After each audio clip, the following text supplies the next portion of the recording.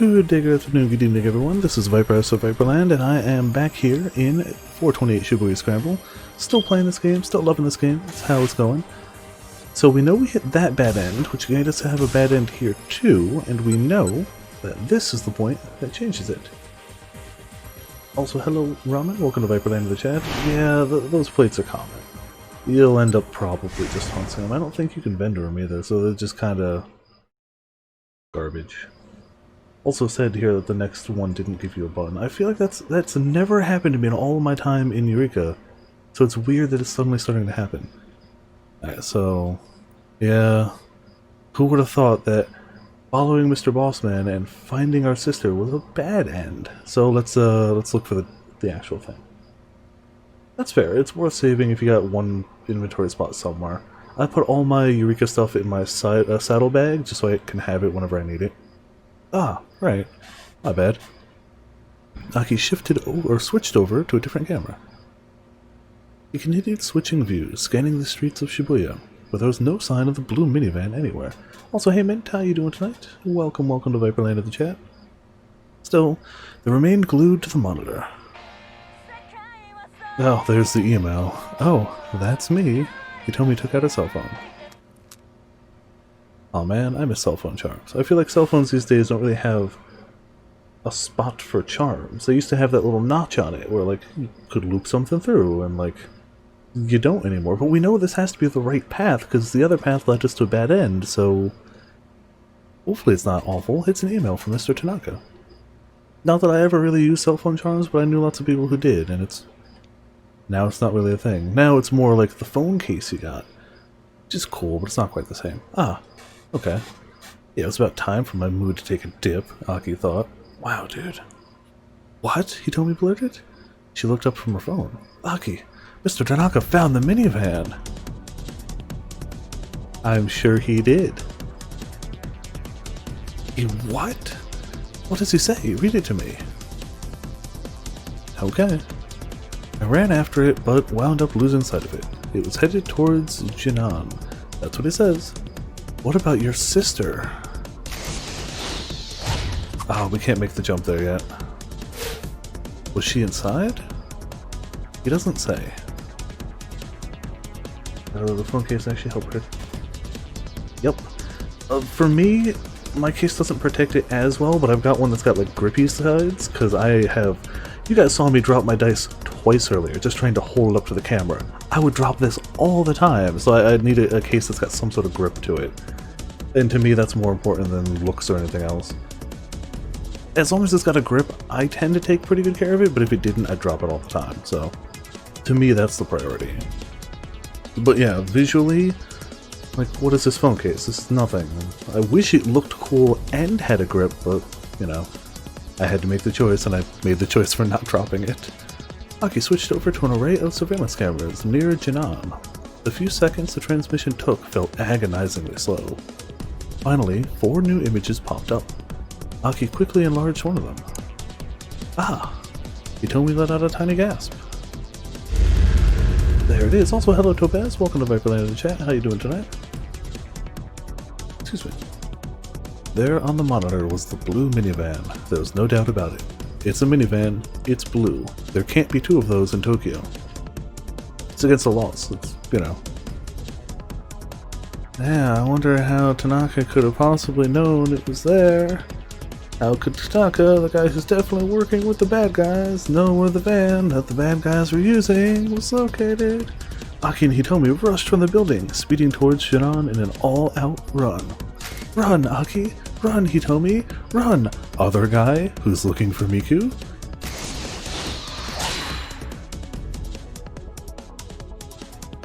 What?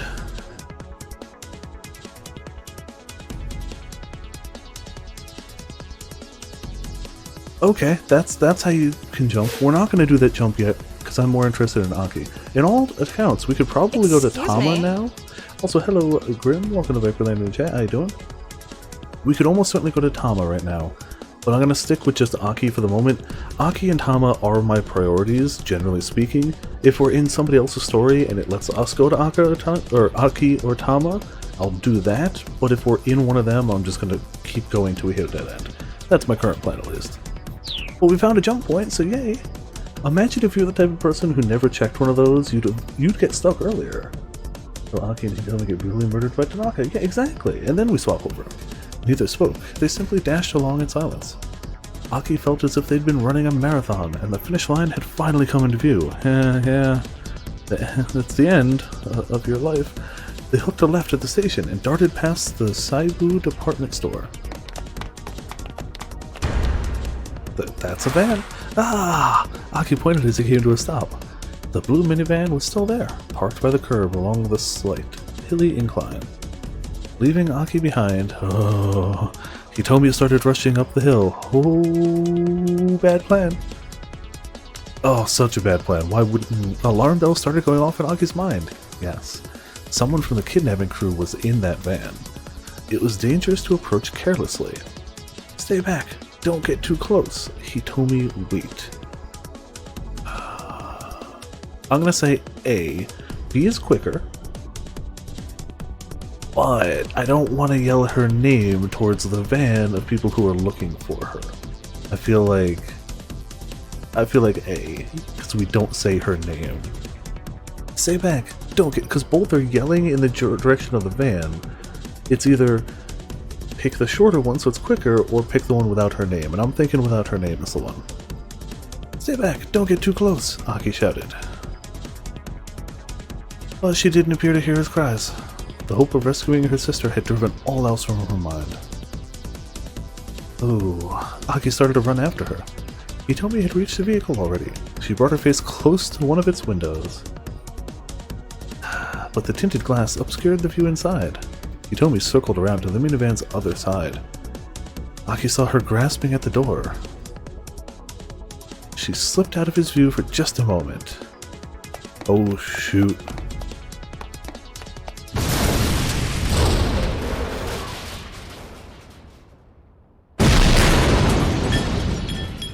Oh no.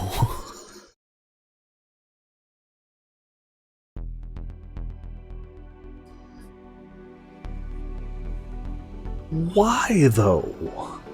They wanted her, they needed her. So why? Either they somehow got her to safety, seems unlikely. Possible though, possible. But it doesn't make sense. Or it's a bad end. But we kinda, well, we know, I don't know. There was a thunderous explosion, and a gout of flame tore the roof off the minivan like it was made of aluminum foil. Hitomi? Horrified, Aki charged through the rolling smoke and searched for Hitomi. Yeah, and there it goes, and there it goes, and there it goes, and there it goes, and there's some over there too, yeah. He saw two figures sprawled on the street, several meters from the van. Hitomi and Kanan. Okay, good. It still doesn't explain why they would try to blow her up, if they're actively after the antiviruses in her blood. I don't get the reasoning. Like, thank you. Oh yeah, I forgot Canada. Like, I don't know why I keep forgetting that one. Yeah. I can remember Danganronpa and all the others, but Canada seems to escape me. Hitomi, wake up! Aki cradled her in his arms, and her eyes drifted open faintly. Are you okay? Are you hurt? Hitomi didn't appear to understand him. Her only response was a blank, dazed look. You know, that's fine. There's a small patch of red on her face. Aki wiped it gently away with a finger. He saw no further signs of bleeding.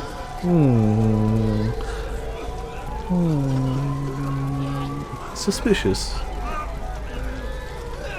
She must have been splattered by someone else's blood then. I guess. Sure. I don't know. She was only gone a moment, but... As far as he could tell, she hadn't been gravely injured, which is good, obviously. Aki let out a sigh of relief. So either Canada got gravely injured? Oh, Hitomi, is she alright? Canada stirred on the ground. Her clothes were scorched in places, and she was bleeding from her head. Okay. Canada, did you save her? No, they just happen to explode together. Is she alright? Yeah. What about her sister? Canada didn't respond. No, it can't be. Aki went to look inside the van. If only they knew. Amidst the smoke and flames, he could make out the outline of a body. What happened here? Aki had to look away. Get Hitomi out of here. Hurry. If those guys show back up... Canada's face twisted up with pain. Alright. Aki settled Hitomi carefully in his arms. Wait, I need to tell you something. Canada's pained gasp called out to him. Or called him back, sorry. Also, hey, 7th, welcome to Viperland in the chat. How you doing tonight? Maybe she did? It was just bad timing?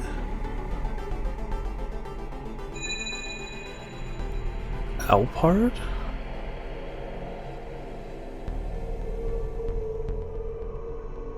Okay. He's like, yeah, okay, sure, yeah, yeah, I got you, Huh?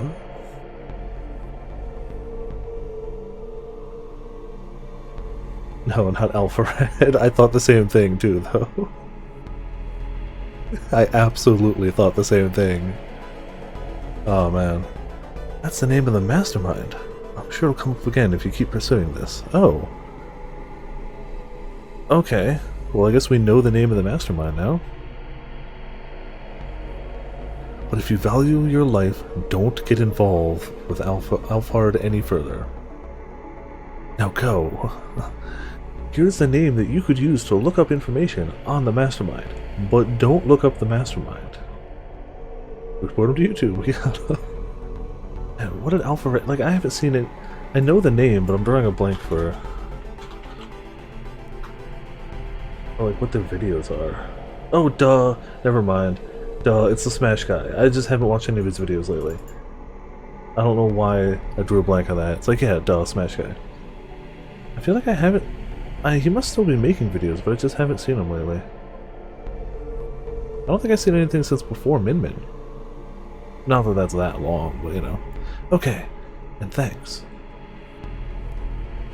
She has to know, yeah. I like the dramatic, like... Cool guys walk away from explosions. With Hitomi in his arms, Aki hurried from the scene. He wasn't sure where he was heading. He just wanted to get away, wherever that meant.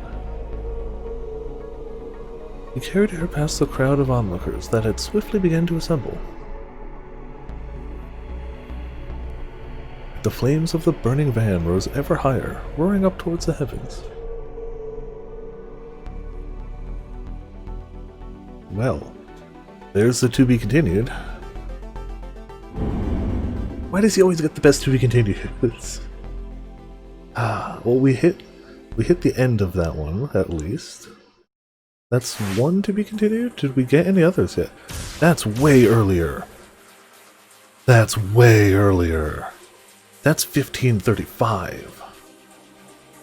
That's so early. Okay. Yeah, no, everybody else got bad ends or keep outs. We just got like 2 jumps from that, right? If we jump here to Sister, which we should be able to... Oh, we can't do yet because we're still on the wrong path here. If we go from here, we should have it where we don't bump into her sister, we don't get shot. We should be able to see how things go from there. Yep, we got the Dick Diary. It's a photograph. We've seen this. Well, it's not necessarily the Dick Diary, but we're thinking.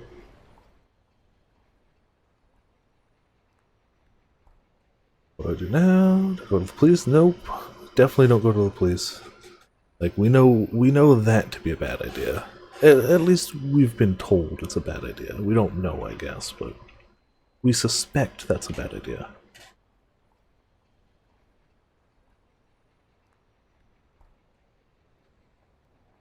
I don't remember... Okay, I'm gonna say this is where we left off. By now, what's his name? Mr. Bossman showed up. What am I supposed to do? I hang my head. Did we miss anything? Oh, okay. Yeah, we did know that bit actually. Okay. I hang my head at a total loss. The necklace around my neck sways idly to and fro. The necklace. The necklace is important. Oh, frick you, game. Well, now we know how to get here. Alright, let's just go over to the other menu, click the button, and come right back here. Over here. Oh, here, look, sister. He was like, you read 2 lines of text. Send it elsewhere, and you're coming back. It's fine. It's stupid, but it's fine. But your sister. At least we knew how to do it from there. Okay, well, we got that. Freshness burger? You know what? I'd eat a freshness burger. It sounds fresh. Eventually, I muster up the energy to start walking around town, heading nowhere in particular. Oh hey, it's Aya. She's everywhere. She's everywhere. Okay? The billboard outside of a department store displays a poster of some female musician. She must be pretty popular because lots of passerby stop to take a good look. Coffee on the sign? Oh, it could be brewer. You're right. It could be. I assumed burger because I saw the burger, but might be. Am I just imagining things? I feel like I saw this same poster somewhere very recently. Standing underneath the sign is a woman talking on her cell phone. It sounds like she's having an argument with whoever's on the line. I don't want to be nosy, so I just pass by. That won't be important at all. That won't be important at all. As I come out onto Koindori, I gradually come to a halt. I wonder if maybe that's why everybody's stopping to take pictures of it. I don't know. I'm a little tired from all this aimless wandering around. Maybe that's why everyone was taking pictures. I don't know, though. I let my gaze stray along the streets as I consider my next move. Oh, frick. Then I catch sight of a blue minivan parked across the street. Don't go to the van. Oh. Suddenly my head starts pounding. I know this. I know this minivan. If I head over to it, I'm sure I'll remember something. Oh no. As if pulled by some huge magnet, I make my way towards the vehicle. Nah. There's a sudden thunderous boom. I'm knocked flat by a blast of energy and the world goes all topsy-turvy. As I lie in shock, a wave of unfamiliar images fills my mind. Also, hey Tobaz, welcome to Viperland in the chat. No, she didn't quite make it. If she's having... Did I already welcome in? No, okay. 2 streams in a day is throwing me for a loop. If she's having flashes of other things, I assume she's not dead yet. A cloud of whirling dust in some place that isn't Japan. Oh, it's our time in the Middle East, I guess. A simple room with unfamiliar architecture. A girl. And I know the girl's name.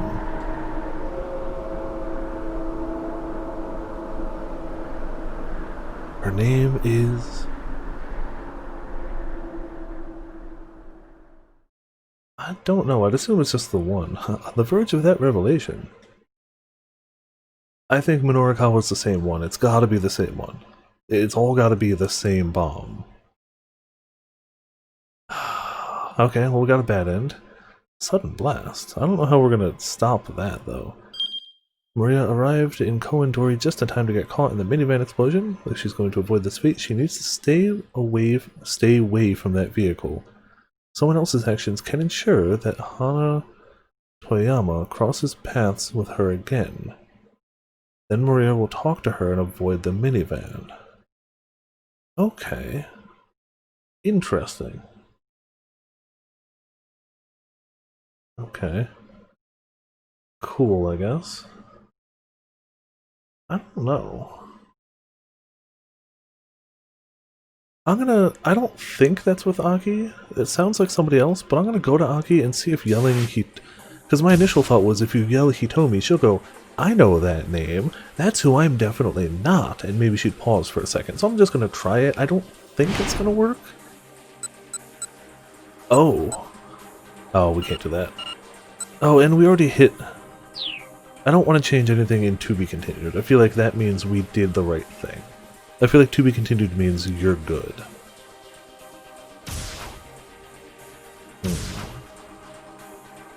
It's gotta be him then. It's gotta be Minorikawa, right? And we had to jump to him here, right? That guy.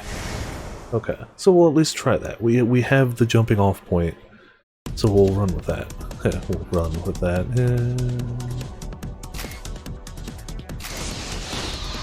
Alright, and he's looking for Miku. We want to help that.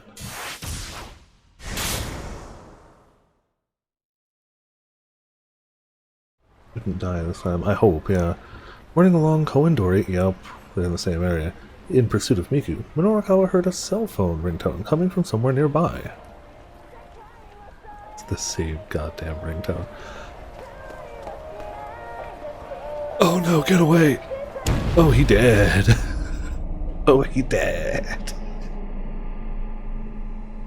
Suddenly, a massive fiery blast knocked him from his feet.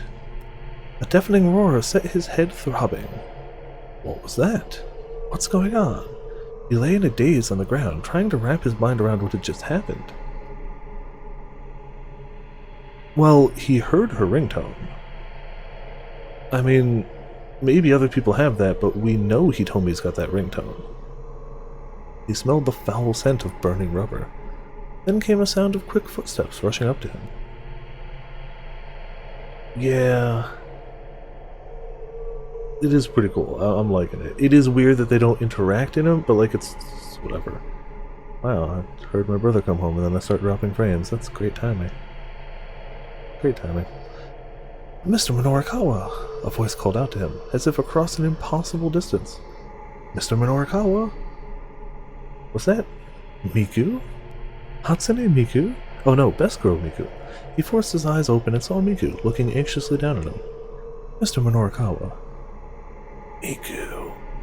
Those things I said earlier. I'm sorry. I went too far. What are you talking about? That's not important right now. You just exploded. Miku choked back a gasp, and Minorikawa realized he had blood leaking from his mouth. His body wouldn't move, and his mind was reeling. What happened? Tell me. Miku's voice was dry and hoarse. There was a minivan. It exploded.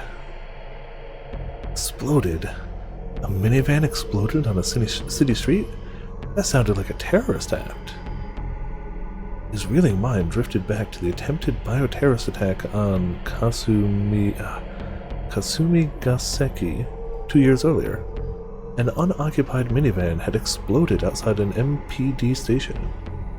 Also, hey Kane, welcome to Vaporland in the chat. If you haven't encountered any of this game, oh boy, this game. Also, hello, welcome to Vaporland in the chat. How you doing? And afterward, a device meant to scatter a dangerous biological agent had been discovered near the subway. With sudden clarity, Minorikawa recalled what Osawa had said earlier. That's good. Doing great, also good. I don't know, Minorikawa was kind of being an asshole. He doesn't deserve to explode, but he was kind of being an asshole. The power balance of the entire world might be at stake here. Could there be some sort of connection between Osawa's warning and this explosion? There was. There had to be.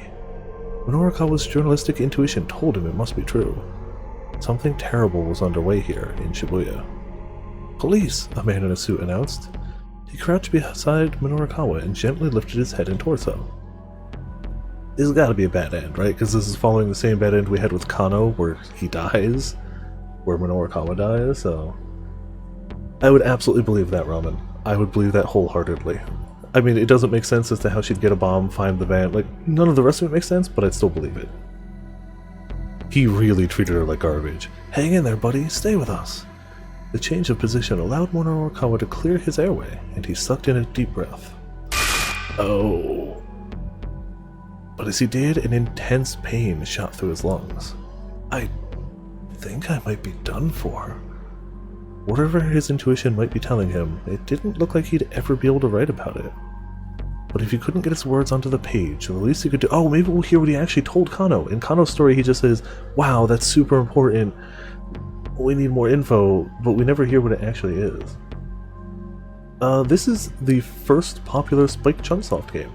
Came out in 2008, put them on the map, got localized 2018, 10 years later. I discovered it about a month ago, and started streaming it as a joke, kinda, as a one-off, like, tee-hee, look, it's a silly live-action game, and we really got invested in it, and we really like it, and now we really just want to keep playing more of it now. But you're not entirely wrong. It is still Spike Chunsoft, though. They do good visual novels, and we're having a great time. It's got 5 different characters that you all bounce between, so when like somebody gets a bad end to something, you go to somebody else's story and like find the jumping off point to fix things. And it's all just hours throughout one day. We started chapter 1 at what, noon, I think? Noon to 1 was the initial chapter? No, earlier. The first chapter was, wow, 10 to 11, and now we're already this far down. Like, yeah, don't get me wrong, the blood effects are clearly awful. They clearly did this game on minimal budget, but it's really well written, and while the serious blood effects aren't that great, the comedic effects are fantastic. The actors have a blast. The actors have a great time, and it's legitimately like when they do funny stuff, it's great. I love it. I love it. This just doesn't happen to be that stuff right at this exact second.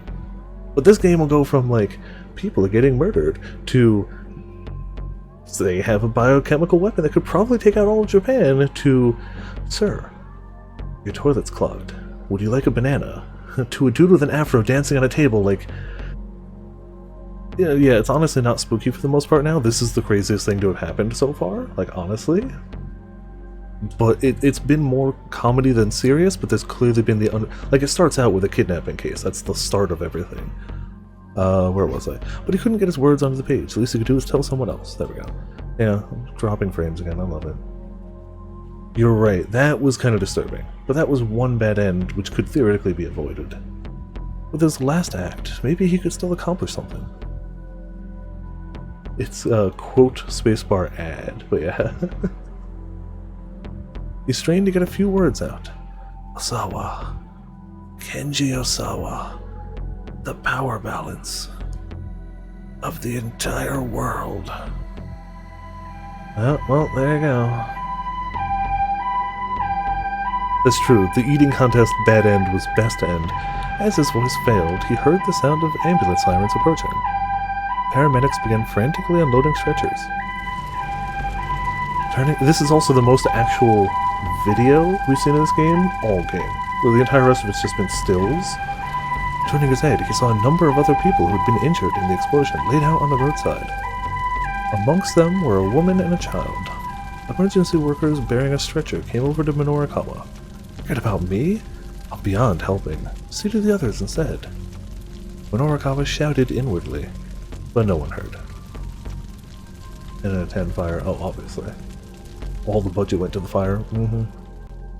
Yeah, that's a bad end, but how do we change that one? We're using the hints because I don't want to spend years on this game. Minorikawa chased Miku as far as Koendori, yeah, we know that, only to be caught in a blast, we know that too. A few simple words can change his fate. Someone who shouts something at 50 and 30 needs to change what it is they shout. Got it, okay. And so he needed to hear the name. I thought it was going to be,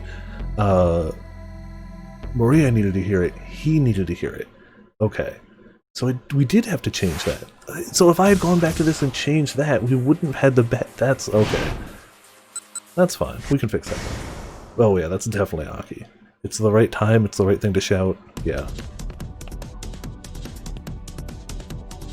I should have gone with B. My gut told me A, and I'd go with my gut usually.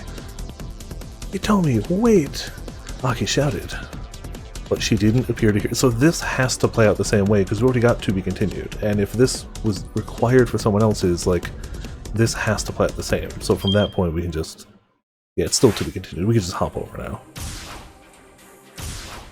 Instead of just going through the whole sequence again.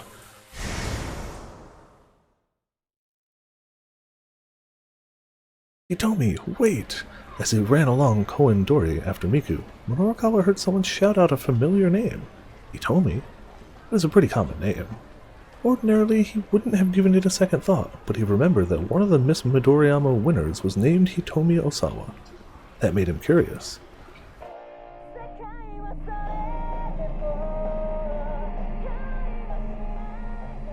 The cell phone definitely sets off the bomb, right?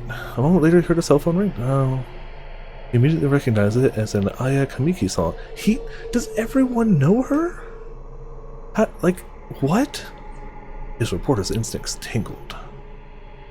Yeah, but apparently, the Herald of Death, but also known to everybody. Weird. He stopped to take a look around, and one young woman, caught his eye almost immediately. I do like that they, strike forth. Hello, Sapphire. Welcome to Viperland in the chat. I like how they filmed the FMB sequence of him blowing up for a bad end. Yeah. The song's the only song ever written. Aya is everything, clearly. Oh no. He couldn't assume that any pretty girl he saw was Miss Midoriyama. After all, it'd be a little too convenient if he just happened to run into her now. Quite explosion, yeah. How would a bomb at this point in time be able to sense a cell phone ringtone? That true. Yeah, that's fair. I keep forgetting it's 2008 in the game. Still, didn't cost him anything to ask. Are you Hitomi Osawa?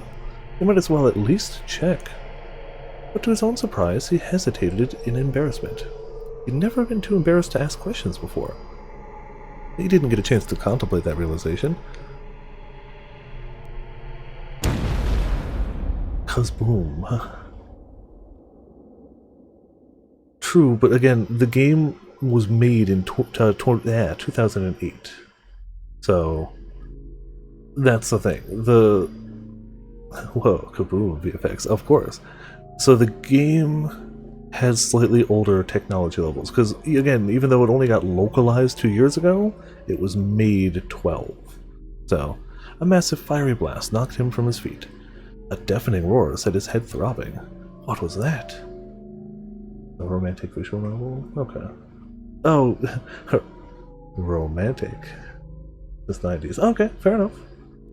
Then that could be the case too then. Make another explosion? Explosions are everywhere. They're all things. What was that? What's going on? You're laying in a daze. So yeah, you joined us just as like a lot of the characters their stories are finally starting to actually intersect and intertwine. But there's been some goofy stuff. We had a girl stuck in a catsuit beat a trained martial arts fighter in a street fight. That happened. We had Broke Friends Forever, the greatest screenshot of all time. This game's been a wild ride. Like, okay, so, Kane, you've seen what we've seen right here, right? So, judging from what you've just seen in the past 10 minutes, that's the wrong screenshots, my bad. Does this look like the same game we were just playing? 'Cause it is. This is the same game. So is this. So is... there you go. Oh, that's the wrong one. Broke Friends Forever. This is the... Okay, all the fun... This is the same game. Admittedly, this was a bad end. That was a bad end, but it was a funny bad end. This is the same game. The game is a trip, yo. The game is fantastic. But also, this is the same game. This was the creepy Tama bad end. This was also the same game. So, good and bad. But this is the same game. Okay, I'm gonna go back to the actual game, but you get the idea. It's got layers. He lay in a daze on the ground, trying to wrap his mind around what had just happened. Oh, hey, the fire effects. Behind him, there was a minivan, fiercely ablaze. A minivan? An explosion? The first thing to pop into his mind was the attempted bioterrorist attack. Okay, so we got that. Does he still die? No, he's got to be further away from it, right? Because we didn't see Miku this time. Also, hey, Potions, how's it going tonight? Welcome to Viperland in the chat. Oh yeah, all question marks is a very accurate thing. I mean, we've spent about 25 hours in this game already. Like, we've spent some good time on it. Stuff's happened, yo. Yeah, we basically already read this bit. In the end, no one had been harmed. The rumors the government had paid a terrorist organization a hefty sum to keep it that way. Right now, Minorikawa was a stone's throw from the Shibuya precinct. Could this be a repeat of the Gaseki attack? Explosion. All paths lead to the blue minivan. Blue minivan explodes. Thank you, Sapphire, for the host. Much appreciated. We started with Aki. Aki and Hitomi made it to the van. Van exploded. We moved to Kama. She made it to the van. Van exploded. We swapped to Minorikawa. He made it to the van. Van exploded. Yes, Canada saved Hitomi, so she's alive, stunned, but alive. The entire area was in uproar, and we just changed something so he was further from the explosion. Just 5 minutes ago, he died, but now he's further from it. Yeah, in summary, the van exploded. The entire area was in uproar, people were running around in panic. Minorikawa could see several injured people lying on the ground unmoving. And yet, despite the gravity of the situation, numerous onlookers were casually taking photos. Yeah, that sounds right. Minorikawa got to his feet, then went to try to get everyone away from the scene of the explosion. Good call. Hey, you guys, get back! There could be another bomb! Minorikawa looked around as he pushed back the crowd. A good call. You never know, it's best to get people away. I still stand by, he's a bit of an asshole, but he's not a bad guy. He means well overall, he's just kind of rude. But he's not a bad guy. He's just... his interview style is very rude.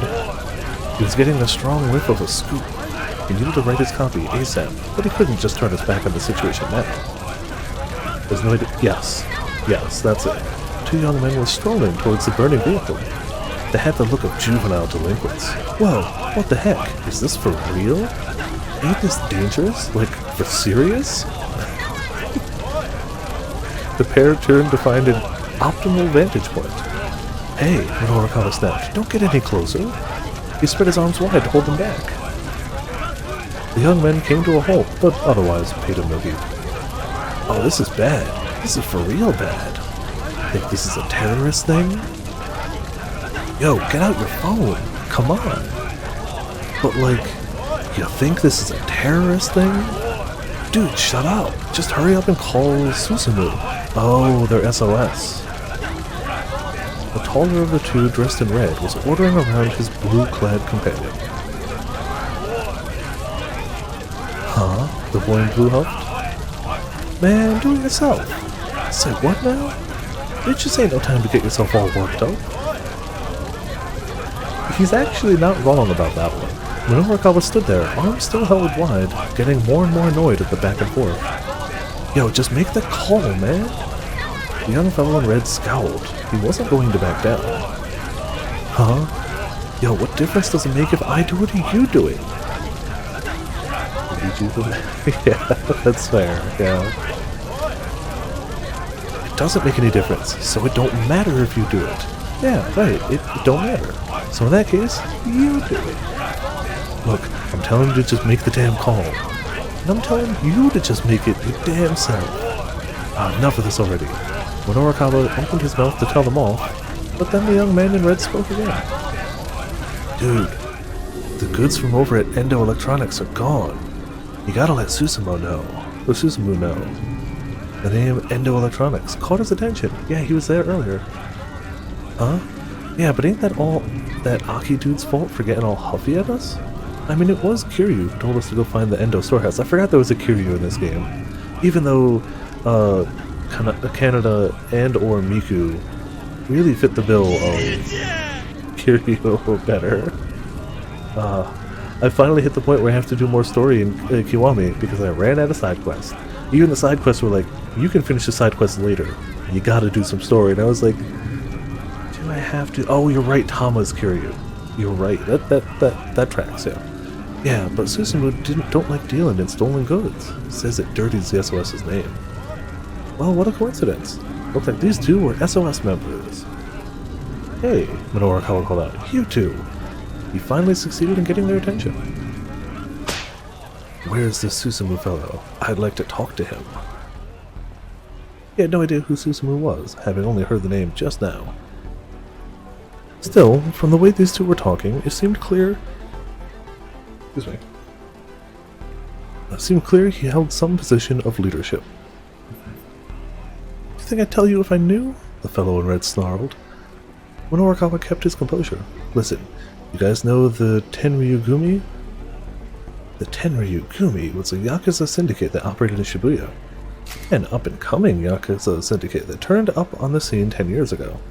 With the seemingly legitimate Takarada financing as its business front, the group offers monetary solutions for people in financial trouble. But those who accept their offers soon find that their troubles only grow and grow. Embroiled in conflict with the Kanto Shiramine Gume, who have been long established in Shibuya. Okay. These street kids were sure to be familiar with the name, if nothing else. I may not look it, but I'm in pretty tight with the Tenryugumi, and maybe you two don't know it, but Susumu's been showing up at their office a lot lately. Susumu's been dealing with the Yakuza? It's the family of our boys, yeah. Whoa, for real? Sweet. The two punks bought it completely. What's SOS using as their hangout these days? I've got a little something to discuss with Susumu. Huh? Right now it's this bar called Inferno. Minorikawa made a mental note of the name. Right, and Inferno is where exactly? The two young men suddenly looked distinctly uncomfortable. Uh-oh. Later! Yeah, I got a thing I gotta do too. Backing away, they took off through the crowd. Oh, hello. Hey, wait up! I need to know where Inferno is. But the pair had already vanished.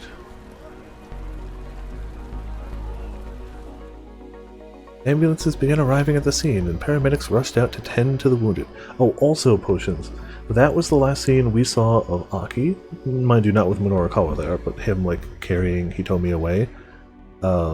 And we got a to be continued at 15:30. He's got a whole half hour of time that we won't know what's going to happen until we finish this chapter, which is insane. It's the first time that's happened. Yeah, he gets his to be continued a half hour early. Excuse me, would you mind answering a few questions? I mean, not necessarily, but also we don't know what's happening. We know Hitomi is alive, though stunned, probably just shock. We know that he has Hitomi. Canada saved them, and he's getting away from the van, and that's where it ends. Minorikawa turned to see a man in a suit approaching him, flashing his badge. Okay, so we can't jump there yet, but we'll be able to in a bit. So, a detective with questions for him, huh? How about you answer a few questions for me? Was this an accident or an attack? We still don't know many details. Let me rephrase that for you. This is a major incident, Minorikawa exclaimed. Wow. Huh? The detective looked pretty flummoxed. I've been around the block a few times, and I know all your police PR lingo. And when you start talking about the details, that is 100% indicative of a major incident. Or he could just be looking for info, because he's just got on the scene too, yeah. Yeah, she'll probably bounce back. Cool, dropping a ton of frames. I'm hoping it doesn't cut out this game, because all this is a game that we're actually sending to YouTube, and it's staying there. I'm hoping tonight's not going to be a bad internet night. Yesterday was a bad internet night, like, what the heck? Brushing aside Minorikawa's remark, the detective tried another question.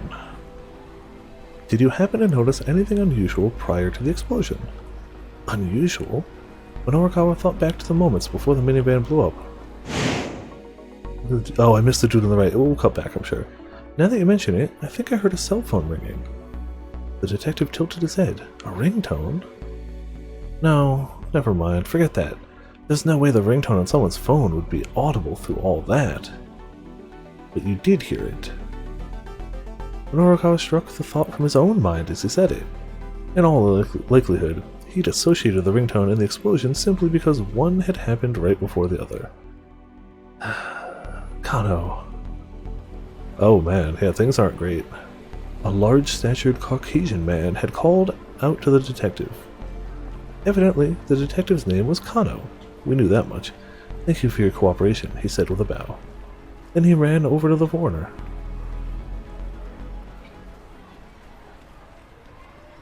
Mr. Minorikawa. Minorikawa turned at a female voice behind him. Oh hey, it's Best Girl. Don't go murder Kano now. Yeah. He found Miku standing there. She looked like she'd been crying. Miku, about earlier. He trailed off, searching for an apology. It's okay, that doesn't matter right now. You should let him apologize. He was a dick. Miku looked around the scene. Minorikawa followed her gaze. Something big went down here, he said. Yeah. I know, she exclaimed. The explosion. I saw it happen with my own eyes. You what? Miku looked around nervously. Are you alright? He asked her. You're not hurt, are you?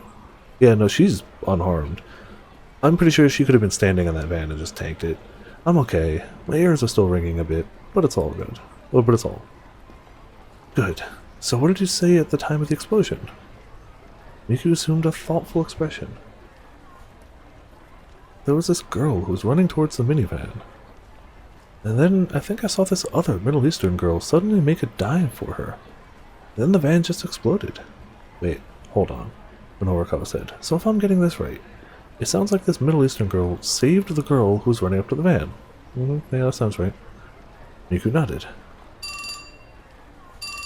Just then, Minorikawa's phone chimed. He received an email. It was from Chiaki. Mr. Mino, are you still working on your copy?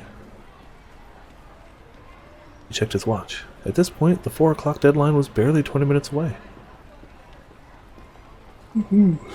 Nonetheless, he decided to stay at the bomb scene. He could definitely smell a scoop here. He was sure of it. But if you can't write it down, I mean, to be fair, I don't care. Let the guy's entire company go underground. Or under. Whatever. Even if he couldn't get his 6 pages done by 4, landing a major scoop should be enough to persuade the loan company. The loan company that clearly has already jumped the gun and doesn't care. Minorikawa jotted his phone number down and handed it to Miku. I'll make things up to you, he said. Give me a call later. Miku took the scrap of paper, puzzled. If you're looking for an Aki Jujutsu dojo, I know a few. That's all he had to say earlier. At that, her face lit up. Minorikawa decided to process the scene for clues. As he wandered around, he caught sight of Detective Kano and his Caucasian colleague heading down an alley. What's that I smell? Something pretty damn fishy. If they were slipping away for a private conversation, maybe there was some way he could listen in. Minorikawa hurried into one of the buildings that bordered the alley. He looked around and found a public bathroom upstairs on the alley side of the building. Hoping beyond hope, he slipped up to the bathroom window. Voices outside. He held his breath and listened. Those international criminals you mentioned. Kano's words were faint, but he could make them out. Minorikawa did a little fist pump. Correct. Roughly 8 hours ago, they infected Maria Osawa with the UA virus. Oh man, this is not the person you want overhearing this. Top secret virus, it's not supposed to be public knowledge whatsoever, and he— oh boy. Oh. This is not ideal for him. Then, they let her loose somewhere in Shibuya. Hold on. By UA, you mean... Discussion involves some terms Minorikawa wasn't familiar with, because it's a secret disease, yeah. He focused all his mental energy on what the two were saying.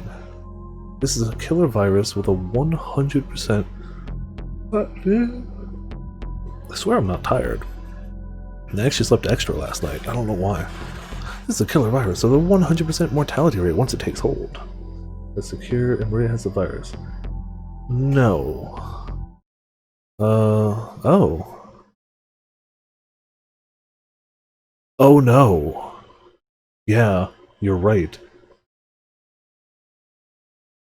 Oh no. No, you're totally right. I just assumed they meant Hitomi. No. Oh no. So yeah, they infected Maria, and now she's out and about. They must have hit her on the head a little too hard, so she got amnesia. So yeah, she's gonna have a bad time real soon. Real soon. Oh no. Oh no. Oh no. I think they said like 8 hours or so, 8 to 10 hours, and once it starts symptoms, you don't got a lot of time. Oh my, yeah. 100%, Minoru muttered to himself. Not a good time to hop in, huh? No, it's not good for the characters, nope. They didn't explain how it spread, but they did say it was very communicable. Oh, that's also true. She has been walking around with... Oh no. Oh no. That's a whole lot of bad all of a sudden. The shock caused him to unclench his fists he didn't realize he had made. This wasn't just an interesting conversation. It was monumental. It has an incubation period of 12 hours. In another 4 hours, Maria Osawa will go symptomatic. After that, she'll be... Okay, so it's only spreadable once it's symptomatic. People are fine for now. Well, we don't have a lot of time. Okay, that answers the questions we had, so like... After that, she'll begin spreading the virus throughout the city. It's capable of airborne transmission? Yeah, there's probably a delay because I keep dropping frames, and like... I've restarted my router, I've tried swapping internet sources, I'm just dropping frames, just like last night, at the exact same rate. It's 1.2%. At the exact rate I was dropping them last night. It's consistently 1.2% of frames. It's stupid, but it leads to a delay sometimes. We have 4 hours to make you tell me... yeah, not necessarily exactly that, Ramen, but also yes. If we don't administer Kenji Osawa's antiviral before she develops symptoms... Yes. Everyone in Shibuya is going to die. Minoru felt goosebumps rise all over his body. If they were talking about a virus and a Kenji Osawa, they could only mean that Kenji Osawa. Yeah. Save a D&D game against the Platinum Dragon fight? Nice. I never really fought dragons in D&D, but I know they definitely wouldn't be easy fights at all. So hell yeah. He recalled what Osawa had said earlier about the power balance of the world being at stake. Golden experience, yeah. As a bard, I mean, when in doubt, seduce the dragon.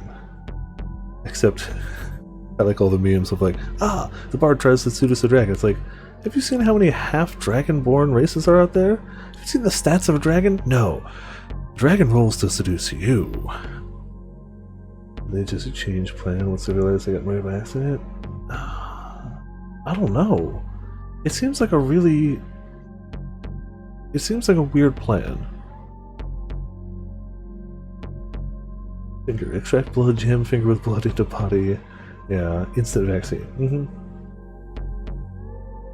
This does, like, if they didn't have the antiviral, this is a big risky move on their part. Like, that's crazy. They're raising more questions now. Why blow up the van? Why try to kill Hitomi? And why infect Maria if you don't already have the antivirus? If you already had it, cool. That's the way nobody will expect for you to spread the virus, but like, they didn't. They're making weird moves. I mean, yes, but they want the antiviral for themselves first. And if they're trying to just kill all the people here, they'll kill the two people who either have access to or have in their body the antiviral, the only way to stop this. Killing Hitomi was Tanaka's doing, not the kidnappers? Maybe, but we know he was working with them. We know for a fact he was working with them. To what degree, who knows? This was a tremendous scoop. Well then, we need to find Maria Osawa and get the antiviral to her as soon as possible. Just calm down. There's more to the story that... it's starting to leak out. The door swung open loudly. You never want somebody barging into the bathroom saying those words. Ever. No problem murdering either of them earlier. True. True, that was a bad end, but you're also not wrong. Kidnappers don't want Maria getting cured, but they still want the cure for themselves, is the thing. The door swung open loudly, and someone came barging into the bathroom. God damn it, you called it. He knew it was Boss Man. Ah! It was Mr. Boss Man. Why him again? And why here of all places? Oh, I'm leaking here! Bossman was on the verge of hysterics. He tried to do the ice cream challenge himself, didn't he? He absolutely did. He absolutely went to go do the ice cream challenge on his own. You fool. You fool. Oh no! Bossman was on the verge of hysterics. His voice must have been audible outside. Kano and his companion went to take their discussion elsewhere. They'd just been getting to the good part. You son of a bitch! Enraged, Minorikawa grabbed Bossman and tossed him to the floor. I'm leaking! Shut your mouth! He put all of his strength into an ankle hold and gave it a good twist. A professional wrestling technique that involves grabbing the opponent by the ankle. Being caught up like this can be extremely painful. It also puts a lot of pressure on the lower body. And if you're already fighting the urge to urinate, well, oh, then... Okay, but if he's just got to pee, then he just drank too much. Yeah, he doesn't remind me of a specific comedian, but he's definitely a comedic character. Ah! Yeah, Bossman wailed. Ah! Oh no, don't make Bossman pee himself. Minorikawa left the idiot blubbering in the bathroom and hurried out of the building. He hadn't heard the whole discussion, but he had a scoop on his hands anyway. This would be a tremendous score for Heaven Publishing, enough to let the company rebuild. Sure. He was certain of it. Yeah, okay. And if I'm the one saying it, it's gotta be true. As he ran along, Minorikawa tried to plan his next steps. First, he had to get back at the editing offices. He'd explain the situation to the people from the loan company, who definitely don't care. Yeah, we did leave off at a good spot last time, didn't we? Yeah. Then he'd go find that paperwork for Osawa and have Chiaki check his copy. And then, after that... Okay, so he still had a lot of things he needed to do. He swatted himself on both cheeks to get himself psyched up. His phone rang. It was Chiaki. Mr. Mino, something terrible has happened. Chiaki's voice was a broken yelp. Whoa, calm down. Over on Conan Dory, this minivan exploded, he says. He hears covered with ash from the explosion. Ah, yeah, I'm well aware. Thanks to that, I've got a big scoop that... Chiaki cut him off. Just now, I got a call from Mr. Toyama's daughter, Hana. Oh, we need to... Hana's the key to saving... Maria, but we don't know how to do that yet. This time, Minorikawa waited for her to finish. He had a sinking feeling. She said that Mr. Toyama was in there. It...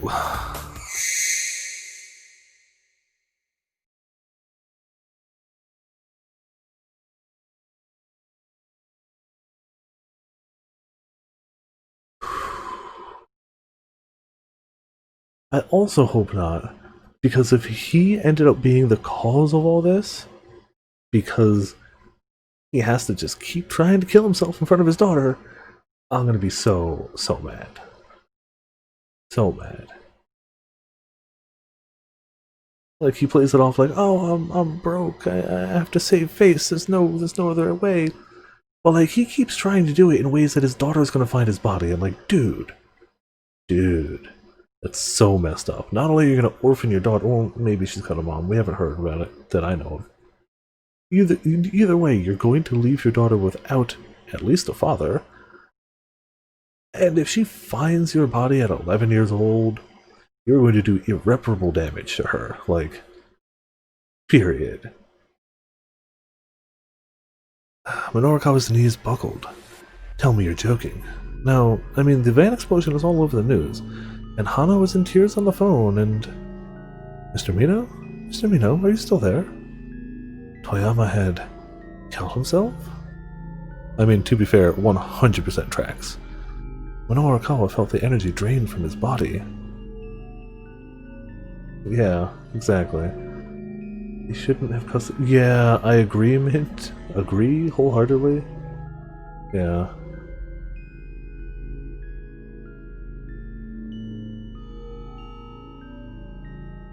Why we should swim them all? Maybe, but time has passed. Oh.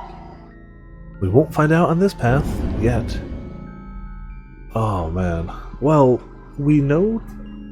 I keep bouncing between Maria and Tama. We know Tama is going to encounter Hana if we do things right, which has got to be Kano's story now. Because everyone else is hit. Why did we stop his bad end?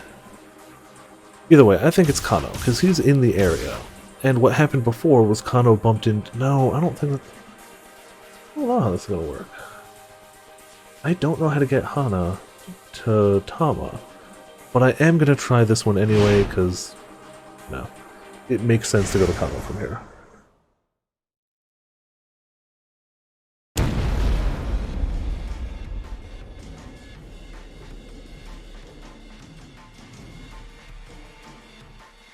And I last met Aki?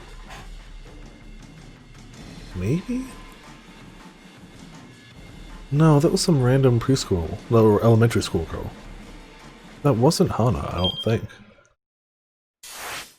He did meet like an elementary school kid, and you had the choice of bumping into her, or lifting her up, or jumping over her. That was Hana? Okay. Why was she getting posters made? We have no idea. I still want to see through Kano's for now, but I don't know if you're right about that, but that's definitely the only lead we have to go on, and I'll go with that. But I do want to see Kano through for the moment. But when we're done with Kano, we'll give that a shot. Because we ended up giving her $50, but we could jump over her instead. Well, yeah, she was going to sell the papers, but we just straight gave her the money.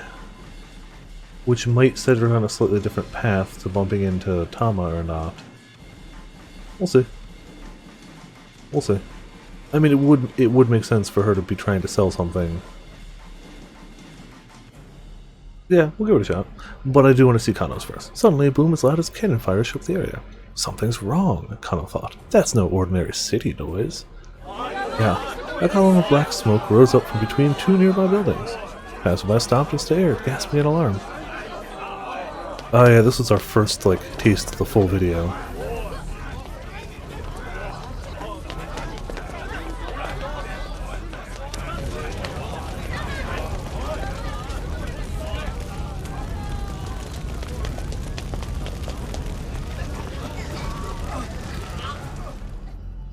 Yeah, we get some actual video occasionally. Then Kano saw flames. This hadn't been an accident. If it was an accident, there'd be no flames.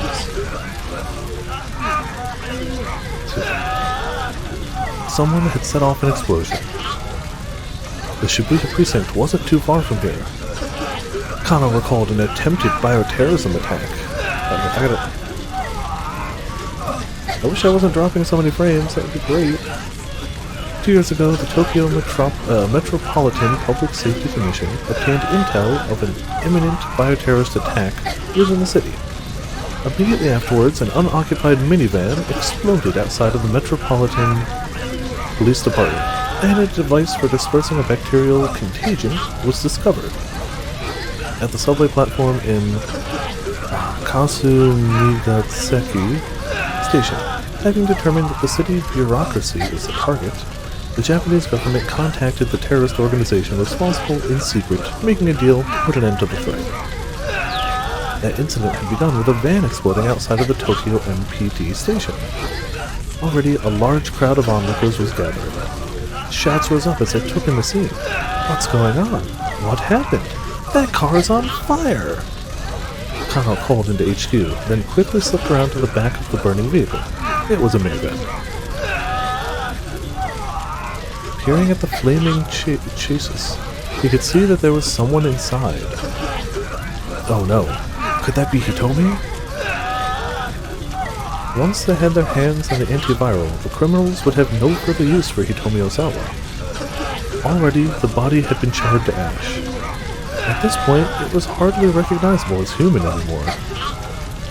So we don't know who it was. Okay, well, we know where the keep out is for this, I think, right? Yeah, we never saw who was inside. Anna thinks it is, but that's the big question of the moment now. Who's in the van? Who had the keep out for this? Is it him? Yeah, man in a business suit. Okay.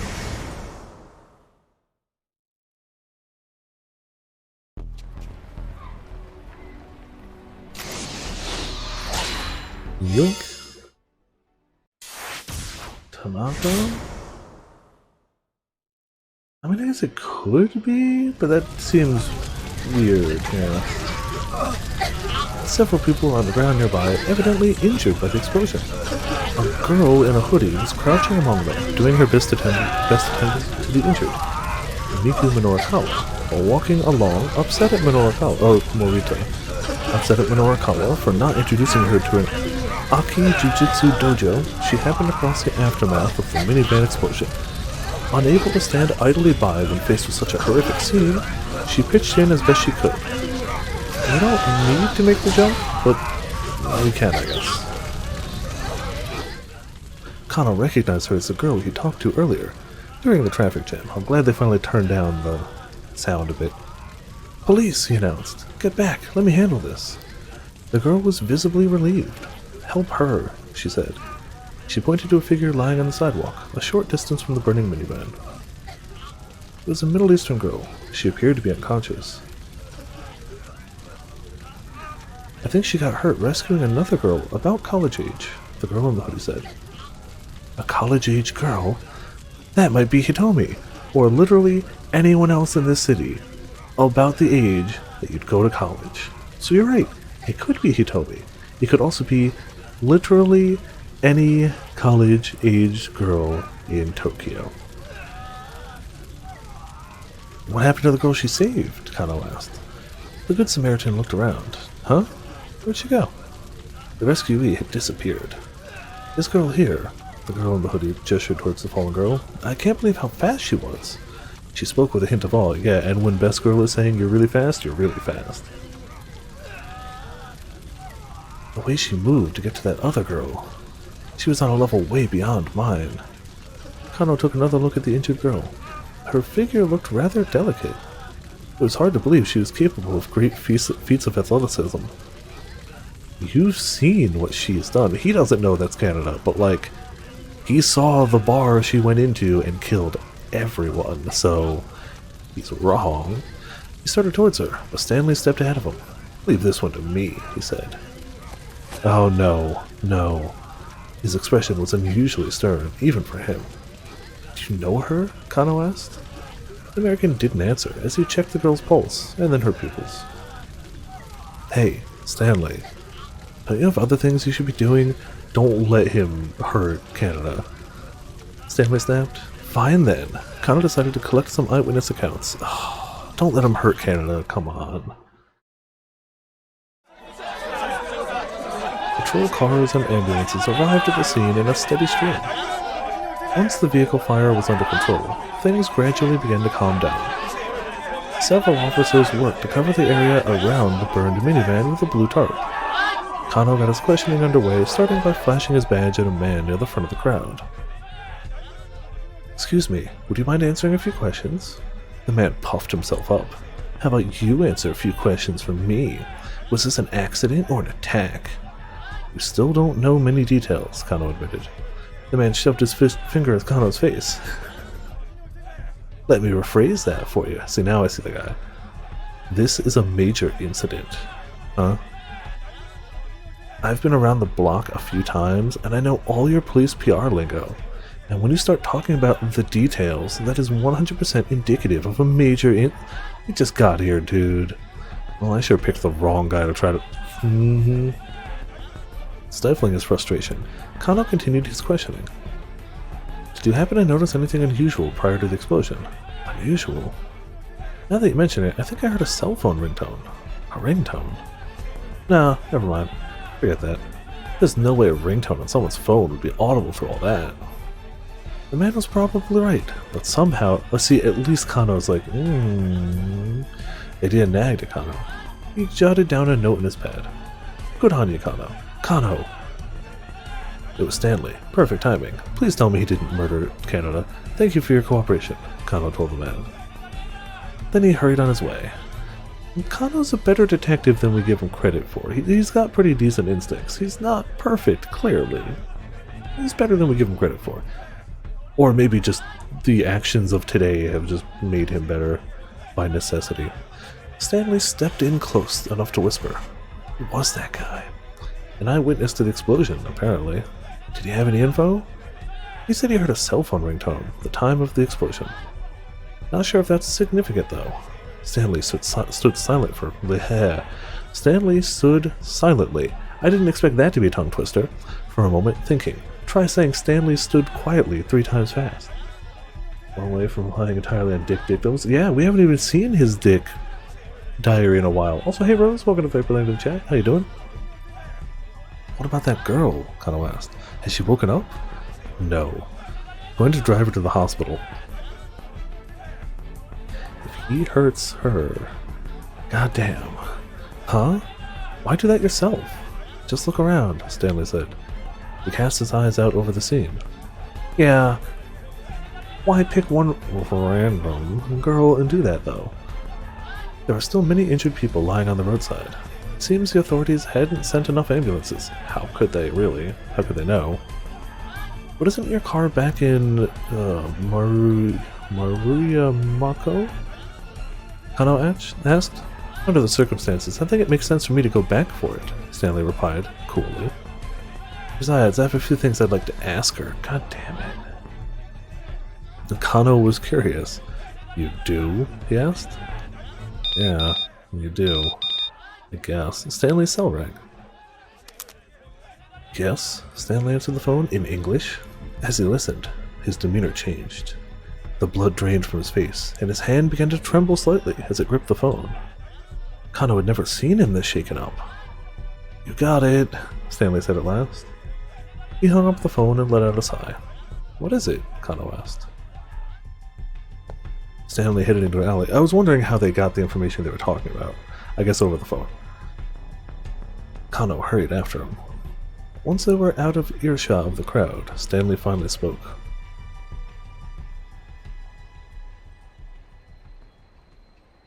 That call right now was from Gordon, my superior. He broke off there, and for a long while was silent. He appeared to be struggling with some strong emotion.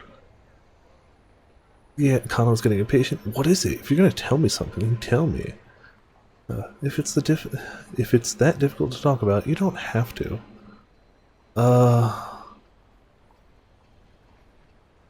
feel like B is more in character for Kano. But maybe not. It's been a long day for them, either way.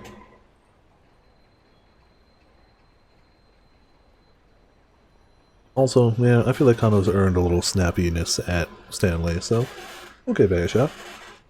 Kano was getting impatient. What is it? If you're going to tell me something, then tell me. Alright, Stanley said at last. I can trust you with this. Wow, never thought I'd hear you say you trust me, Kano teased. But Stanley's expression remained dead serious. See, all of this stuff here would make me trust him more if it wasn't for the fact that Canada was already like, don't trust this man, specifically. We were contacted on our end by the mastermind of this plot. Those international criminals you mentioned? Correct. Roughly 8 hours ago, they infected Maria Osawa with the Uwa virus. Then they let her loose somewhere in Shibuya. Hold on. By Uwa you mean... Kano thought back to his earlier conversation with Stanley. These criminals were trying to get their hands on a new drug, an antiviral drug developed by Kenji Osawa that had been shown to be effective against the Uwa virus. Yeah, it was the one thing she remembered is this man, don't trust him. Stanley hesitated before continuing. I guess there's the possibility that he's making this up right now and just acting it. I'd like to think that he's like, no, he's actually spooked about something. I'd like to think this at least is accurate. Because the only thing we have to go on is that one picture, and I'm sure he's not to be trusted for things, but like, I don't know. I don't know, we'll find out. This is a killer virus with a 100% mortality rate once it takes hold. Yeah, his reaction to the phone was real. He may be making up a story at this rate, but his whatever was said on the phone was real. And let's be honest, if you're talking about a virus with a 100% mortality rate, that's the reaction you have to that when somebody goes, somebody was infected, there's 4 hours to go before all of Tokyo dies. Probably all of Japan. Good luck. Kenji Osawa's antiviral is our only means of combating it. A mortality rate of 100%? It has an incubation period of 12 hours. In another 4 hours, Maria Osawa will go symptomatic. Stupid hiccups tonight. I did eat right before stream, and that's probably the cause. Normally I'm like, why am I hiccuping? Tonight I'm like, no, it's probably that. After that, she'll begin spreading the virus throughout the city. It's capable of airborne transmission? Following the onset of symptoms, individuals infected with the UA virus bleed from the lungs, and the virus is readily released into the air via coughing. The UA virus is highly resilient in the open air and can survive even after saliva or other fluids have evaporated. Simply getting within 2 meters...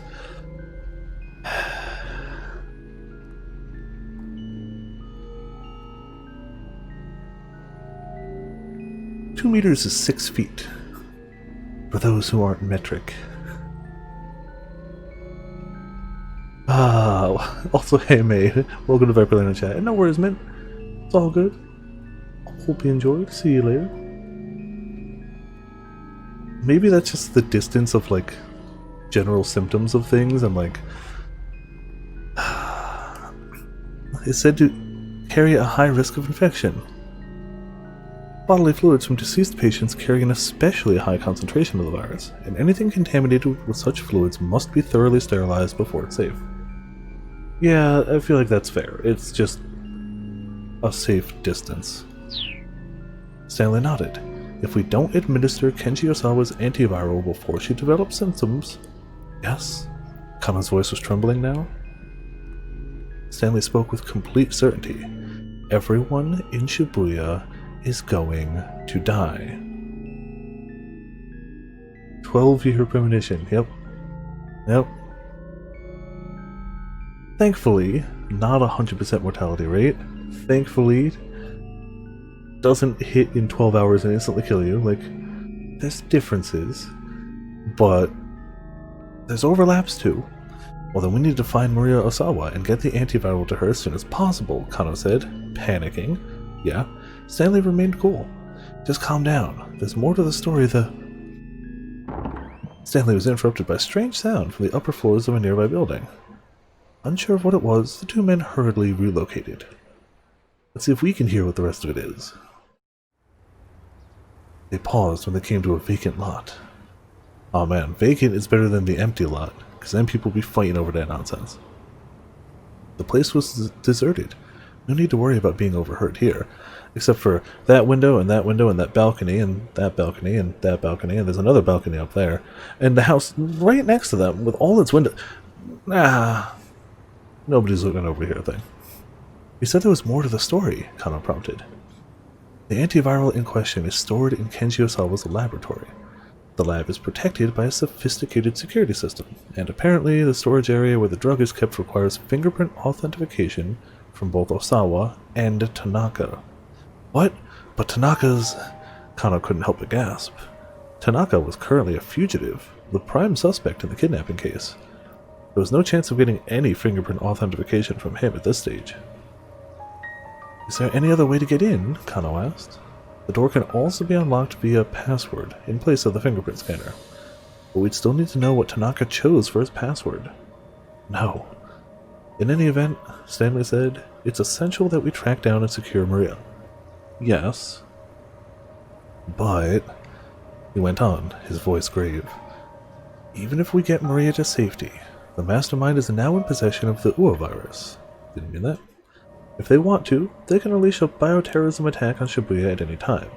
Yes, but they have no way to protect themselves or any of their people they might work with. And I feel like without that precaution, well, they clearly already infected her, so they don't care. Yeah. To put it bluntly, the lives of every man, woman, and child in the city are in their hands.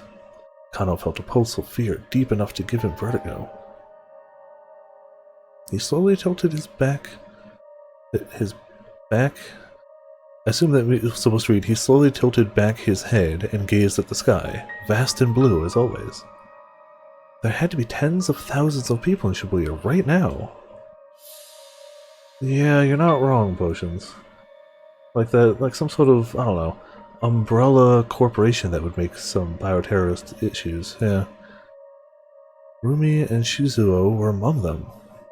And they might all be dead within a day. Weskers, every one of them. You could call them Weskers. You could. Felt so unreal. Kano's mind almost couldn't process it.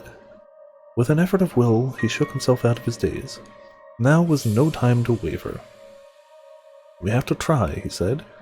In the next 4 hours, we need to find Maria Osawa, and figure out a way to stop the mastermind and the Uwa virus. The words were as much for himself as they were for his companion. Let's do this, Stanley. We might not always see eye to eye, but together, I feel like you and I can find a way. But Stanley averted his gaze. My job here is simply to apprehend the mastermind. Kano felt a resurgence of his earlier anger at Stanley. Once again, he was putting his duties above human life.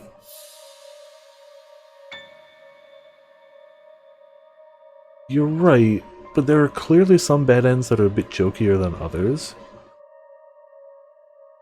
I don't know how canon the bad ends is supposed to be. That could be the case. Maybe the mastermind is lying about this to try to get them to find her. And find Maria. Like, either Stanley could be lying or the mastermind could be lying. Or they could be telling the truth. We don't know at this rate. We have to go on the base assumption that they are telling the truth and that bad ends might not be canon. Otherwise, it is legitimately fully canon that the Tama suit was always a super intelligent AI capable of dimensional teleportation.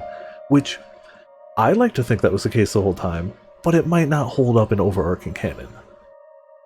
Or Stanley's the mastermind. These are all good points. I feel like it's hard to use bad ends as supporting evidence for a theory right now. Not to say you guys shouldn't, I'm just saying for me personally, I don't think...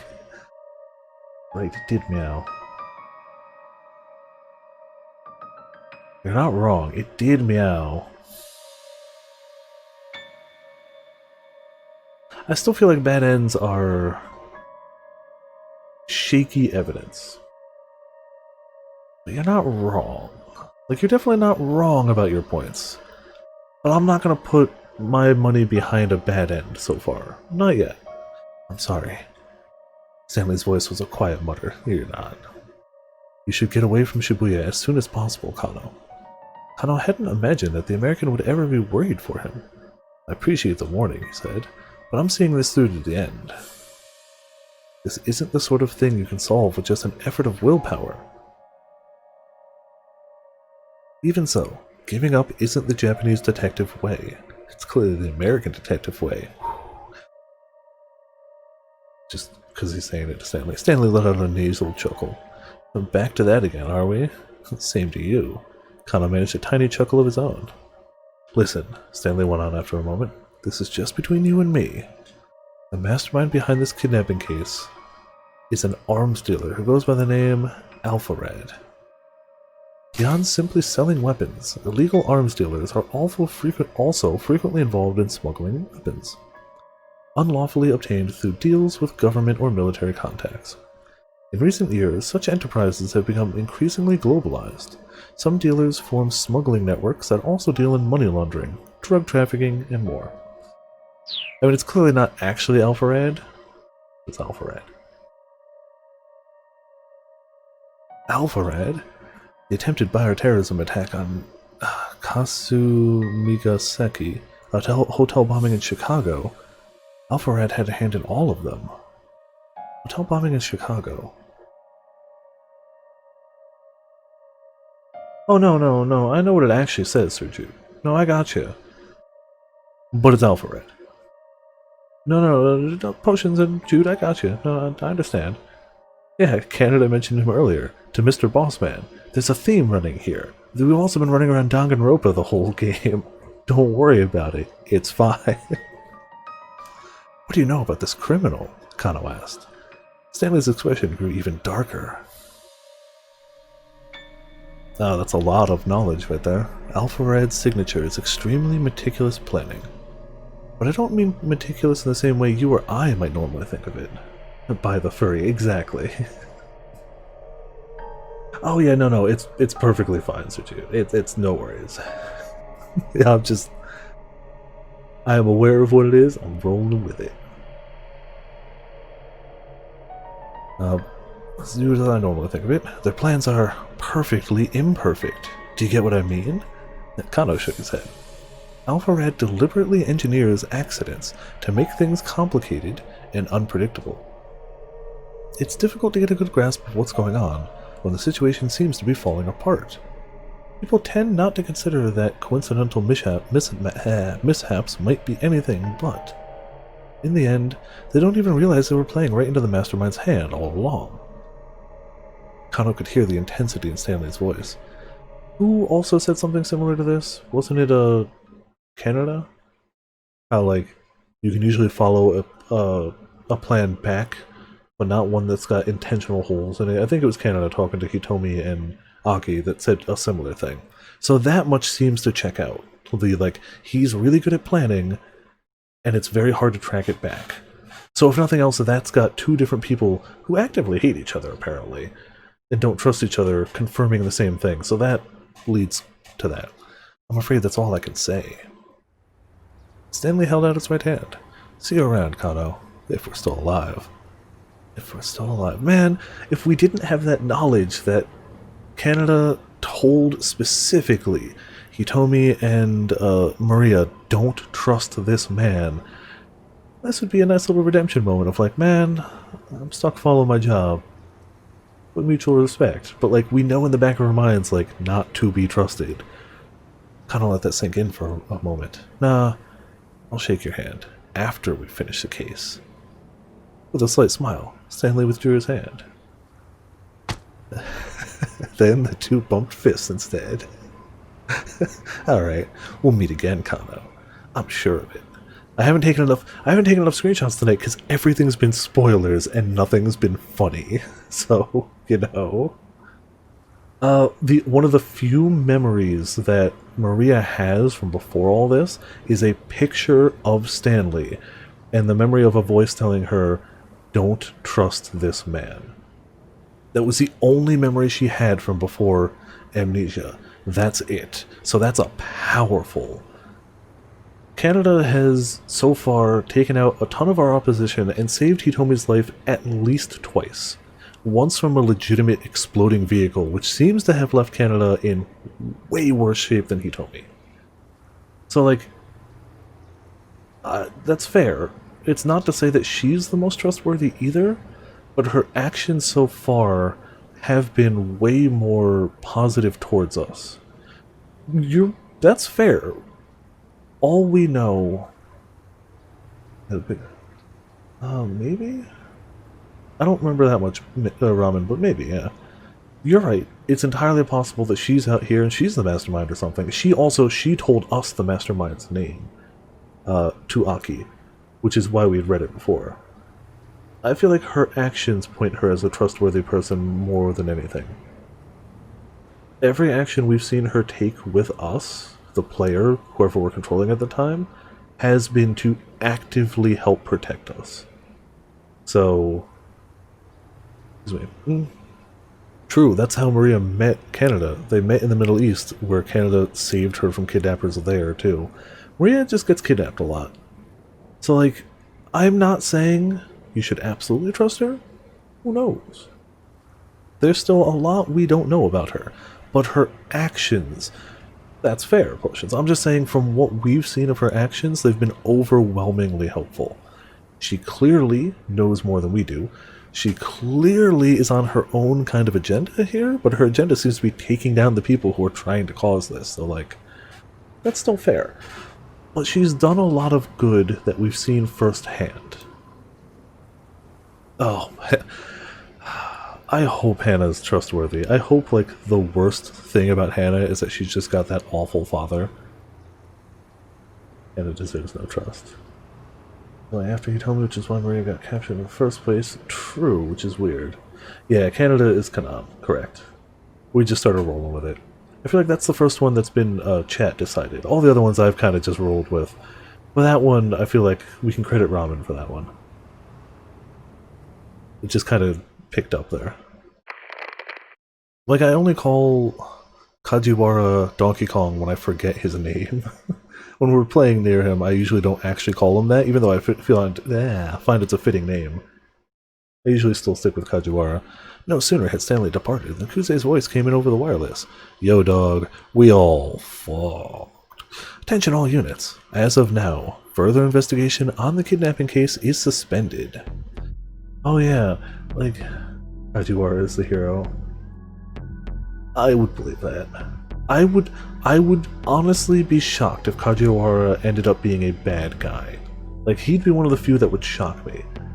Besides any of the playable characters, because untrustworthy narrators are always intentionally shocking, but like, I could find a reason to suspect almost anyone here. I'll be legitimately shocked if Miku ends up being in any way a bad person, or Kajiwara.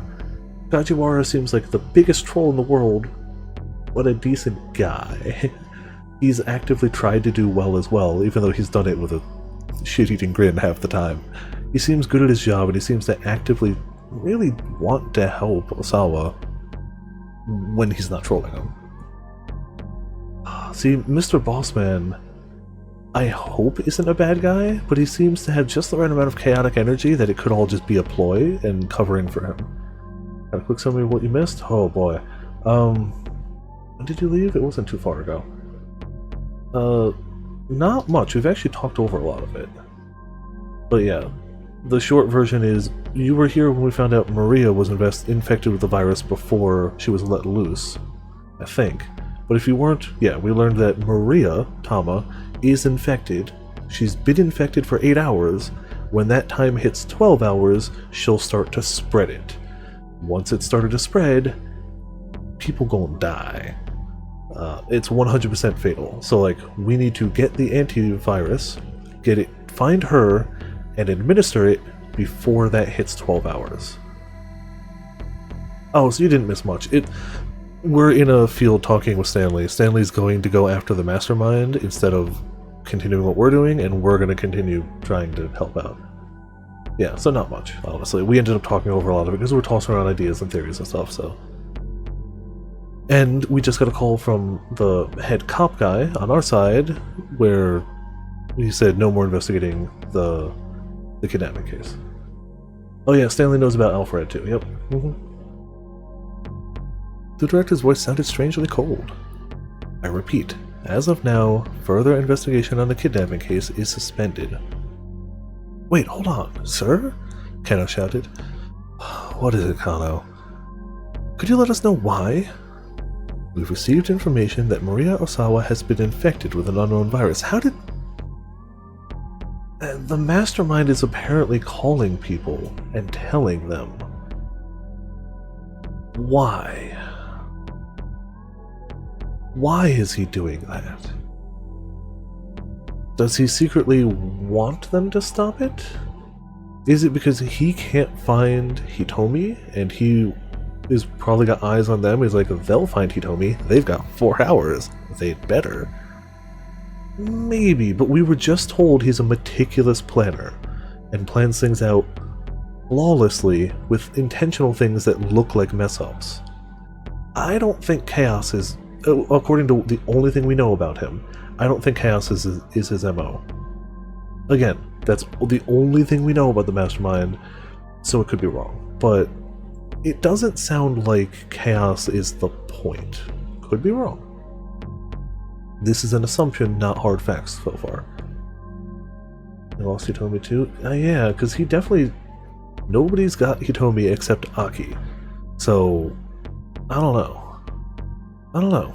And has been released somewhere in Shibuya. That matched up with what Stanley had said earlier. An anti-bioterrorism security force will probably be deployed in Shibuya, and ain't gonna help. Terrorism involving biological agents such as bacteria or viruses. Biological weapons are easier to acquire and transport than nuclear weapons.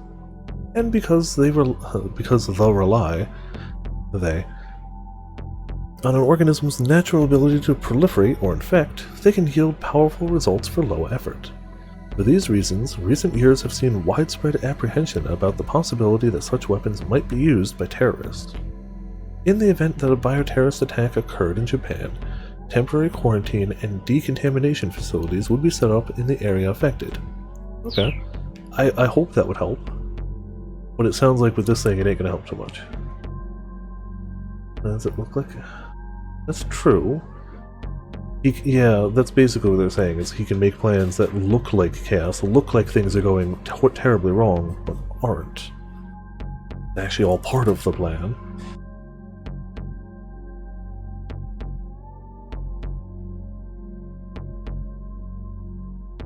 But him calling leaders and cops and authorities and whatever and telling them this is happening, that's not seeming like something's going wrong. That's him doing something. I don't know. It doesn't make sense yet. Yes. Alpha Red is the definition of the Danganronpa reveal comic montage, which I still think is one of the greatest ways to do that type of scene. I think that's fantastic. I need to play a Danganronpa game on stream at some point. Maybe after this we'll fill the visual novel gap with Danganronpa. More people need to experience Danganronpa. I'm having a great time with this. Danganronpa is still fantastic. This is no longer a simple kidnapping case. Our part in this is finished. No, it's not. We haven't managed to resolve anything. Kano, I assure you, everyone else feels the same as you do. Uze's voice had a cautionary tone. They're still performing the autopsy on the body found in the blue minivan that exploded. Oh, I really want to know who that is. Excuse me. The problem is, and I've said this before on stream, do I start with Danganronpa 1 and commit to the trilogy? Or do I start with Danganronpa V3, spoil the first two parts of the trilogy, but play the more recent relevant game without committing to 3 full, long-ass visual novels? Great visual novels, but you know. Also, hello Birdie, welcome to Viperland of Chat. How you doing tonight? Thank you for the host. How are you doing? Is in despair? That would make you roll your eyes a bit. Yeah, I doubt it. It's definitely, if he's an arms dealer or something, it's definitely money. His goal is clearly money. But once we have a positive ID. Yeah, I really want to know who's in the van. Kuze, out. Director! He said out, but the line had already gone dead. He said out, dude. Left at a loss, Kano gazed out at the cityscape. The sight of the bombed vehicle had calmed down briefly, but now that the news networks had begun reporting, the herd of onlookers was growing. I have not. But I heard about it from the same person who I heard about this from. It was a YouTuber who I always forget her name. Read something. Absolutely. Also, hello, Unwise Guy. Welcome to Viperland of the Chat. I posted it on the Discord, but I already spaced. Hold on. I do want to give credit where credit's due, because I only found out about this because they did their top games of 2018, and I ended up watching it a month ago, and I was like, wow, that sounds really cool. But now I can't remember the name. Give me just a second. Just put out a video, didn't they? I was just watching a video. What the heck? Why is... It shouldn't be a difficult thing to find. Oh, I just put it in Discord, too, because it was a different video. Come on, please load. Red Bard is the YouTube channel. Yeah, she did a video of her top games of 2018, and she clearly loves visual novels, but I think it might have been her top games of 2019 or something. She talked about the Somnium Files too. So I heard about that from the same person. I don't have it yet, but I added it to my Steam wishlist. If it goes on sale, I might grab it. It's the best interest to start wars, I guess. Also true, yeah. That opens both sides. That's factual too. Where was I? There was also a sizable crowd gathered outside of a large home electronics store. Yeah, they mentioned stuff being missing from Endo Electronics, and we don't know anything about that beyond something important's missing now. I'm doing pretty good tonight, Birdie. We had an earlier stream too. Should just be... I don't know if there's a... Should just be a space, hold on. Yeah, it should be a space. Oh no, the YouTube address is different. It's Red Bard is cool. But there you go. That's their channel page. That's how I found out about it. They showed a few clips and they were like, I can't really talk about this more without spoiling anything, but I heard the basic summary of like you hop between characters, you find different dead ends, and you go through a story that looked really funny and was very entertaining. And I was like, you know... And then it went on sale. As soon as I started looking for it, they did the Steam summer sale and the PS4 summer sale, and it dropped in price, and I went, well, okay. The large LCD televisions on display were showing a press conference being held by the governor. Oh, that's why they're gathering around. Okay, it's not Endo Electronics. Kano might learn something new about the case, decided to watch the broadcast, or Kano's part in this was over. He had to hurry and find Rumi before it's too late. Obviously B is the wrong answer, right? B is the give up, try to get out answer, which we're not going to take. We're going to take A, right? Unless we hit a bad end and they're like, you gotta hit B. A just makes more sense. So I had it so it couldn't be that valuable? True, that's fair. Kano might learn something new about the case. He decided to watch the broadcast.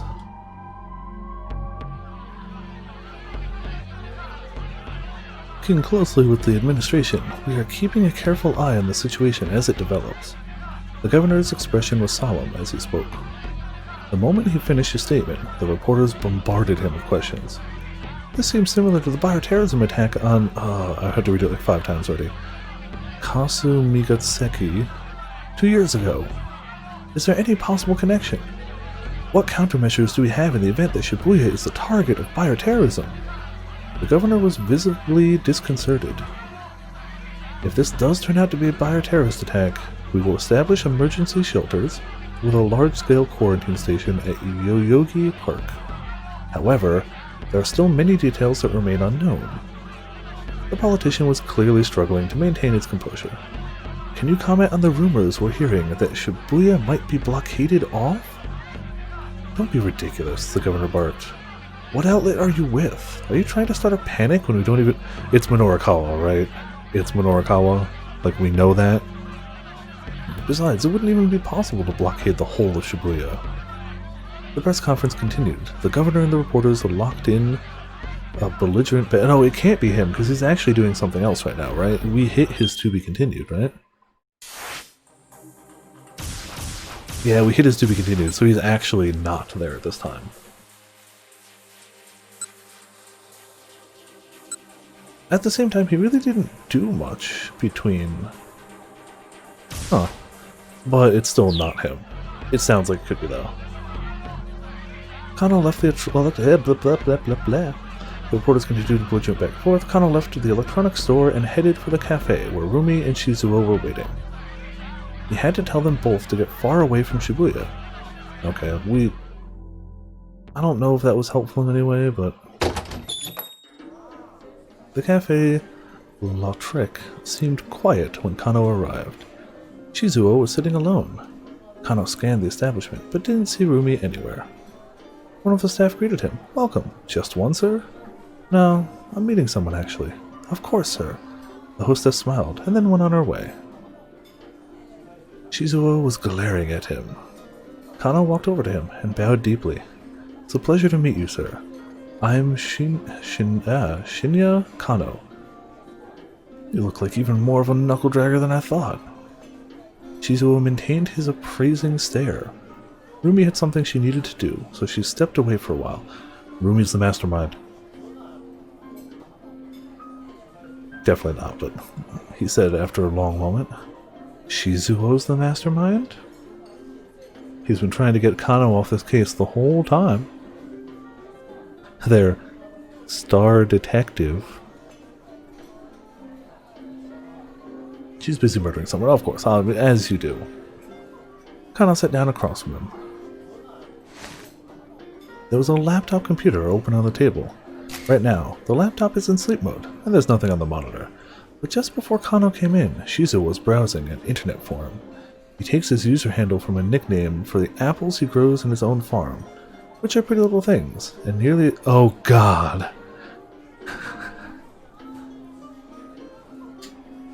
He's the guy that Osawa chats with, who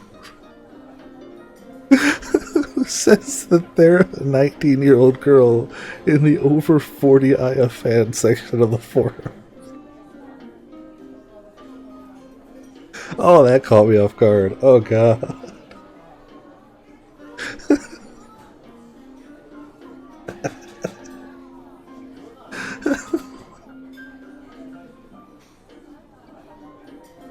Oh my god. No. He's the one that's like, we can't let Aya go. She's got to be part of just Japan's culture. Can't go overseas. Why does he pretend to be a 19-year-old girl on the internet in a forum for over 40 men? Not necessarily men, older 40 fans.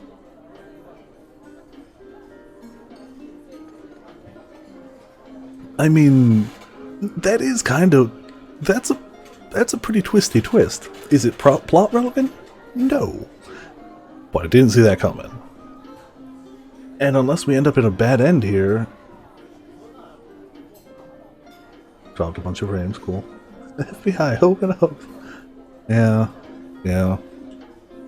Oh, I didn't expect that to come out of— waitress came by to take Kano's order, so he asked for an iced coffee. What are you using the computer for? Kano asked. Nothing. The computer's off. Don't worry about it. Don't even look at my computer. Don't even think about my computer. What are you doing? Why are you trying to marry my daughter? He's not lying. I'm on the internet. Shizuo's voice was low and gruff. This cafe is an internet connection? May as well start with a little small talk. So what? Again, Shizuo glared at Kano. The words wouldn't come. No, actually, this is no time to be making idle chit-chat. If they got infected with the virus, Rumi and Shizuo might die. Look, please, you need to leave Shibuya right away. Shizuo's face contorted with confusion. What are you talking about? Why? Kano wasn't sure if he should tell the truth or not. He was strictly prohibited from discussing a case with anyone outside of the department. As a former policeman himself, Shizuo ought to understand full well the secrecy an investigation required. But it wasn't like he'd just up and leave town without a good reason. Please listen, Kano said.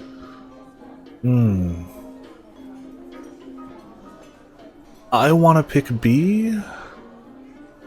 Game is— yeah, for sure. We know we're in like the final 3 chapters of it, but yeah, according to the trophies at least. I want to pick A because that one's been said, but at the same time, well, no. On the news, they said there was no risk of a bioterrorism. They weren't sure. He clearly doesn't want Kano to act like a detective, so that's fair in terms of getting him out of here. But do we want to break our detective code and straight up just tell him stuff about an investigation?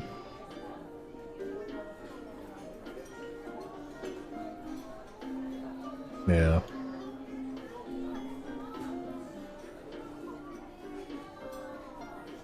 Not 420, it's 428. Yep. Also, hey Crescent Wolf, welcome to Viperland in the chat. How you doing? Might just cause panic. Yeah, I'm gonna— my instinct tells me B. We might have to redo it, but you know, it's very important that you go. Though I'm not at liberty to tell you why. Even if this was Rumi's father, Kano couldn't bring himself to leak secret information. Kano's a good boy. His mind spun with regret. Huh, well, I don't need your say-so, Shizuo huffed. I'm sick of this town anyway. Kano was a bit relieved to hear that. Does this have something to do with the case you're working? Huh? Are you telling me to leave Shibuya? Does that have something to do with your case? Yes, Kano admitted. So why don't you run off with Rumi then? Shizuo's tone was frank. Well, I mean, When Kano didn't have an answer handy, Shizuo let out a single heavy sigh. Is your work important to you? He asked. Kano hesitated. Is it more important than Rumi? Well... Again, Shizuo cut Kano off as he waffled over how to answer. Me, I used to put my work before my family. There's no question in my mind that combating society's ills and solving cases was worth any price. Fortunately, it was a day's date. Oh, you're right, it is. Okay. And because of that, I did some pretty reckless things. Almost wound up dead more than once. Shizuo paused, a forlorn look in his eye. My wife did nothing but worry about me. So much that I didn't even realize when she'd worried herself sick. I was so caught up in my work that I wasn't even there for her when she finally passed away. It was all so very absurd of me. The waitress came by and set Kano's iced coffee on the table. It sat there, untouched, until Shizuo looked at it pointedly. With a tiny nod, Kano brought the cups to his lips. The bittersweet liquid was a balm to his parched throat.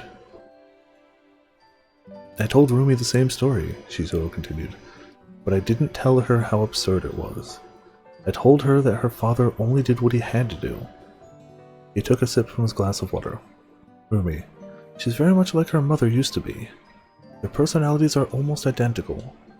I don't want her to suffer the same way my wife did.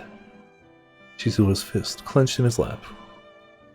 What was it that made you become a detective in the first place? He asked. Well, at first I got the job because I thought it would make Rumi happy. And then I guess, also because I thought it would make you like me, sir. It was the truth, but Shizuo simply chuckled.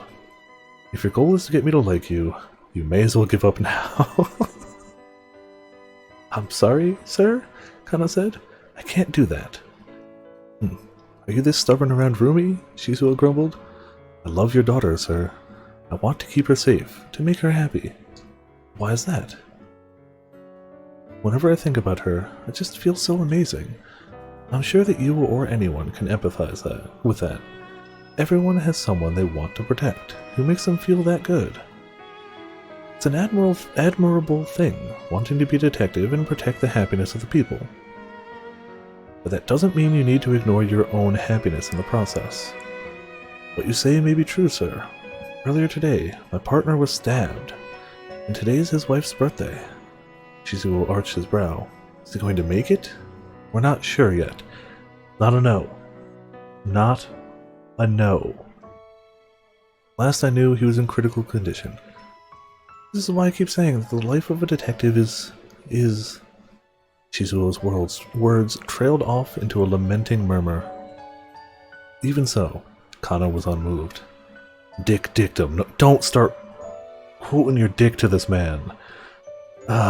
Dictum number 1. Never lose sight of what you're supposed to protect. Ever. What's that? Something that a senior detective I admire very much said. It's the fundamental guiding principle I've stuck to as a detective. But I was wrong about the real meaning behind it. My partner was stabbed. There are people I want to rescue. So much has happened, and now I finally understand what those words mean. When you see someone in trouble, you help them.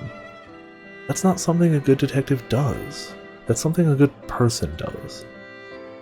Kano took a good, long look at Shizuo's face. He had surprised himself finding the words to speak his feelings so clearly, and he wondered what effect it had on the older man. Let me marry your daughter. Yeah, priorities, you know.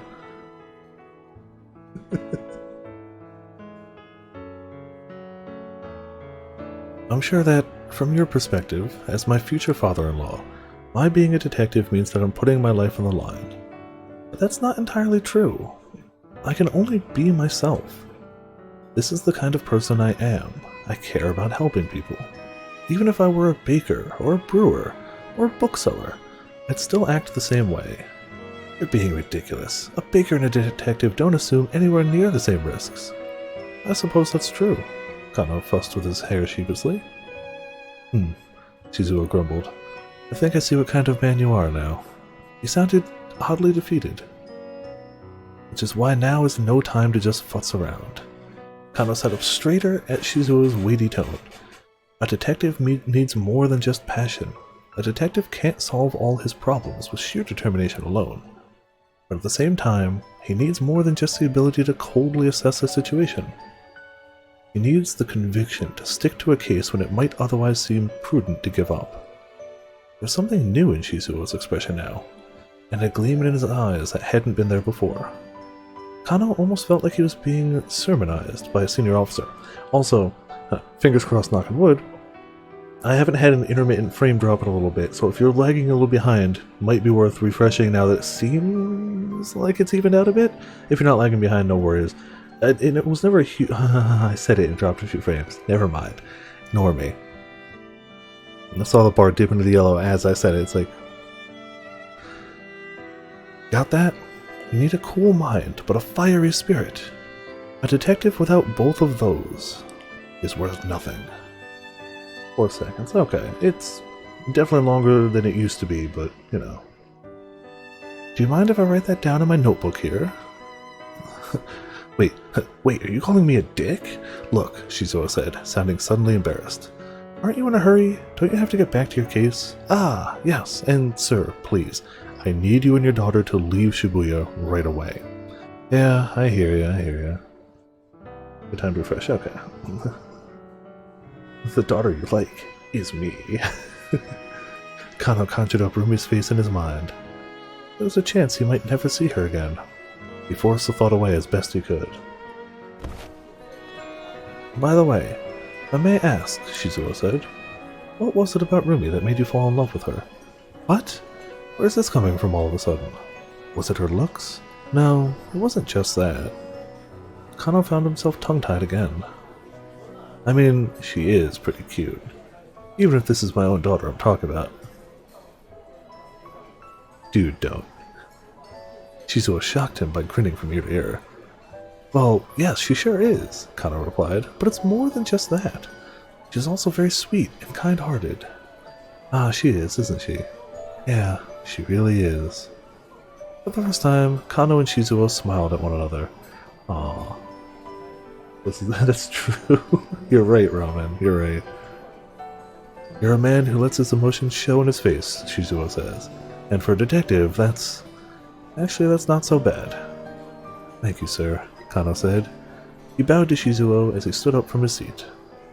Never lose sight of what you're supposed to protect, huh? I like that. Wise words indeed. Kano turned to look back, and then bowed deeply to Shizuo one last time. That went surprisingly well. Yeah, a nice little bit of, like, positivity in the overwhelming negativity that's about to hit this area of the game. Yeah, the 4 of them. That was so... I can't believe he's the same person. Ah. The ability to coldly assess the situation. Kano knew what he needed to do. There was one thing that was nagging him. No matter how hard he thought about it, it still didn't add up. Why would Teteno let Al-Karawan go free? He needed to get back to the precinct and get the truth from Al-Karawan firsthand. As he walked along, he considered what he did know about the facts of the case. I mean, and that was a joke you easily could have just not gotten. Like, at any point, you could have just, if you didn't remember the bits of the screen name he was talking about, excuse me, if you didn't check the laptop topic, like, you could easily miss that. Just what sort of plan had Alpharad put into motion here? It seemed that Tanaka and Osawa held the keys to understanding it. There had been relay handoffs on the phony attaché case, a relay that Tanaka had been complicit in. Then there was Hitomi missing, carrying the antiviral. Osawa had confirmed that himself. Okay, Kano was starting to form a vague picture of what Alpharad was up to. If the mastermind's goal was to acquire the antiviral, then obtaining the cooperation of Osawa and Tanaka was vital to that plan. After all, their fingerprint verification was required to physically access the drug. In order to overcome that hurdle, Alpharad had presumably managed to win over Tanaka somehow, and then kidnapped Maria Osawa to provide leverage against her father. No doubt that was how they'd gotten Hitomi to take the antiviral with her to Hachiko. While the police were distracted by following the attaché case, Alpharad would then take the antiviral from Hitomi. That was the general plan as far as Kano could surmise, which checks out with what we know too. Just then, a call from Kuze came in over the wireless. We've identified the body found inside the blown-up minivan. This is where they're going to do a to be continued on us, right? Kano's hand tingled as it gripped the wireless. Yeah, that's true too. Mamoru Tanaka, male, 40 years old. Ramen, you called that, right?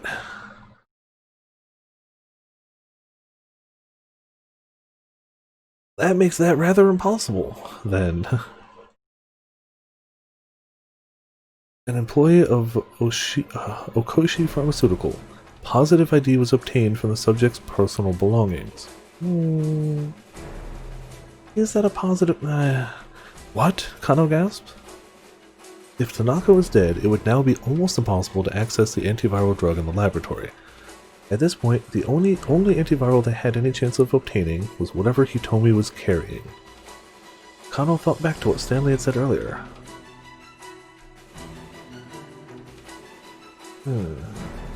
Yeah, that's not concrete evidence, but let's roll with the assumption that it's true for now. Why?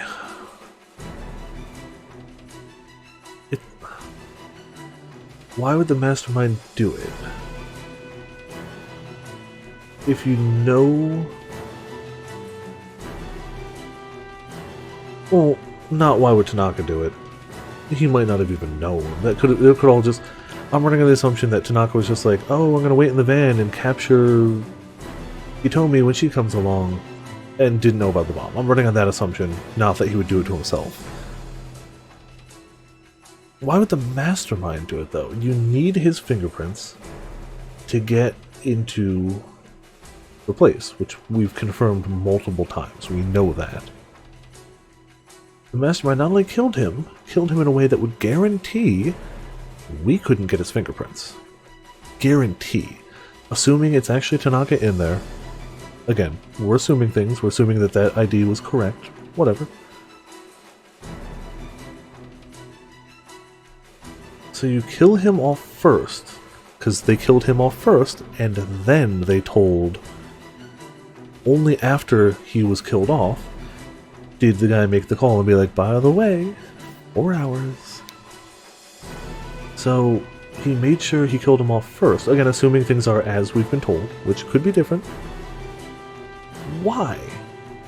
Why do that?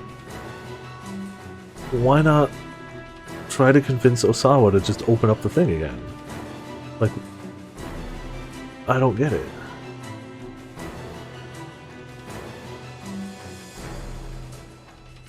We'll see. We'll find out, I guess. I'm just thinking out loud at this rate.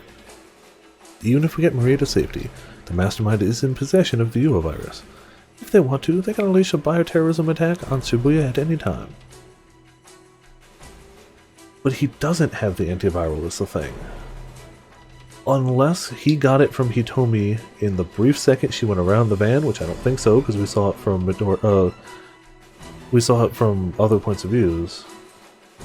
He might still have plans to, for sure, but he doesn't have it yet. And no matter how good a planner you are, why would you set all this in motion with an absolute failsafe timer, where if you don't succeed by that time, it's over? Why take that risk? Unless you're that confident, maybe. That could be the case. Correct. Put all the eggs in one basket, and if that basket slips, you're doomed. To put it bluntly, the lives of every man, woman, and child in the city are in their hands. It could definitely be overconfidence. That is very possibly... Yeah. Yeah, maybe everything up to this point has followed it exactly, and he's like, cool, we'll keep the plan going. That could be the case. That's the only thing we really know about them, is that they're very good at planning things. That's all we know. So, like, maybe. No. A chill ran down Kano's spine. If someone did release the UA virus, there would be no way to stop it from spreading. If Alpha Red really was planning a bioterror attack, Shibuya would well and truly become a city of the dead. He couldn't help but feel that the whole department was playing right into Alpha Red's hands. It's nearly impossible to figure out. Yeah, that's true. Kano staggered, physically stricken by the realization of just how terrifying a foe they were up against.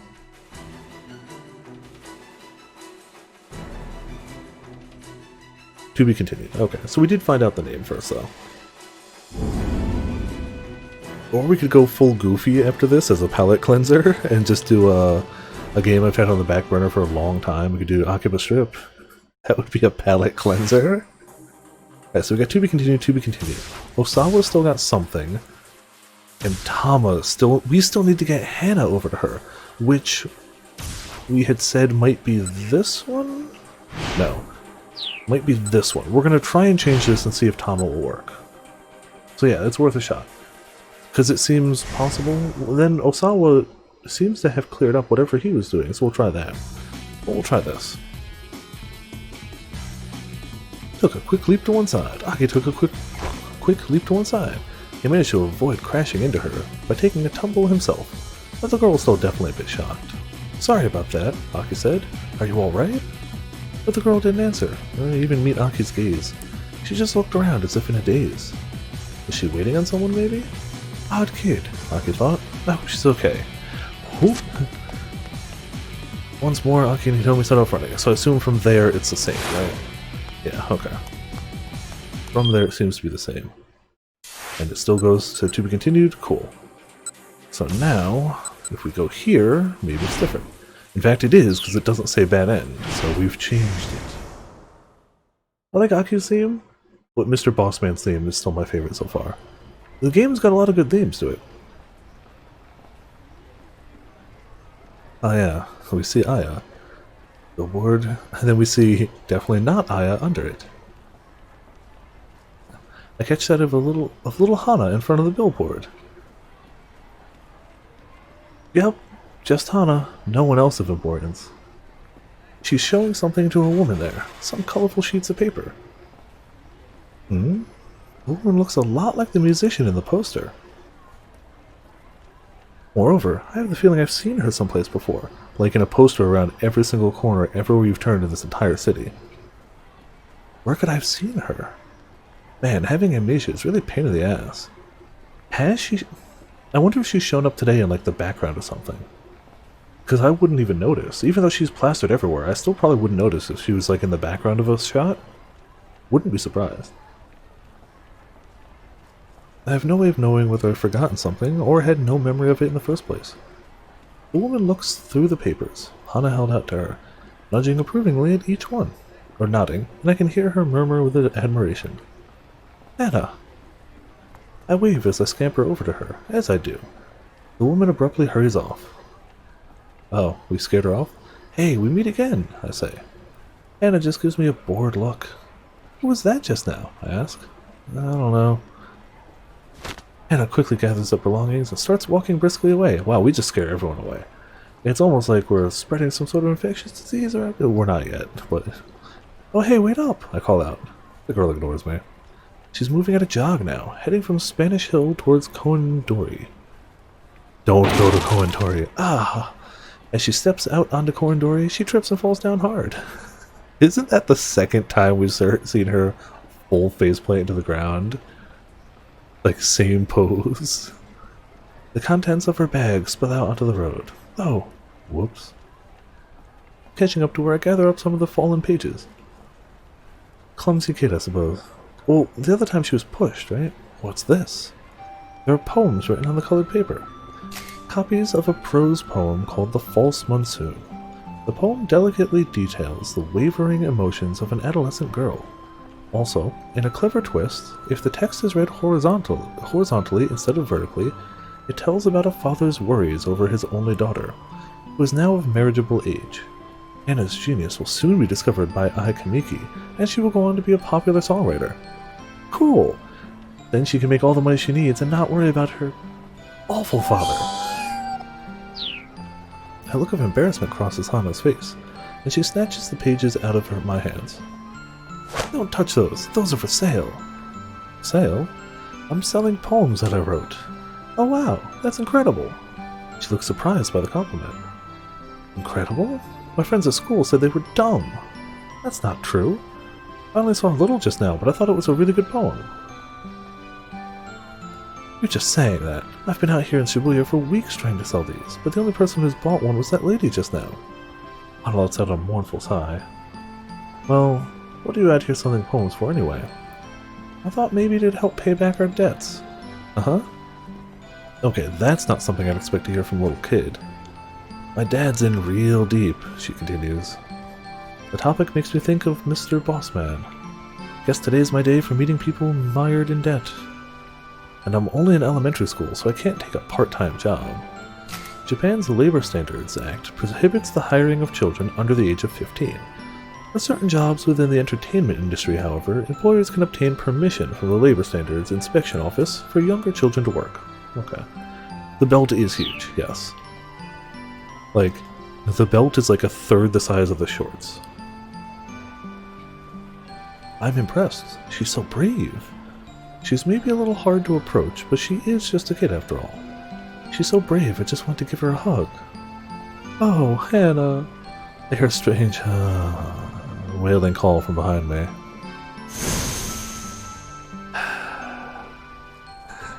Startled, I turn around to see Mr. Toyama standing there, tears streaming from his eyes.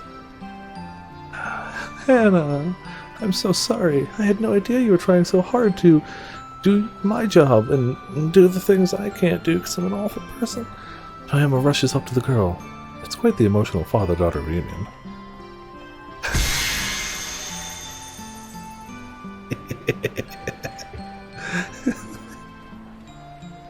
Worthwhile. Absolutely worthwhile. Or at least that's how it looks, until Hannah slaps her father across the face with her bundle of papers. Good. Probably got tear stains on the papers now, but worth it. What? What was that for? Don't you give me that. I'm sick of all this running around.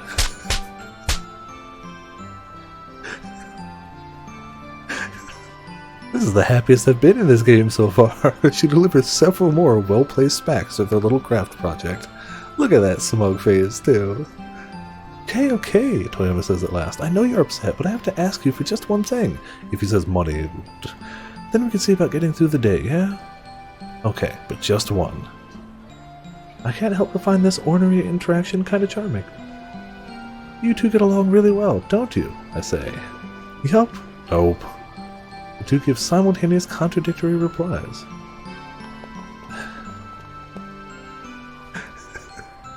Then Hannah suddenly starts to walk off, with Toyama tottering after her. It's such a weird little sight that I can't help but laugh. Well, later then. And we didn't explode this time. Oh crap.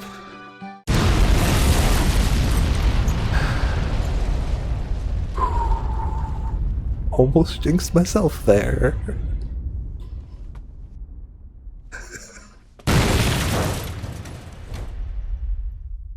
To be continued? Nope. Well.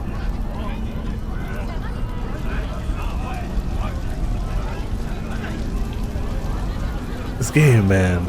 I should know the second we see full motion, it's gonna be an exploding van. Further along Koen-dori, I come across a car on the roadside that's spectacularly aflame. A group of onlookers surrounds it in a confused uproar. It seems almost unreal, like I'm looking at a set for a TV show or something. This is like the 4th time we've seen this car explode. And 1 or 2 extras where it was a bad ending and killed somebody. We've seen a lot of explosions so far. Yeah, I knew it had to, but I figured we were far enough away at that point. I stand there staring into the flames. Huh? What's that? I can see something.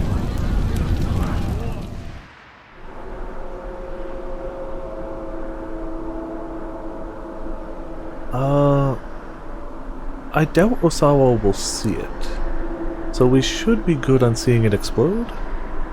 I think everybody at this rate, unless this is a bad end, I think everybody has passed that point. Except, oh, actually, Osawa has passed it. Oh, that's why.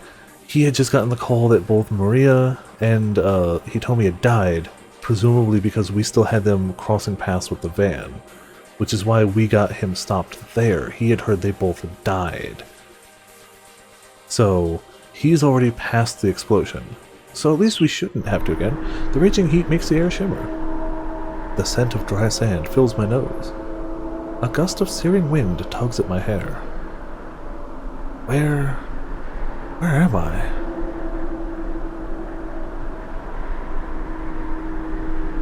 Decaying roads, decaying houses, a decaying city. That's not very nice. And the people who live there. People who live. People who live. People who live. Is someone by my side? Someone is with me, watching all of this. I really want to know exactly what went down when she was in the Middle East. Her father seemed to be like, oh yeah, we just visited, it's cool, well, we came home. Clearly other stuff happened though. It's a girl. The person with me is a girl, slightly younger than me.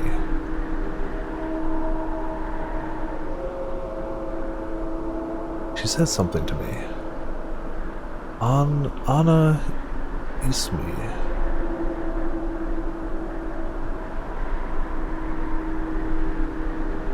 Okay. Cat's Cradle, and the Silver Spoon, and Little Boy Blue, and the Man in the Moon. That's my voice now. Cat's Cradle? Whose voice was that? What's going on? Who am I talking to?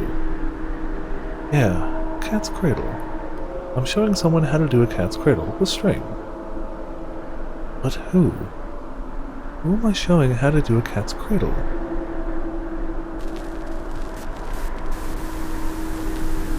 Canada.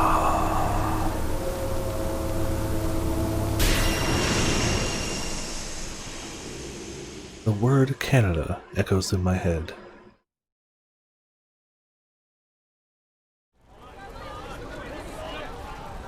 Canada? I utter the name aloud. The images floating through my mind are beginning to break up and vanish. But I feel like, for a brief moment at least, I'd caught hold of the edges of some of my lost memories. Yeah, that's fair. And I understand where you're coming from.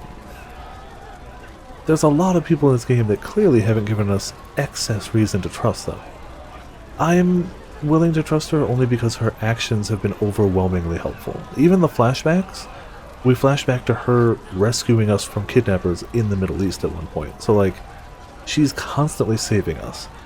Not to say that always means she's trustworthy. She could be saving us now to use us later. Totally could happen. But her actions have been very positive and helpful so far. That's right, Canada. As soon as I say it, I'm filled with a powerful sense of duty. There's something. I'm responsible for something that I needed to do. And if I don't, this Canada person's going to be in grave danger. You're not wrong, Potions. You're not wrong. Calm down. Just calm down. Again, I see why you're skeptical. I'm choosing not to be in this case, but like, I'm not saying there's not evidence against it too. I'm saying that for me, the evidence for is way stronger than the evidence against, but you never know in these types of games. I'm pleading with myself now, just fighting the impulse to take off running. I mustn't run away. I mustn't run away. I mustn't run. If I did, where would I go? I have no idea what my destination or my goal even is. Please, please remember something. Every time I think of Shinji, I think back to hearing, what's his name, Spike Spencer? Spike Spencer is the voice actor, the English voice actor for Shinji, and he hates that role. He hates Shinji. But like, he was the voice of dubbed Shinji. You gotta, like, you can't just change that. You had to get him back. I don't know if he was still in the Netflix dub. I haven't actually gone to that. But like, he hated the role, but like, you're gonna start a character and it turns out to be famous. It's like, well, gotta keep going with it. But like, he apparently hated Shinji because it's so not who he is as a person that he apparently just hated playing the character. For what it's worth, I feel like he did a great job of it, but he apparently just loathed it. Obvious for a plot twist. Also possible, yeah. Please, please remember something. Please. I gaze out at the flames, practically praying now. Don't move. Oh no. Man, didn't we already encounter him? You have the wrong girl, dude. A voice hisses in my ear, and I feel something hard pressing against my back. I don't need to turn around to recognize whose voice it is. You already let us go. I thought you said you didn't have any business with... I did a little thinking, says the man with the cane, slowly. About how I might lure out Hitomi Osawa, see?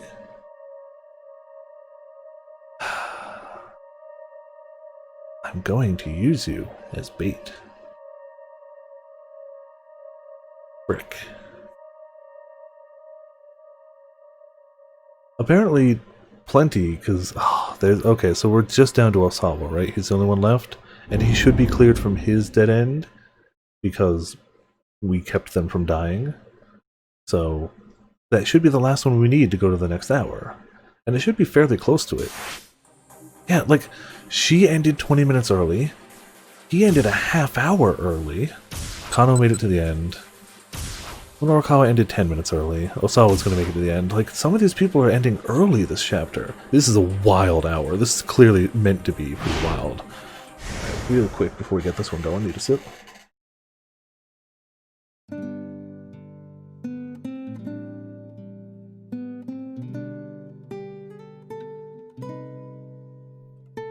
Is something wrong, Mr. Oh yeah, they had that sweet bonding moment. While all this other craziness was going on, Kajiwara and Osawa kinda started down the path of friendship? At least some level of something. Kajiwara was leaning in, looking concerned. Osawa came back into the moment with a start and realized he had buried his face in his hands. No, he muttered, looking up. Just getting angry, yelling at people. Not good at this sort of thing. We've done this before, but whatever. I don't like it. He picked up the music player and fidgeted with the earbuds as he spoke. Well, getting angry and yelling at people. I don't think there's anything wrong with that. I think that's just human. It's human to do those kinds of things? I often said that he was cold and mechanical.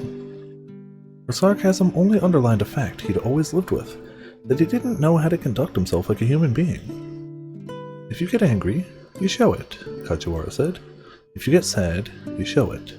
It's human nature to let other people know how we're feeling, after all. But what if doing that hurts the other person? That's when you apologize, sir. Ah. It occurred to Osawa that he'd never tried to tell anyone how he felt before. He never felt the need to. And yet, right now, he suddenly felt that if his daughters were to appear before him, he might blurt out everything he's ever left unsaid. It was a terrifying thought. Okay, so now they'll just get the news about the car exploding, not necessarily their daughter is dead. Darling? I opened the door and stepped into the room. The detectives are asking for you. It seems there's been a development. We'll be right there. At this rate... Hold on. Does the time check out? Would they know that Tanaka is dead? No, time doesn't check out yet. I don't think they'd know he's dead yet. Maybe. Maybe, because we might move to the next time block here. Oh! Okay. Heck. But we've found this one before.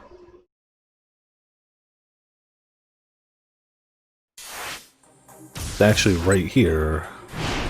So maybe they are about to be like, Tanaka's dead. Maybe.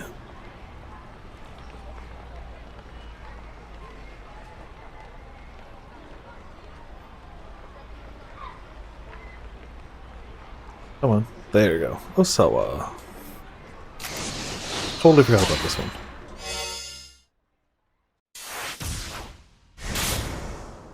It's weird how the Osawa family is always seen with different colored lights. Oh, not always, clearly, but usually? Kajiwara's always got the yellow around him. Osawa often has blue. Eyes often red. Like, they really made it like a cinematic, colorful experience with him. I guess to make it so it's not just your average drudge, like, windows closed indoor set. Before the news was shared with the Osawas, the members of the investigation team quietly briefed Detective Kajiwara. Osawa and I sat on the sofa on the far side of the room, watching. They could see Kajiwara go pale. He wiped the sweat from his forehead with a handkerchief several times. It's just playing out the same way so far. Bad news, Osawa thought. Mr. Osawa, ma'am. Kajiwara shuffled his way over to them at last. We've just gotten word from headquarters, but this is different because this wasn't here before. Right now, the task force is in an uproar after a change in direction from the higher-ups. The detectives who were on the scene have been ordered to discontinue the kidnapping investigation. He hesitated ominously. Osawa braced himself. Please, let's hear it. It would seem that your daughter Maria is safe. That really makes it seem like Kane Man is that dude. How else would the police know? But why would he tell them? If he's gone rogue, why would he tell the cops, oh, I've got Maria? Unless they think they can contact Hitomi and get her to go to the station or wherever he's hanging out. I don't know. What? Osawa felt an unexpected surge of relief. You mean it? The case has been solved? No. Didn't find her in the van. Oh, that might be it too. Maybe. For a moment, they almost sounded like a happily married couple. It was only the stern look on Kajiwara's face that gave them pause. However, as of yet, we do not have her in custody. I'm not sure I understand, Osawa said. You know she's alive, but you don't have her. How? Deep furrows appeared in Kajiwara's forehead. I'm sorry, sir. The information we've received from up top is complicated. We've confirmed that she was able to escape confinement. It's just... The detective gave every appearance of holding something back. If there's something you need to tell us, then just say it, Osawa told him. It would seem that Maria has been infected with a virus. Infected? Osawa felt as if a taloned claw had just clutched his heart. It's not one I've ever heard of before, but... apparently it's called the Ua virus. Yup. I assume his wife knows too, because she works on the board there, so she knows. Osawa's vision went dark. He felt as if he'd plunged into a black void of despair. Darling? I asked raspily. I was very scripted on how to play it. Yeah, there were a lot of keep-outs really making it so you had to kind of go through it a certain way. She didn't need to put her fears into words. Osawa felt them just as plainly in his own gut. You're an expert on virology, aren't you, Mr. Osawa? Kajiwara said. Are you familiar with this Ua virus? Osawa held up a hand to forestall further questions. There was no time for that. How many hours ago was she infected? He demanded. I wasn't told that much. Is that important to know, sir? Depending on when Maria was infected, we may or may not still be... Osawa trailed off abruptly, as the reality of the situation struck home. Yeah, you need Tanaka to get the stuff. This wasn't the same as when Hitomi had been infected. Right now, there was no way of getting Tanaka's cooperation, which meant there was no way of accessing the antiviral storage. In other words, getting the cure to Maria would be impossible. Osawa's head swam. Detective Kajiwara, I beg of you. Your people need to catch Tanaka as soon as possible. I can't share the details, but if you don't, something terrible is going to happen. And that's the call. Just then, Kajiwara's cell phone rang. He picked up quickly. What did you say?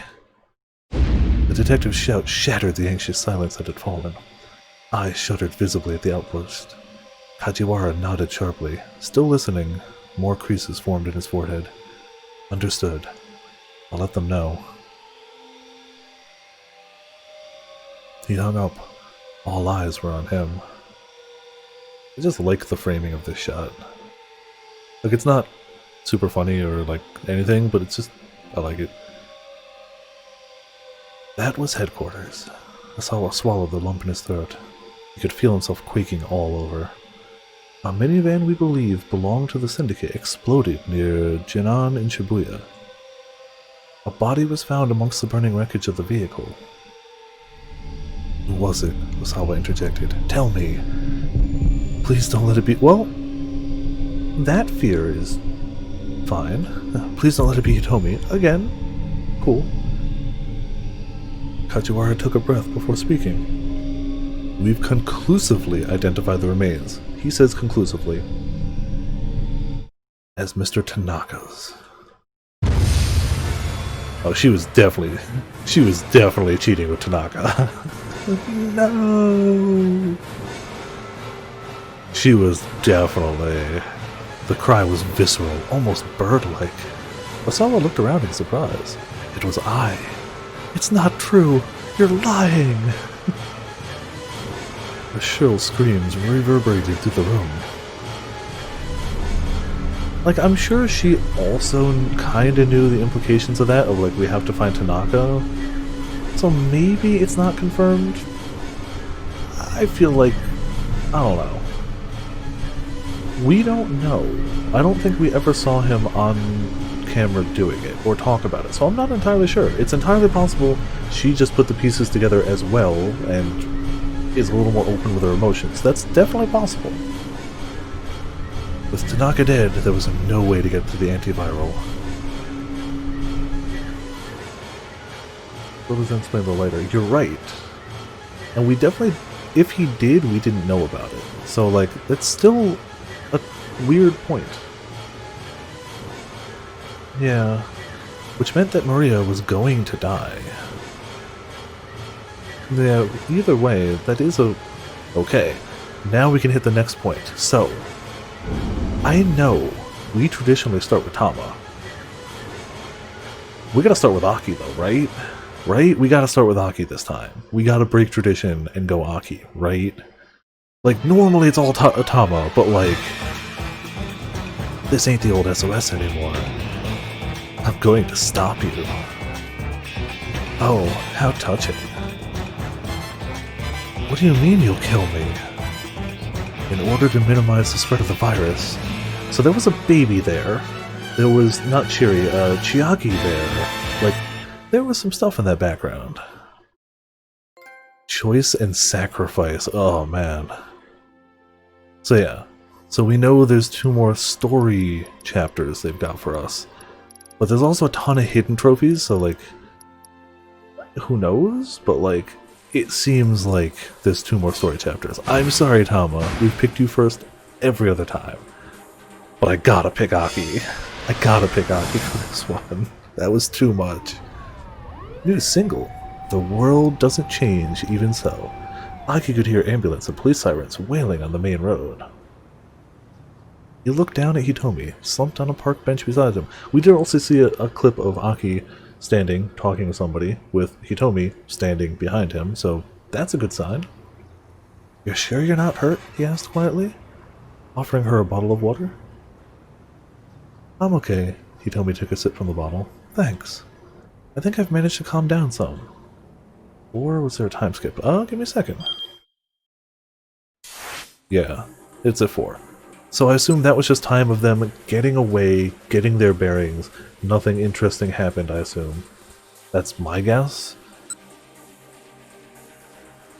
We skipped a half hour of whatever. Some of the color had finally returned to her face. So, Aki began hesitantly. Inside that minivan... She squeezes the bottle, it explodes. Maria wasn't in there. There was relief in her voice, but also a note of pathos. I gotta look in through the windshield. There was a man laid out in the back seat, but nobody else. A dark cloud lifted from Aki's face. So it wasn't your sister? Yeah, whoever was in that back seat was not there willingly. Could have already been dead, or could have been tied up there. Already dead is a distinct possibility, though. No, I didn't see his face. Just that he was wearing a business suit. Aki felt the tension ebbing from his body. Yeah, so whether he was already dead or not, he was definitely not there willingly. That's good then, that it wasn't her. He might have been knocked out and tied up, he might have already been dead. Either way, like, he wasn't in there with like a button in his hand. I'd been worried. It was a shame about the poor devil who had been killed, though. Nothing of value was lost. Who was it, and why had he been there? Okay, fingerprints of value have been lost, but beyond that. So, I guess now we're out of leads. Hitomi murmured. She hung her head. I think said, "Oh, you're right. That might not have even been him." Yeah, that's fair. Hadn't thought about that, but makes sense. "We could try the surveillance center again for now," Aki said. "It'll probably give us better odds of finding your sister than just walking around." "I guess you're right. Shall we then?" Hold on. Aki had a sudden flash of inspiration. "My house is a lot closer from here. Maybe I should ask my dad if we can check the cameras from home." "You can do that?" "We have the same system at our house. I'm sure my dad will let us use them." The two got up and headed for Endo Electronics, which has something missing from it. That's all we know. Also, man, her shoes don't look comfortable. I think that's the first time we've seen like a leg shot, that I recall at least. She's been running all day. Not just on her feet. Running. Holy moly. How is she not like bled through those shoes? Their heels too? That's the type of thing, like, you don't pick your shoes in the morning thinking, I'm gonna have to run from kidnappers all day, like, you know. Maki decided to let his father know they were coming. He turned on his phone. He has had his phone off for a while. He turned on his phone. If that's how they're tracking him, oh no. He'd had it off for a while.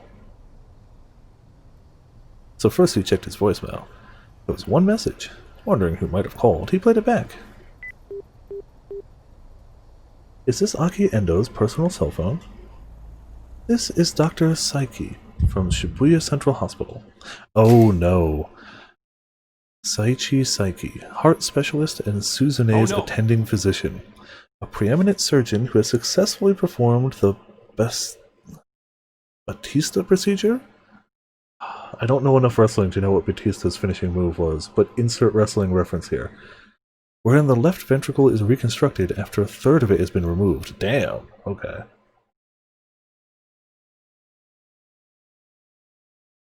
That's impressive, yeah. Aki's expression stiffened. He pressed the phone closer to his ear. There's been a sudden change in Suzune's condition. I tried calling her home as well, but got no answer. Aki felt the edges of his vision growing dim. As her brother, it would be good if you can come to the hospital as soon as possible. It's... Oh man. Aki? Hitomi's voice was full of concern. Sorry, I just gotta make a call here. Fingers trembling, Aki dialed his house.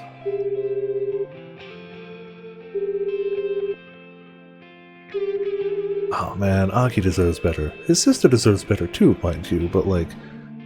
The phone rang several times before switching over to the answering machine. Damn it! Where the hell are you, Dad? What's wrong? Hitomi asked. It's Suzune. It sounds like things have gotten pretty bad. Well, then we need to get to the hospital right away, Hitomi said. She sounded as anxious as Aki was. We can't go yet. Aki shook his head quietly. First we have to save your sister. Hitomi bristled angrily at that. What are you talking about? She grabbed Aki by the arm and shook him. Right now you need to be thinking about your sister. I can't. I made a promise to Suzune. A promise to help people and see things through to the end when something important is on the line. See, that's a tough call, because he did. It's the thing he promised his sister.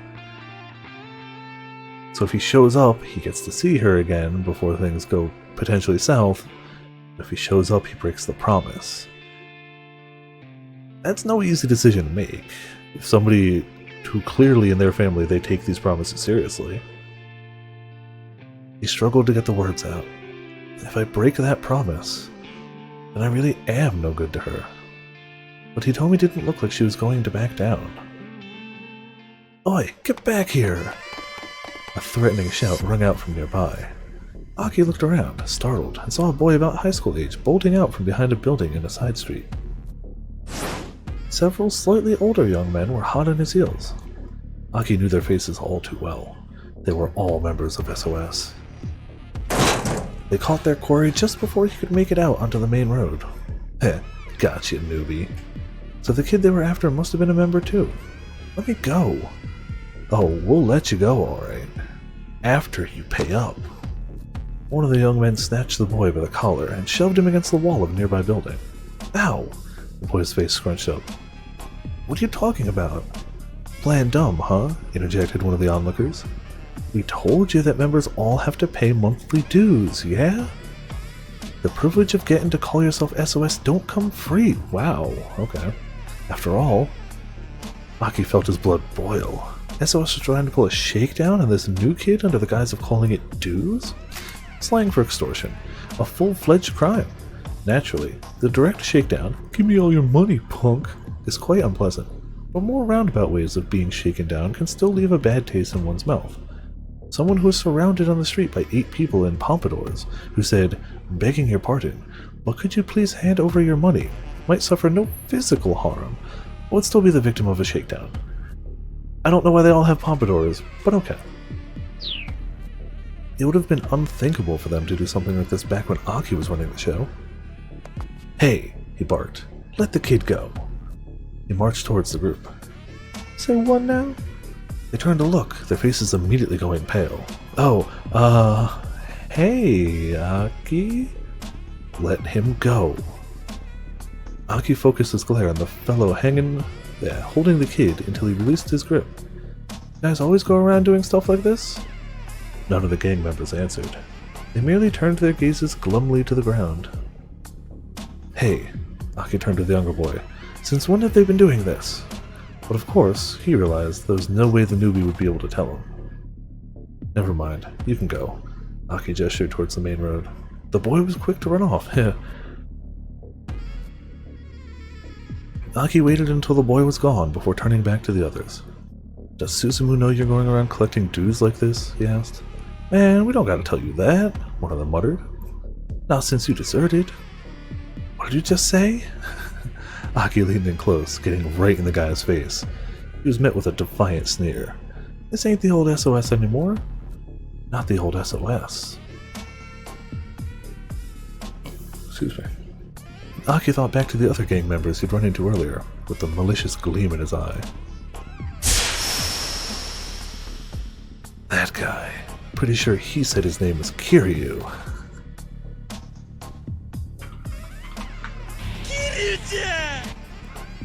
Back when Aki had been with SOS, he'd never have let a guy like that get away with acting all high and mighty. Suddenly, Aki heard a voice from behind him. Well, well, if it ain't our legendary founder. Wow. Calls himself Kiryu, acts like Majima. An instant later, he took a hard blow to the side of the head. Heh, I was just out looking for some small fry, but looks like it landed me a big one. Aki's head swam, his vision fading in and out. Before he had a chance to recover, something smashed into his knee. Oh man.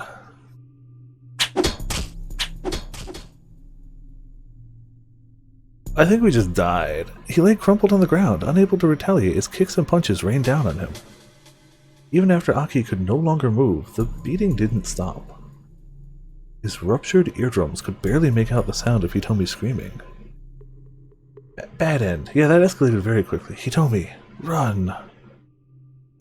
With his final plea silenced before it reached his lips, Aki felt his consciousness battered away. Okay, so we're gonna have to find some way to distract that guy in somebody else's story to not show up here. Kiryu's ambush.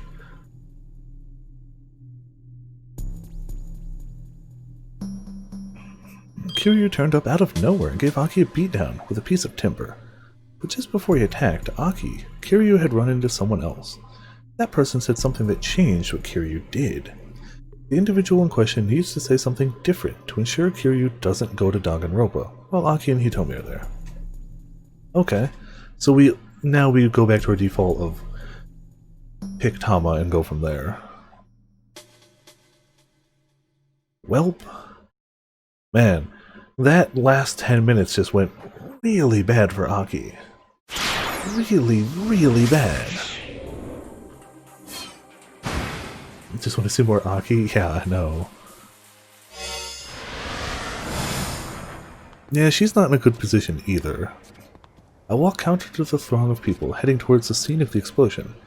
The explosion happened in Shibuya-ku, Jinan 1 Chrome, near the intersection of Koen-dori and Oregon Hill.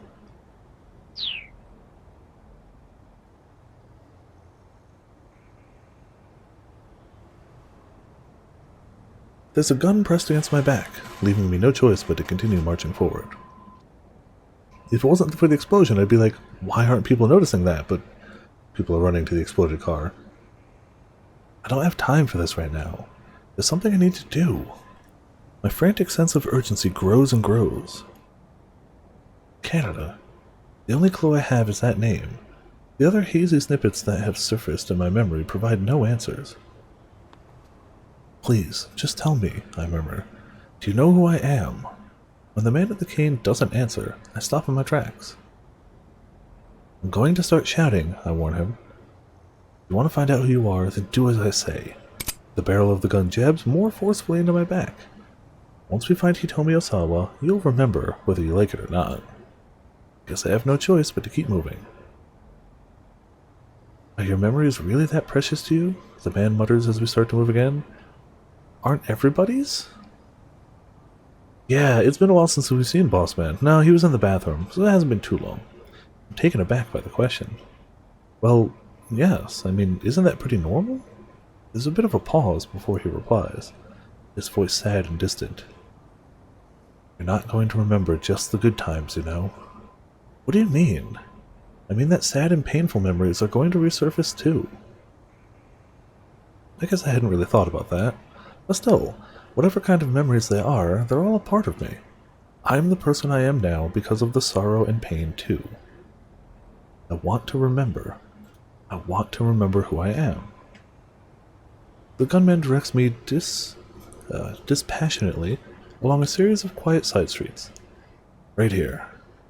I stop at his words. In front of us is an old multi-tenant office building. We ride the elevator to the 8th floor, then use the emergency exit to take the stairs up to the rooftop.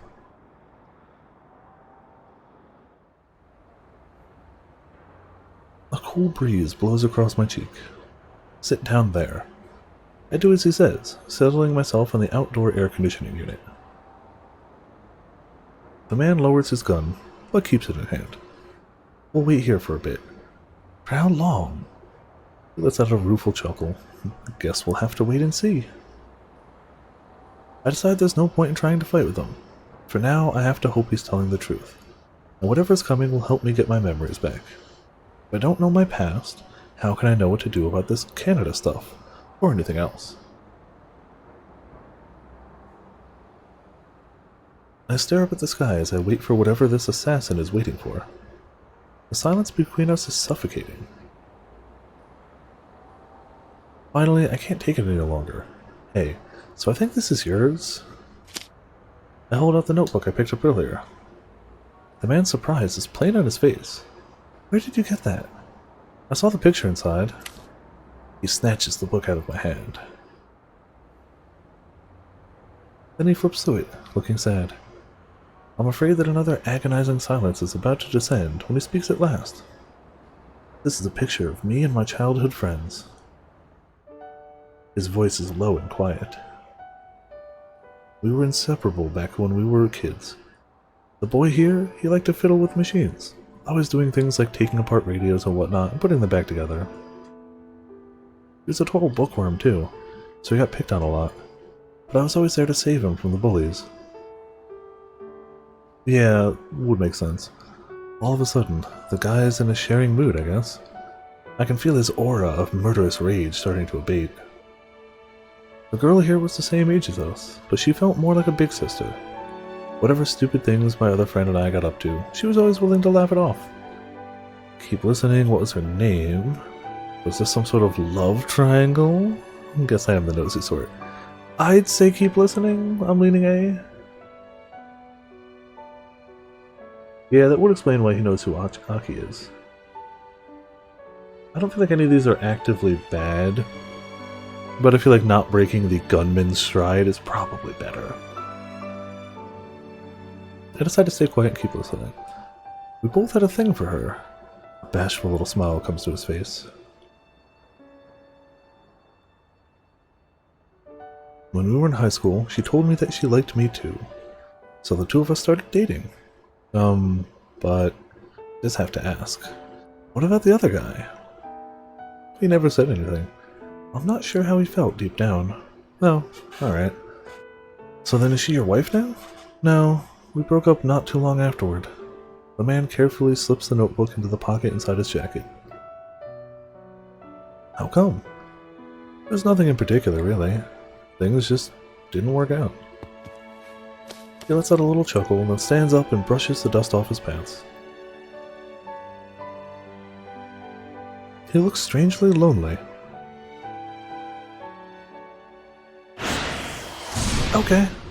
Not a bad end per se, but definitely a dead end for now. Alright. Over to Minorikawa we go.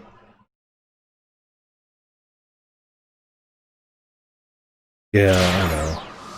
That was a weird one, yeah. He's covered in, like, soot and smoke and dust now. I like how they actually kind of update some of these. Mostly Minorikawa and Tolerant is great.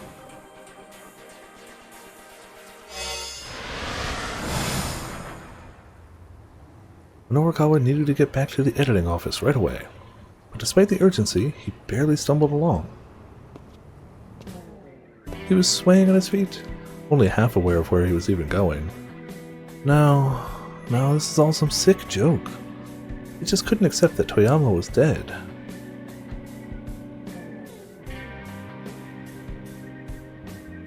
We know he's not now. He let out a lifeless sigh. A cynical smile crept into his face. The man always did insist on having his own way. But killing himself? I mean, you knew he was capable of that. Back when he was still a novice reporter, Minorikawa had written a piece about a middle school girl who'd committed suicide. The school had made a statement denying that bullying had been a factor, and so most of the media had reported that she had suffered a nervous breakdown over the entrance exams. A period of mental illness manifesting as panic disorder, stress-induced anxiety, or the like. The term is commonly used to refer to serious health issues such as schizophrenia or bipolar disorder, manic depression, as well as the buildup of more minor stresses as part of everyday life. Because it is so broadly and vaguely defined, it is generally avoided in psychiatric contexts. Alright.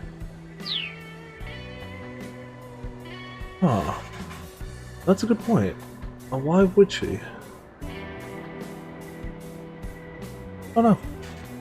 Maybe she thought spreading word of his death would get to the debtors, and they'd be like, well, he exploded. Cool. Something about the case had kept nagging at him. Like, maybe that's the case? Those breakdowns and panic attacks are usually described as feeling like you're going to die. True. We know that this guy has already tried to kill himself once today because he put out scratch-off tickets that you could see through and scratch off the right things, and he was in a massive amount of debt. So we've been calling him Suicide Dad the whole time because he's really a bad father. Because not only was he trying to kill himself, he was about to kill himself in a way that was going to have his 11-year-old daughter find his body moments after, while sending her out to get extra tubing for him in case the hanging didn't work so he could kill himself in his car. He's a bad dad. We don't like him here. But you're right, like, yeah. We changed time and that didn't happen, but like, he's done nothing positive today. His daughter has. He's done nothing positive today. Had her death really been a suicide? The more people he interviewed about the incident, the more his doubts grew. The city news editor, however, would not allow him to conduct a follow-up investigation, and the reason why was simple. This was the sort of thing that happened every day. They couldn't waste time on a case that was already on the books. It was more important for a reporter to find news stories than to squander time engrossed in a case that was old news. Minorikawa understood the editor's decision well enough. Oh hey,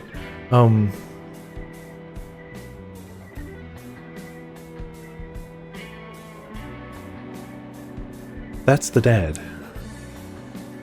That didn't mean he had to like it.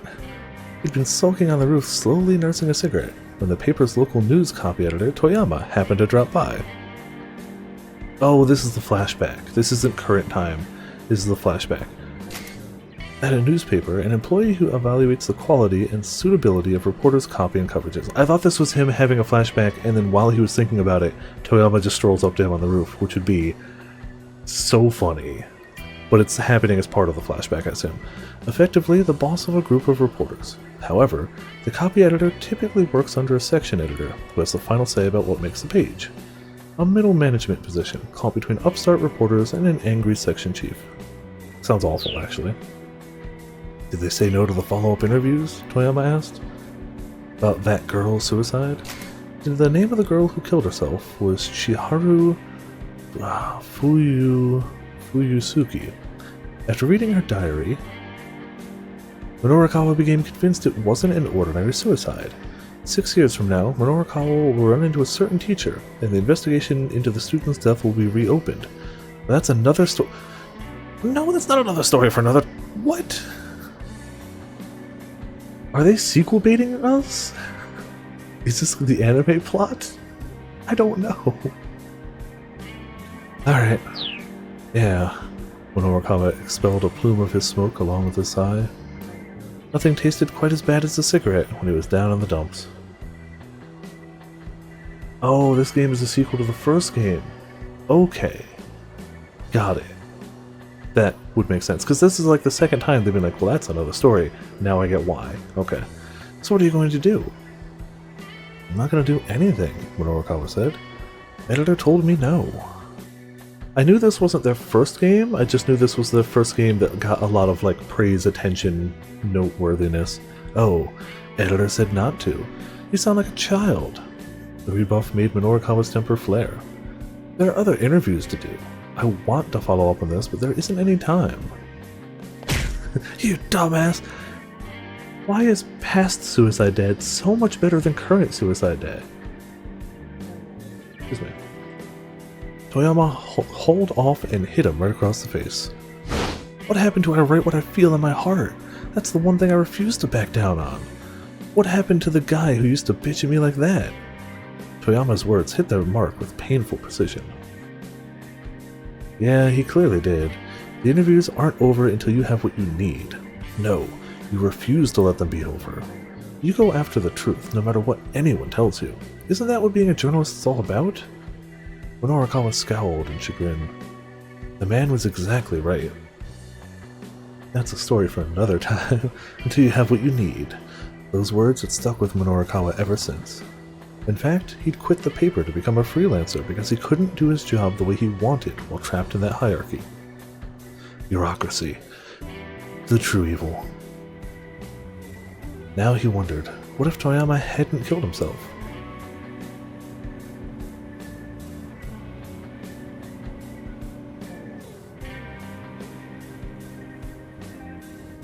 But had instead been the victim of a terrorist attack. But after considering the idea for a moment, he thought bitterly. Oh, what? Just references the game a lot. Okay, that's fair.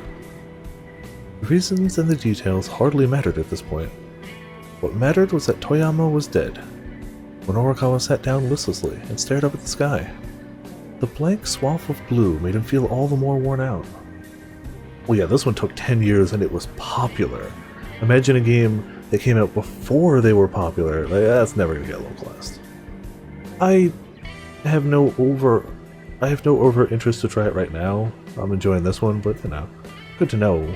I'd have to find a band translation or something if I did. Just what had all the days running around been for? He felt so empty.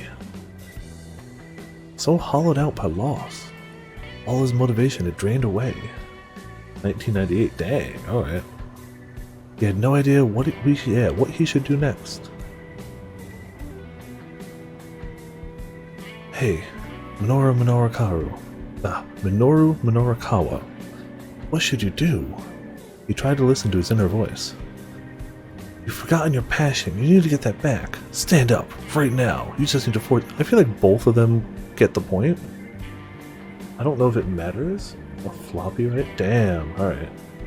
Floppies came up, yeah.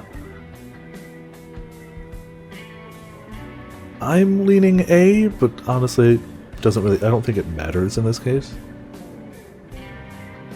Yeah, I feel like A works, but I don't think this is one that's going to matter too much. Watch this be the linchpin of the entire game. You've forgotten your passion. You need to get that back. Yeah, that was his only option, really. He needed to turn back the clock, to reclaim the fire that used to burn inside him. And he knew just how to do that. Before he could, however, a young man stumbled across his path, taking a nasty fall on the pavement. Ow! Oh, damn, that hurts! The youngster scrambled back to his feet and turned to Minorikawa with a snarl. What are you looking at, pal? The young man clutched a piece of timber like a club. There was a nasty gleam in his eyes. I'm not looking at anything, Minorikawa sighed. Just happen to be looking in your direction. Don't lead him to Aki, yeah, I got that. Shut your yap. Apologize, bitch. Now. What? The punk raised his cudgel. What for? You tripped me, man. Ain't you gonna apologize for that? The kid had stumbled all on his own, but was probably too embarrassed to admit it. Guess he's got to vent his anger at someone. Listen, kid, Minorikawa said. It's not my fault. You're such a clutch. And this is how Minorikawa dies. I can also see how Kiryu might have been in a slightly sour mood by the time he hit Aki. You know, like the pedal in a car that's got a manual transmission. Oh, that's a clutch. Oh, okay, so then like lumps of earth or clay. Those are clods, you say. Right, so then you're talking about a sort of social get-together for coffee and conversation. Huh? Alright, that's a clutch. Is it when you try to fix something using stuff that isn't really meant for that purpose? It's a clutch? Okay. The hell you just say to me? You got a death wish, pal? With a murderous glare, the punk advanced on him, brandishing his weapon. Hey, Minorikawa said. It is fun hitting people. Is it fun? Oh, man. We gotta hit C. We gotta hit C. We gotta hit C, right? We have to hit C. Like, it's gonna be a bad end, but we have to pick it. Yeah, pick and C. Bring it on.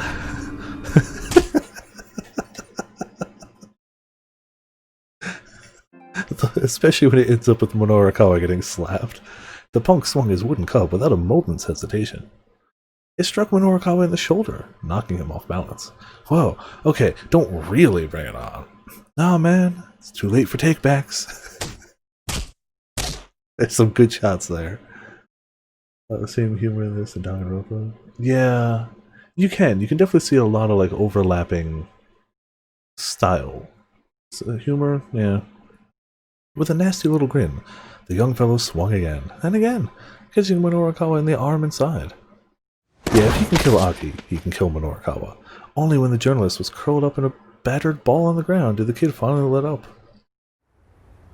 Good to get a little warm-up in before I take down that other bitch. Weapon still in hand, the punk marched off towards Danganronpa. Welp, didn't stop him. Also, it doesn't seem to be a bad end yet. Oh, no, it might be. Hey, you okay? Minorikawa stirred to find the cab driver, Kimizuka, at his side. Taxi man.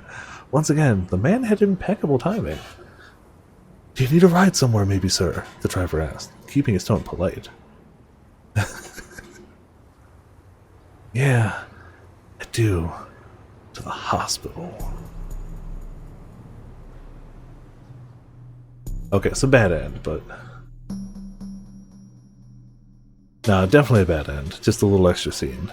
Pummeled. A hot-headed young punk gave Minorikawa a beating bad enough to send him to the hospital. Maybe our reporter friend shouldn't be quite so confrontational with this fellow. Maybe. We had to pick it, though. I have no regrets. We knew it was the wrong answer going into it. But we had to. We had to.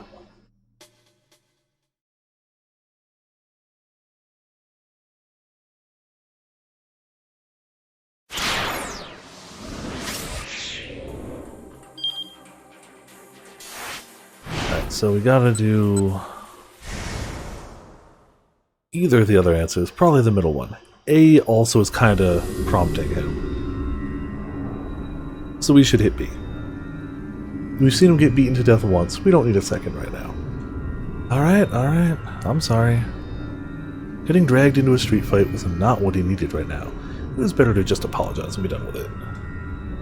You should have shown me that kind of respect from the start. The punk shook his head, muttering under his breath. Another dumbass gotta get taught some manners. Nope, we gotta go back. Head off in the direction of Danganronpa. Nope. Gotta be the middle one then. Or the top one. It's gotta be A. Because we can't let him go to Danganronpa. While we're here, like I wanna... Yeah, we can't let Aki die. Is it fun, hitting people with that thing? The corner of the punk's mouth curled up. Oh yeah, real fun. Only a dumbass beats people with their bare hands. You just wind up hurting your fist. If you're gonna enjoy some violence, you gotta have yourself a weapon. Ah, I see. In that case, maybe give it a rest with that stick, yeah? Huh? What for? The punk scowled in irritation. Don't get me wrong, Minorikawa said. I'm just saying there have to be better weapons than that. Something that could take a man down in a single blow. The kid stopped to consider Minorikawa's words for a moment. I getcha. Yeah, you might be right about that. I think I have just the thing. May as well go with my usual. Yeah, he'll go try to find something else and go in a different direction. He tossed away the piece of wood on the side of the road. Don't you go anywhere till I get... Got it? Yeah, sure thing. Minorikawa watched as the punk headed back the way he'd come. Man, he murmured. What a dumbass. Looking around, he spotted a taxi parked close by. It was Kimizuka. Alright, whenever it saves, we're going to swap it back over to Aki. But I want to make sure like it saves wherever we are. Do you need a ride, sir? Kimizuka asked. All politeness as he opened the back door. If you're heading to that publishing office again, I can get you there in 10 minutes. Kimizuka's driving was as smooth as always. Taxi Man is also top tier. He wove his way skillfully through the series of back streets. There was some big explosion earlier, he explained. The main roads are all gridlocked. Yeah, Minorikawa muttered. I was there when it happened. Oh wow, really? I'm glad to see you're not hurt then. Just singed. Still, what a terrible thing. That minivan. I hear someone was inside when it exploded. I'm not sure if you were aware. Yeah, I'm aware. Oh, nothing gets past a reporter like you, I see. Kimizuka flashed Minorikawa an approving smile through the rearview mirror. How much have you heard, then? Rumor has it the person who died was a middle-aged man. Oh, huh. Yeah, we taxi drivers tend to hear quite a bit ourselves. Kimizuka chuckled, but Minorikawa just cast his eyes down forlornly. You look tired, sir. Is that a save point for it? Nope, still not yet. Okay. Yeah, I guess so. His reply was barely audible. Suddenly, someone rushed out into the street right in front of the cab. I think we might have to swap anyway. He's not dead. Yet. Look out! Now he is dead. There was a heavy thunk as the taxi crashed into the pedestrian. Aki can't catch a break this hour, man. Screeching to a halt, Kimizuka and Minorikawa jumped out of the vehicle to find a young man splayed out in the street. Hey, the driver called. You alright? Oh, he did. The fallen pedestrian was practically still a kid, and he wasn't moving. Kimizuka hunkered down and jostled his shoulder. Then his expression stiffened in alarm. Minorikawa checked the young man's pulse, but couldn't detect any heartbeat. Wow, we saved his life for him to die moments later. Oh no, Kimizuka said. This is... Tears began to well up in his eyes. Minorikawa turned to him in surprise. Knew him? He did. Kimizuka cradled the young man in his arms. He knew him? Oh. Well yeah, we just gotta fix it with Aki, I guess. I'm sorry, but you'll have to find yourself another taxi, he said. I'm going to turn myself into the police. Doing the right thing, we'll fix it, but don't worry. Looking down at the boy's unmoving form, Minorukawa felt a pang of guilt. No, he said. I'm the one who's been asking you to drive around so recklessly all day. This is on me, too. But I'll go with you to the cops. The two men decided to head to the station together to surrender themselves. There probably wouldn't be time to work on writing articles while they were being interrogated, but that was just how it'd have to be. This was the right thing to do. Minorukawa just had to keep telling himself that, knowing it was the truth.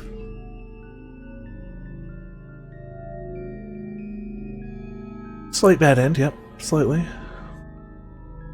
Surrendered to the police. Yeah, when push comes to shove, he's definitely a good dude. But he definitely doesn't know how to interact with people in a way to not make him look like an asshole. He's definitely not a bad guy. None of his intended actions have been bad, but he's clearly really, really bad at dealing with people and comes across as a major asshole a lot of the time. Enough of the time. But he's not a bad guy. Yeah, that poor waitress. Oh, I forgot to check it, but we know what happened there, right? We don't have to worry about that one much. Pretty sure we can fix that one.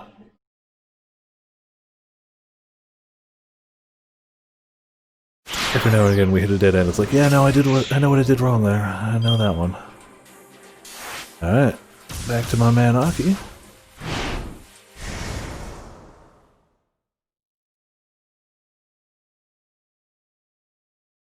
Alright, so we still see this, but Kiryu shouldn't show up this time. The rest of it should play out, but Kiryu shouldn't show up. We need to not run into the street, whatever might be the reason.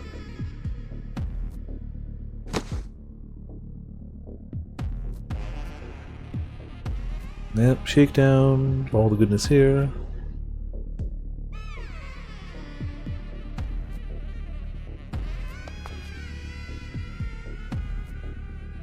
The taxi driver knew him, though. Maybe just because the taxi driver is in this area and saw him.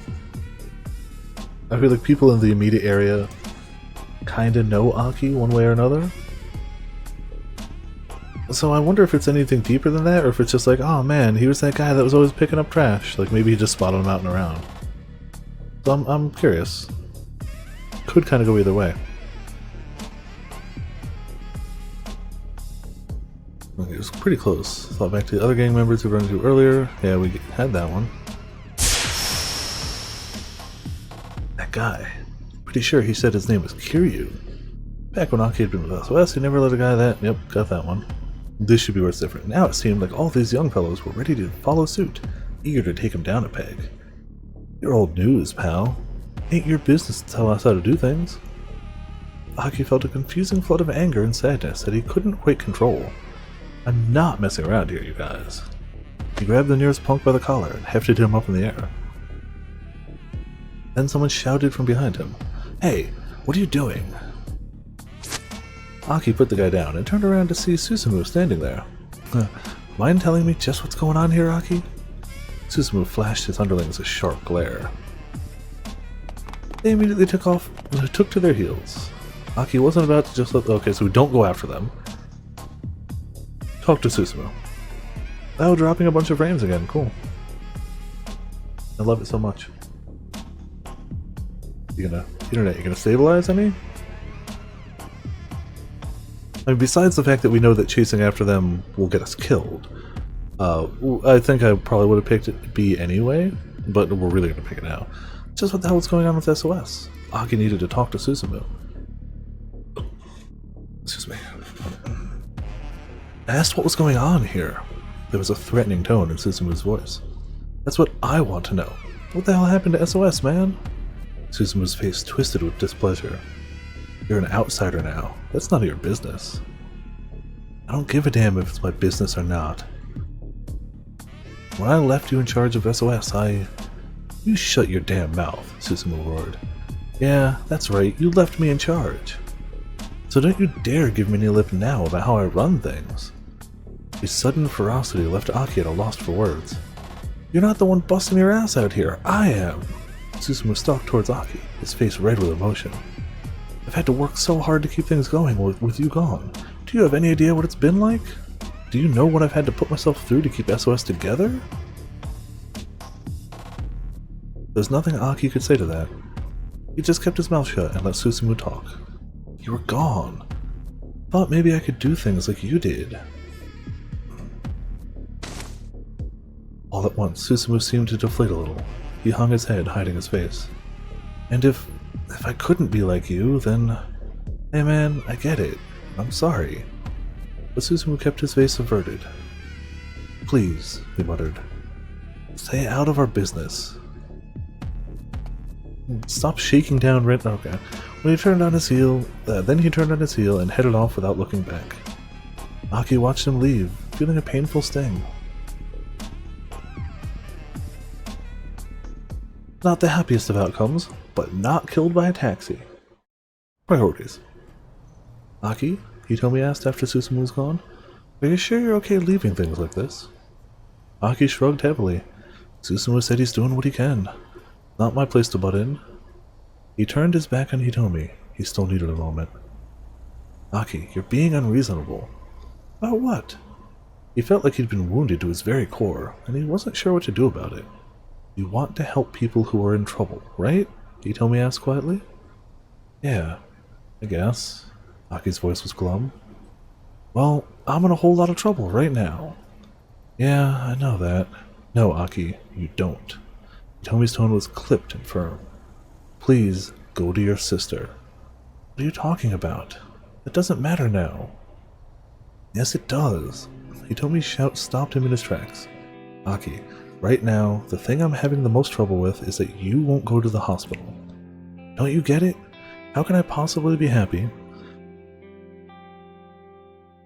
How can I possibly be happy with you helping me if you have to sacrifice your own sister to do it? Aki couldn't answer that, and he knew it. Please, go to the hospital. I'm asking you to, and I'm definitely someone in trouble, so it doesn't count as breaking your promise, right? Loopholes. I appreciate that, Aki said softly, and I'll remember it when this is all done. I want to pick B. I don't know if it's going to end up being the right way or not, because it pulls us out of the action for a bit, but you gotta pick B. If it ends up being a bad end, we'll swap, but I gotta. So yeah, how about we drop by the hospital for a bit? It better be the right way, yeah. The emotions Aki had been trying to hide now came welling to the surface. Well, we'll go see Suzune, and after that we can go look for your sister. Would that be okay with you? The problem is, she needs to be on a rooftop somewhere, or aware of a rooftop somewhere, sometime soon. That would be more than okay with me. So I don't know if this is right for the overarching story, but we gotta pick it. And at long last, Hitomi smiled at him. Back in sync with each other, Aki and Hitomi headed to the hospital.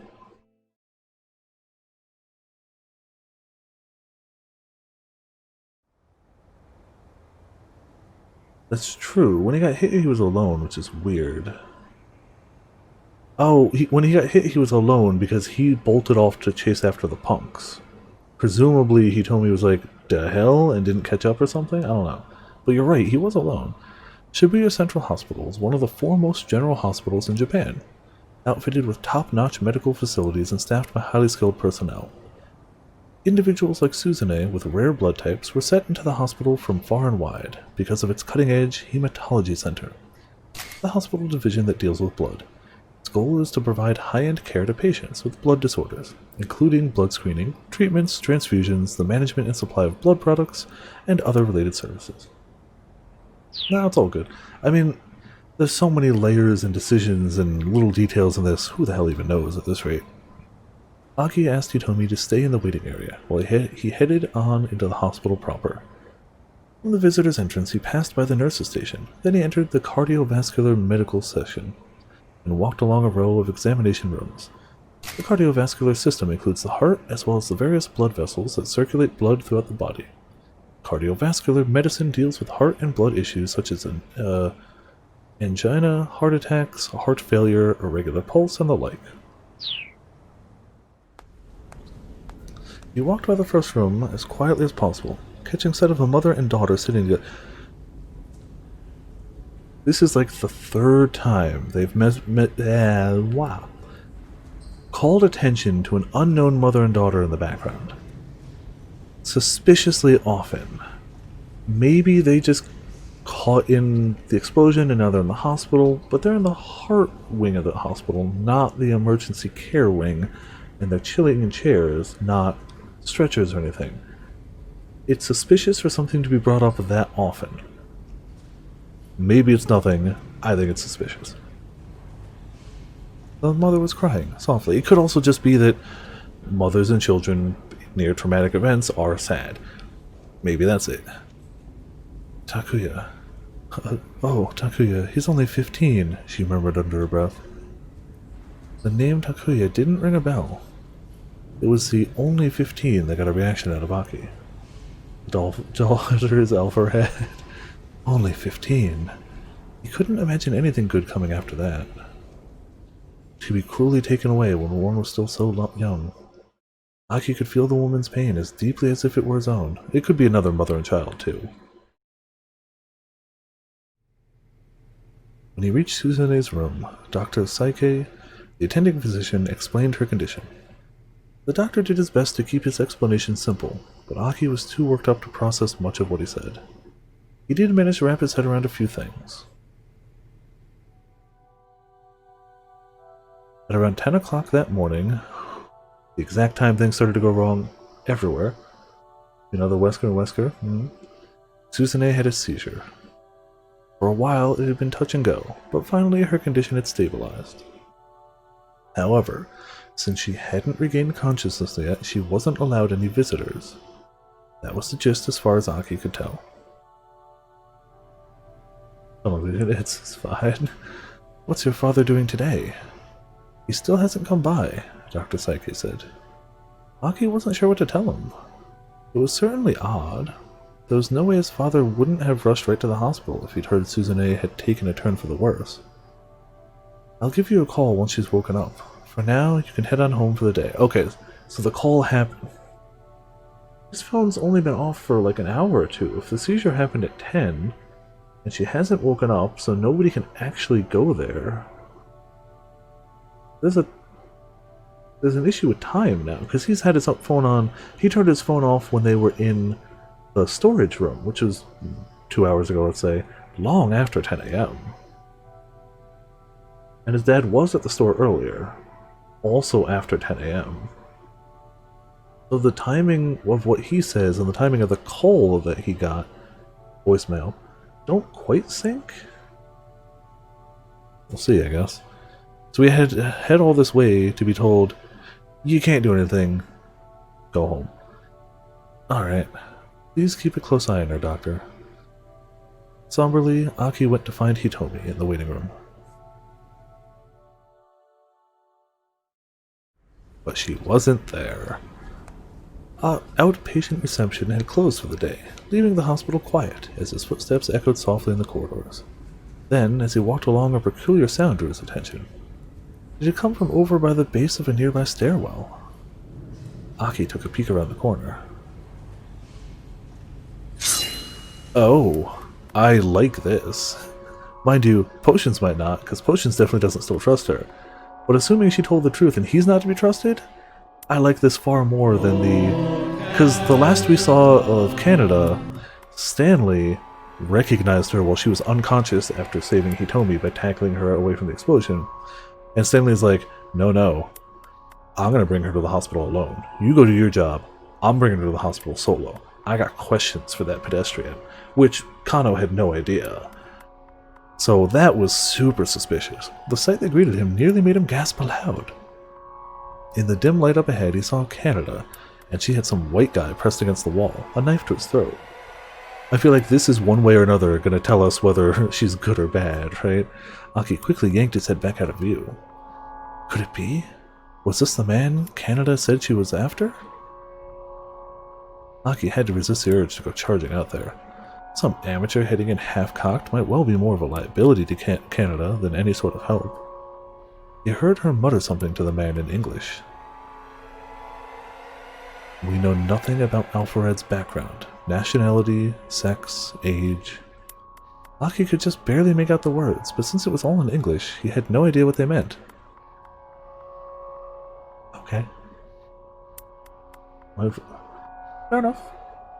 Aki's smart. Yeah. Even Aki has common sense sometimes. But we do know that whoever they are, they have connections to Langley. Slang for the U.S. Central Intelligence Agency, headquartered in Langley, Virginia. Similar to referring to the Japanese government as Nagatacho. Nagatacho? The CIA has other nicknames including the Company, the Agency, the Second Government, the Invisible Government, and the Coup Makers. Wow. Wow. Nobody calls the CIA anything good. Mind you, they shouldn't. You shouldn't call the CIA anything good, but you know. Aki peeked out again, very cautiously, in time to see the man raise an eyebrow at Canada's words. Interesting. That doesn't mean you need to threaten me at knife point, though. He flashed her a thin smile. Does, actually, because I happen to know that you're a CIA agent. Technically known as officers, the CIA refers to its own spies as agents. Someone in charge of directing agents is called a case officer. Case officers are stationed at embassies around the world, in the public guise of diplomats, soldiers, and the like. No sooner were Canada's words out than the man grabbed her arm and tried to hurl her against the wall. Just before her head connected, though, she jackknifed her upper body forward, then planted both feet against the wall and kicked off with tremendous force. She used her momentum to launch herself forward, regaining her position with her knife against the man's throat. Oh, but during his brief opening, the man had managed to draw a gun from inside his jacket. Now the barrel was pressed right against her heart. Oh.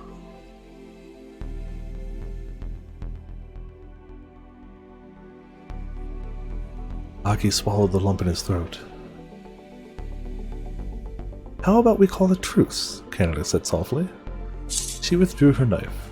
Yeah, sounds like you and me are both after the same thing. The man likewise lowered his gun. With a faint smile, Canada turned her back on him and vanished down the adjacent stairwell. Aki had no idea what had just happened. They stopped fighting, though, so this guy probably wasn't Canada's mastermind after all. If only Aki spoke a little English, he might have been able to follow their conversation. He found himself wishing he'd taken school more seriously. For the first time this game. When he looked again, he saw that the man too had disappeared. Okay. The plus side is, while they clearly don't get along, neither of them murdered the other. That's good, right? Hitomi stood up from her chair as Aki hurried into the waiting area. And, Potions, I think you missed this bit. When Stanley left us, he was like, I have to go on my own because my goal here, his sole job is to catch the mastermind. Like, anything else going on, any of the police work going on, ain't his job. He's here to catch the mastermind. And I believe that's what Canada's here to do too, by her own decision. It's Stanley's mission orders. Canada's just here, I think, to do it. So, she thought it was him. It's clearly not him, which is nice. He may not be trustworthy. He's not the mastermind, according to the person sent here to get the mastermind. They're both after Alphared. It doesn't seem like either of them is at least Alphared. Whether they're good, bad, what side they're on, other than that, it seems neither of them is actively the mastermind, at least according to each other, so. That's something. How's Suzune? She asked. For now, she's not in any immediate danger, they said. That's good to hear. Yeah, no, I'm not saying don't be skeptical, I'm just saying that's the information we seem to have right now. But more importantly, Canada was here just now. What? Why? I'm not sure. Not smart enough to figure that out. Bad end. We gotta teach Aki English. Yeah, bad end. We have to go back enough in time to bring him back to school and make him pay attention in class.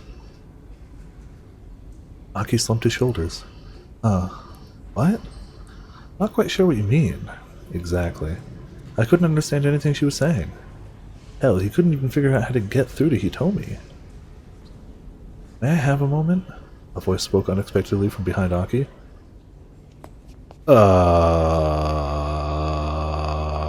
His breath caught in his throat as he turned around. They might both be good, yeah. They also might both not. I mean, he's a CIA agent. He's inherently not good, but he might not be actively bad to anyone in this story.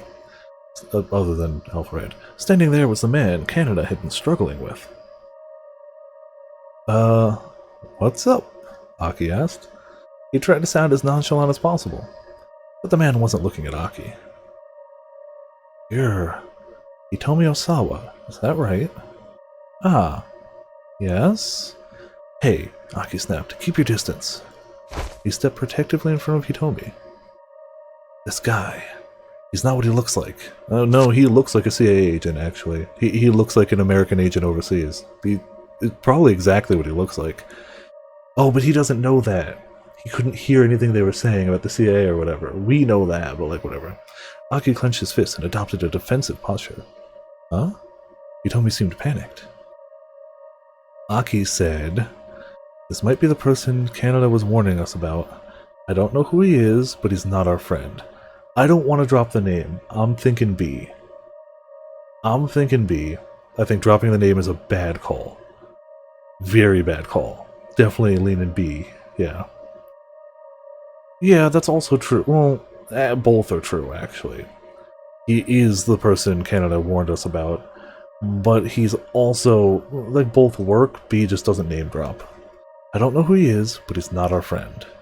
The man calmly reached into his jacket pocket. Fearing he might be about to draw his gun, Aki braced for action. Oh, we've seen this before, right? Diplomatic identification card for official foreign mission. Jack Stanley, regional security officer. We've definitely seen this before. It expires at the end of the year 2009. All authorities in the United States of America, states is not capitalized, are required to afford the Bureau every assistance and protection of which this person something stand in performing the work of missions. Okay. Can't make out all of that there. Yeah, I didn't notice that the first time, because you pointed it out after I'd skipped it, but the signature is John Hancock, the name is Jack Stanley. That's great, yeah. Well, it can't be perfect. Oh, I'm sure. This is just a generic police card. They wouldn't actually have an ID. My name is Jack Stanley. I'm a security assistance officer with the U.S. Embassy. Aki held back his punch as the man held out his ID card. Diplomats are issued diplomatic passports and diplomatic ID cards by their home governments. Japan's Ministry of Foreign Affairs also issues its own form of diplomatic identification card. The CIA provides such identification to its operatives working overseas to help maintain their false identities. Embassy? What does someone from the U.S. Embassy want with me? Hitomi asked timidly. You're being targeted by a dangerous criminal. I'm here to take you into protective custody. The thing is, at this rate, it might be really good for them to go with him if he turns out to not be evil.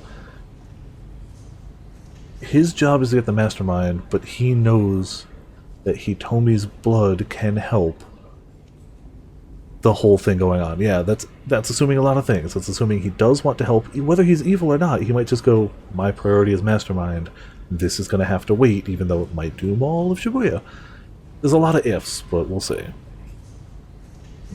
Oh, for sure, yeah. Custody? Aki's temper flared. Buzz off, pal. We're busy here. Busy searching for Maria Osawa? Stanley asked. Aki and Hitomi exchanged glances. I know the full details of the trouble you currently find yourself in. Well, alright then, Aki said. Then you should know we don't have time to get taken into custody. What is that poster on the right-hand side? That's like two doctors behind a wall, one like, I don't know what's going on over here. Or behind a window. I don't know why, but that one sign is just great. I'm afraid you don't understand the situation we're dealing with. Are those feet? Yes, those are feet talking to each other. Yes, above it, for sure, those are two anthropomorphized feet talking to one another. We're up against a dangerous international criminal here. Taking reckless action is only going to put her life in danger. Don't be a fool. This is no time to play the knight in shining armor. Hey! Aki was infuriated, but he couldn't think of a comeback. After all, it was true that Hitomi had run into danger time and again while she was with him. But I'm already safe, Hitomi insisted. I'm only here right now because Aki has been protecting me. She eyed Stanley sharply. I've got Aki with me. I don't need your protection. Aki felt a surge of pride that practically brought tears to his eyes. If Hitomi would have let him, he'd have given her an enormous hug. Stanley grimaced in resignation. Alright. In that case, how about I join your search for Maria? I can help keep you safe that way instead. I don't know. Hitomi grabbed hold of Aki's sleeve. This Stanley fellow didn't have the most trustworthy faiths. Yeah, agents don't, Aki thought, but he realized that he might be biased after being chased around by foreigners all day. Also fair. After all, if this guy really were after Hitomi, he'd probably have already made a show of force. Not only did he have a gun on him, he was sufficiently skilled in martial arts to hold his own against Canada. He has a very bad case of Wesker face, yes. He's also wearing sunglasses indoors. Only evil men do that. Only bad guys do this. Heroes do this. Bad guys do this. This is what bad guys do. They wear sunglasses. Indoors. In a dimly lit hospital. That's some powerful bad guy energy going on. He'd have no trouble taking down a single unarmed opponent like Aki. Hitomi, I get the impression this Stanley guy's not our enemy right now. Hitomi gave a slight nod. Alright. I trust your judgment in this, Aki. Now then, what's the plan from here? Plan? Plan, he says. I'm not saying Barrett's a bad guy. I'm saying wearing sunglasses indoors gives off serious bad guy energy. That's it. Not wandering around aimlessly around town, I hope. I mean, it's worked so far, mind you. Ignoring all those times we got killed. Ignore those. Other than that, it's worked so far. There's a trace of snideness in his voice. You can just keep your mouth shut, Aki replied. We can wander around town all day if we feel like it. Two can play the snarky game, he thought to himself. Poor Hitomi looked distressed. Very well, if that's what you want, I can stay quiet. But first I need to inform the police that I have Miss Osawa in my custody. Wait, hold on, Hitomi blurted. That isn't a good idea. Stanley inclined his head. Why's that? Well, since you already seem to know most of the story, Hitomi quickly explained the kidnapper's threat and described the search for the minivan. Stanley remained quiet, listening with obvious interest. I see, he said when she'd finished. Still, when that minivan exploded, didn't that make your promise to the kidnappers a moot point? Hitomi nodded. I suppose it did, didn't it? Let me ask just one more question. Do either of you know a detective by the name of Tateno? No, we haven't run into any detectives. Yeah, exactly. The only folks we've seemed to run into are guys who are after Hitomi. I see. A grim expression crossed Stanley's face. Right. I'm gonna get in touch with the investigation task force. I'll have them contact your parents for you. Would you mind speaking with them so they can confirm it's really you? Sure, alright. Yeah, Kane, man. Still think he's Tateno now. Didn't believe it at first. Definitely there's fair evidence to it now. Stanley got on his wireless and described the current circumstance to the police. Stanley's apparently speaking... Yeah, no, why would you send somebody on a mission to Japan that didn't speak Japanese? He's clearly bilingual. Like, we've definitely covered... They definitely covered this earlier in the game. Like, yes, he is, but, like, for sure, why would you send an agent to Japan if they couldn't speak Japanese? Is my assumption. I don't think they explicitly said that, but yeah. Yeah, Kano was super impressed. Mr. Endo, hold on. Suddenly, Dr. Saike appeared, running down the hallway. There's something I forgot to tell you, regarding your father. Forgot? You didn't know anything! Oh? Aki got a sinking feeling. I got a call from him yesterday afternoon, and you forgot this now. Till now. And he asked me something rather odd.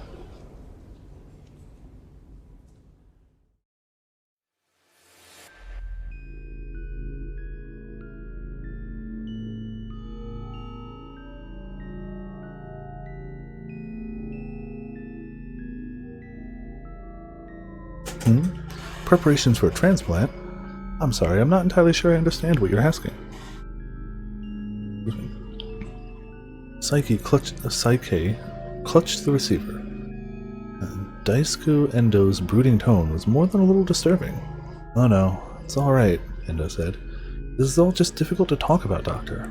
Please, forget I said anything. There's just one important thing I wanted to let you know. Yes? There's going to be a brain-dead woman coming your way at probably around 9 o'clock this evening, I expect. Oh no. Oh no. Her blood type is Bombay. That's beyond suspicious. No, Dad killed a woman. No. It's way more likely that he put a hit out. I'd say. Like, That's so suspicious. Bombay was the extremely rare blood type that Endo's daughter, Suzune, possessed. Any transplant donor for Suzune would also need to, They already said that there was only a handful of people in all of Japan that would have it, right? Like, that's how rare the blood type was? Yeah, it's not some random electronics dad is going to be able to, like... It's like you can't just bludgeon somebody hard enough and be like, well, you're brain dead now. It's like, that's not how that works. Yeah, that's... Ooh. I don't like this. Since she has the same blood type as Suzune, the transplant itself isn't an issue, Endo continued. The only thing I'm concerned about is whether the procedure can be done within a limited time window. And I hate to trouble you, but I just called because I think it would be best to prepare for the surgery soon. Ooh, none of that's good. The more Psyche heard, the more disturbed he grew. Like a smart person, yes. It felt like he was listening to this man go on about some strange delusion. Doctor, please, just take good care of Suzune. With that, Endo hung up.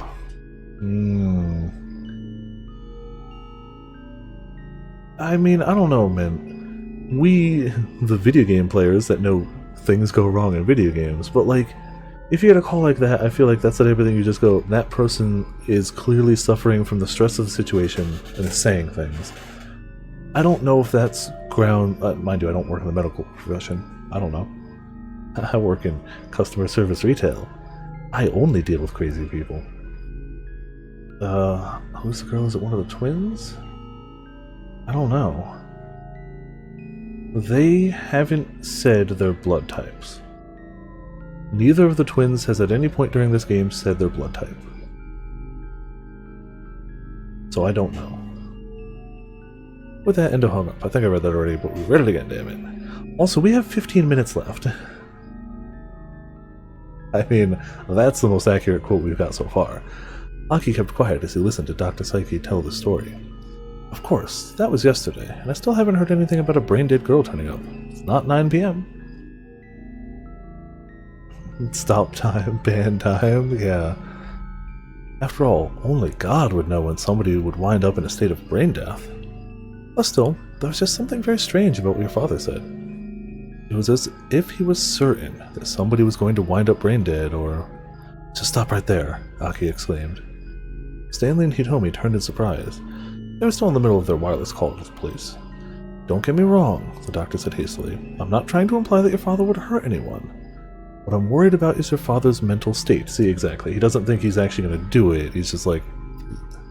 No, Aki interrupted him again. That's not it. His own words from earlier spun within his head. So long as we have these cameras, this guy has nowhere to run. The security cameras. I'm sure this is the place. Oh man. The man with the cane. He'd been on the phone with someone. Maybe she does have that blood type. But like, that's so... Does that mean there are two separate groups of people after her blood at this rate? Well, maybe. I don't know. I still feel like this is a stretch, but like, I don't know. That didn't mean anything. Just a coincidence. It couldn't be true. He is still grasping at ideas. Like, don't get me wrong, I'm not saying it's not that. But I am definitely saying that, like, that's suspicious.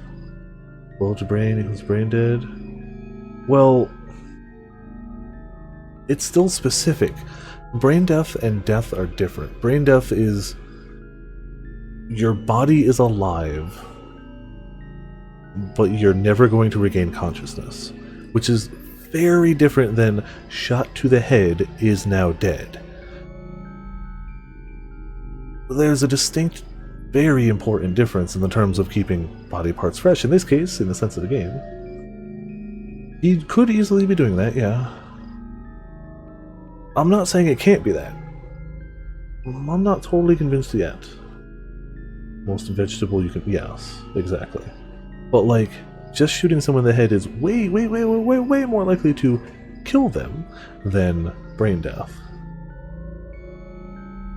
Aki is both dumb and stressed out. There are definitely bits of this that could work out, but also I don't believe this is 100% true yet. This isn't hard facts we've seen, this is his brain working. It could be, for sure, but I'm not like, yes, this is hard facts yet. Aki searched desperately for some other explanation. That was it. Anyone from the downtown committee could have used the camera monitoring room. Even we did, yeah. No one's been by to check today. Nothing wrong with a little nap, yeah? No dice. No one from downtown had been by the surveillance room today. He did already say that his dad could have a way to watch it at home, too. It couldn't. Aki began to tremble. Is something the matter? Hitomi asked. Oh, I thought it was going to be Stanley. Aki, you're pale as a ghost. Aki gazed beseechingly back into her face. With just one simple question, he could clear this whole thing up. Please, tell me I'm overthinking this. He prayed inwardly before asking. Oh, Hitomi, would you mind telling me your blood type? This answers it, basically. Everyone in this game has photographic memory? Mm-hmm. Yep. Why do you ask? Please, just tell me. I have a sort of weird blood type, Hitomi said. It's called Bombay. Oh no! Oh no, indeed. The last piece of the puzzle fell into place.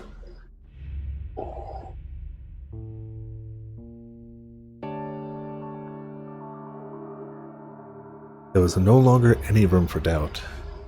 Aki found himself facing a sad and painful truth. Oh. Why? Why? With an anguished scream, Aki punched the wall as hard as he could. But his fist still didn't hurt as much as his heart.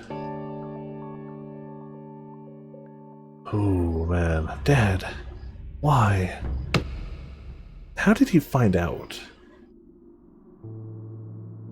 Like, that's medical records. That's confidential. Oh, there. Okay, there's the to be continued.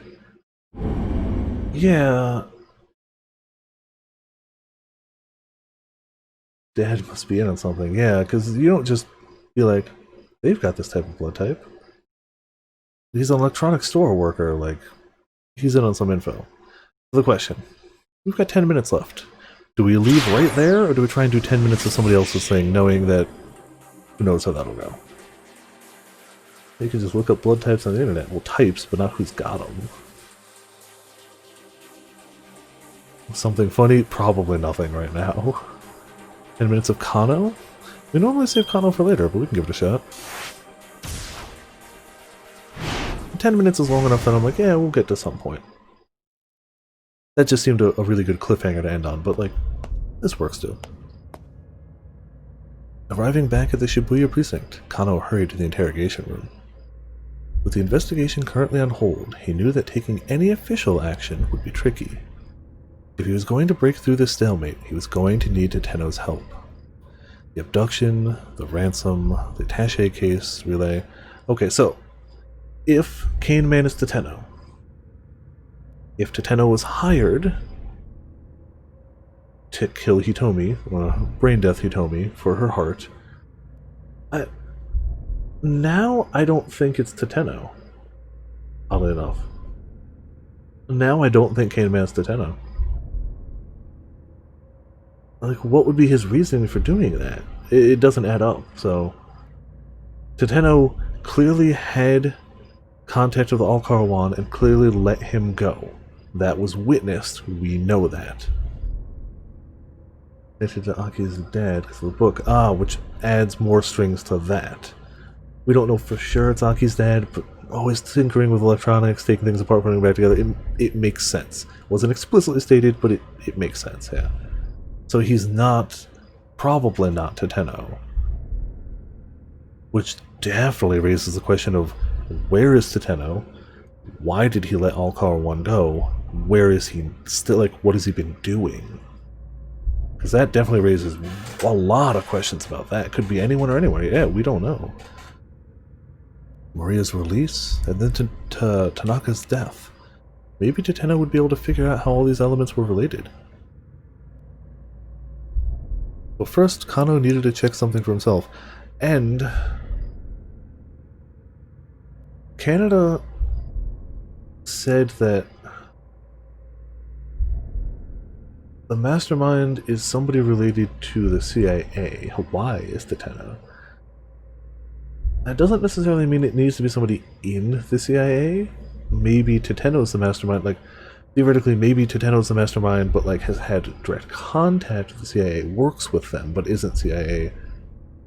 I don't know.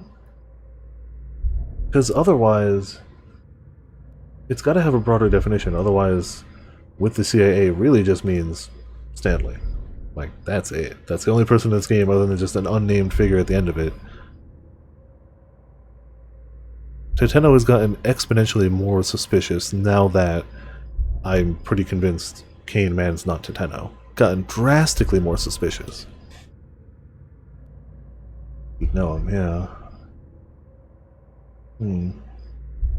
Oh, well... do you really think the CIA even tells all of its CIA people everything? Do you really think that? Really and truly? You think everybody sent out on any mission from the CIA knows other people in the CIA? I'm not saying I think Teteno's the mastermind, I'm just spitballing ideas here. Just hypotheticals, I guess, at this rate. Teteno would never have let Alcar-1 go free, but he did. Kano needed the prisoner to set the record straight. Not down who they're connected to. Yeah, that's true. Yeah, so it could be, but I don't know. Alcar-1 sat in the precinct interrogation room, looking brazen and cocksure. One glance at his face, and Kano was reminded of what had happened to Sasayama. Fresh anger smoldered at the edges of his mind. There were 2 detectives already in the room. It seems that he wasn't made privy to the details, one of them told Kano. Sounds like they were following orders, carrying that attaché case around, the other added. Kano sat down across from Alcar-1. There's something I'd like to ask you. I think this is the first time we've been in an interrogation room that wasn't a bad end, he said. We were just paid to do a job. I don't know anything more than that. Like, we've been in the interrogation room a few times, on either ends of it, usually a bad end, though. His Japanese was imperfect, but he understood the language well enough. Tell me, how did you manage to escape from Detective Teteno? Escape? I didn't. A faint smile came to Alcar-1's lips. That's not faint!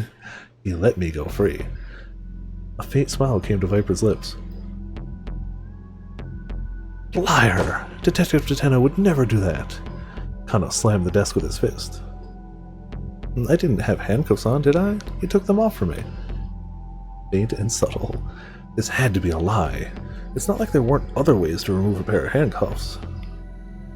After he took off the handcuffs, all Car-1 continued, he pointed his gun at me. Cut the crap! Kano grabbed the prisoner by the collar.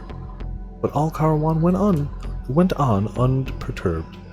He kept the gun pointed at me, but he didn't pull the trigger. So that's when I ran. Why would Detective Tateno want to shoot you? Because I saw him. Sorry. Saw him? Saw him do what? Let me tell you something interesting, all Car-1 said, sardonically. There was that girl who was carrying the ransom, right? Half a sleeve of crackers by dunking them in instant ramen. You know what? I shouldn't go on tangents because we only have 5 minutes left. I'm going to anyway. What I did that made me feel dirty but was also delicious. So I've got some ramen, because ramen's tasty, but I also had some cans of like a beef stew Campbell soup. And I was really hungry that night after stream one time, like a month ago or whatever. So I was like, can I combine these? So of course I took the noodles from the instant ramen, dunked them in the beef stew, microwaved the hell out of that. Delicious. It's delicious. Like that hearty, like American beef stew, just enough of, I had to leave it in there a while for it to actually like hydrate the noodles. But man, by the time it did, phenomenal. Fantastic. Would recommend, but I felt dirty doing it the whole time. Kano pictured Hinomi, standing anxiously beside the statue of Hachiko, which was forever ago now. That guy, Tateno, was trying to kill her. Tasty. Well, maybe it is him then? In a fit of rage, Kano drove his fist into Car-1's face. Maybe I don't know. His colleagues rushed to interpose themselves. That is more evidence towards Cane Man.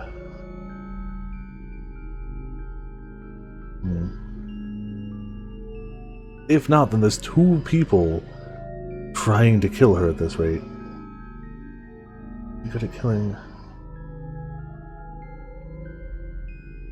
He's actually really bad at killing. He's had so many open shots and hasn't taken it. If Tateno's Cane Man. But if he's Cane Man and he's trying to aim for brain death, not killing her, it makes a lot more sense as to why he would hesitate. I don't know. I'm still unsure whether, like, I feel like there's just an equal amount of evidence that he is and isn't. His colleagues rushed to interpose themselves. Kano, calm down! Knocked to the floor, Car-1 gingerly fingered his split lip. And after I gave you such good info, too, he grumbled. Detective Tateno was assigned to protect Hitomi Osawa, Kano shouted. You can't expect me to believe you're rubbish.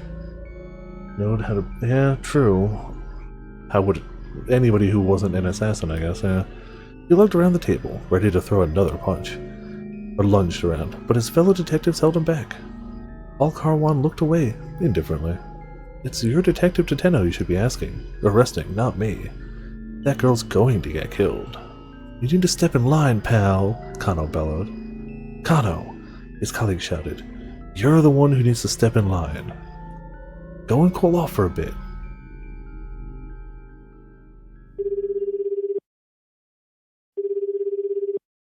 Expelled from the interrogation room, Kano immediately pulled out a cell phone and called Tateno's number.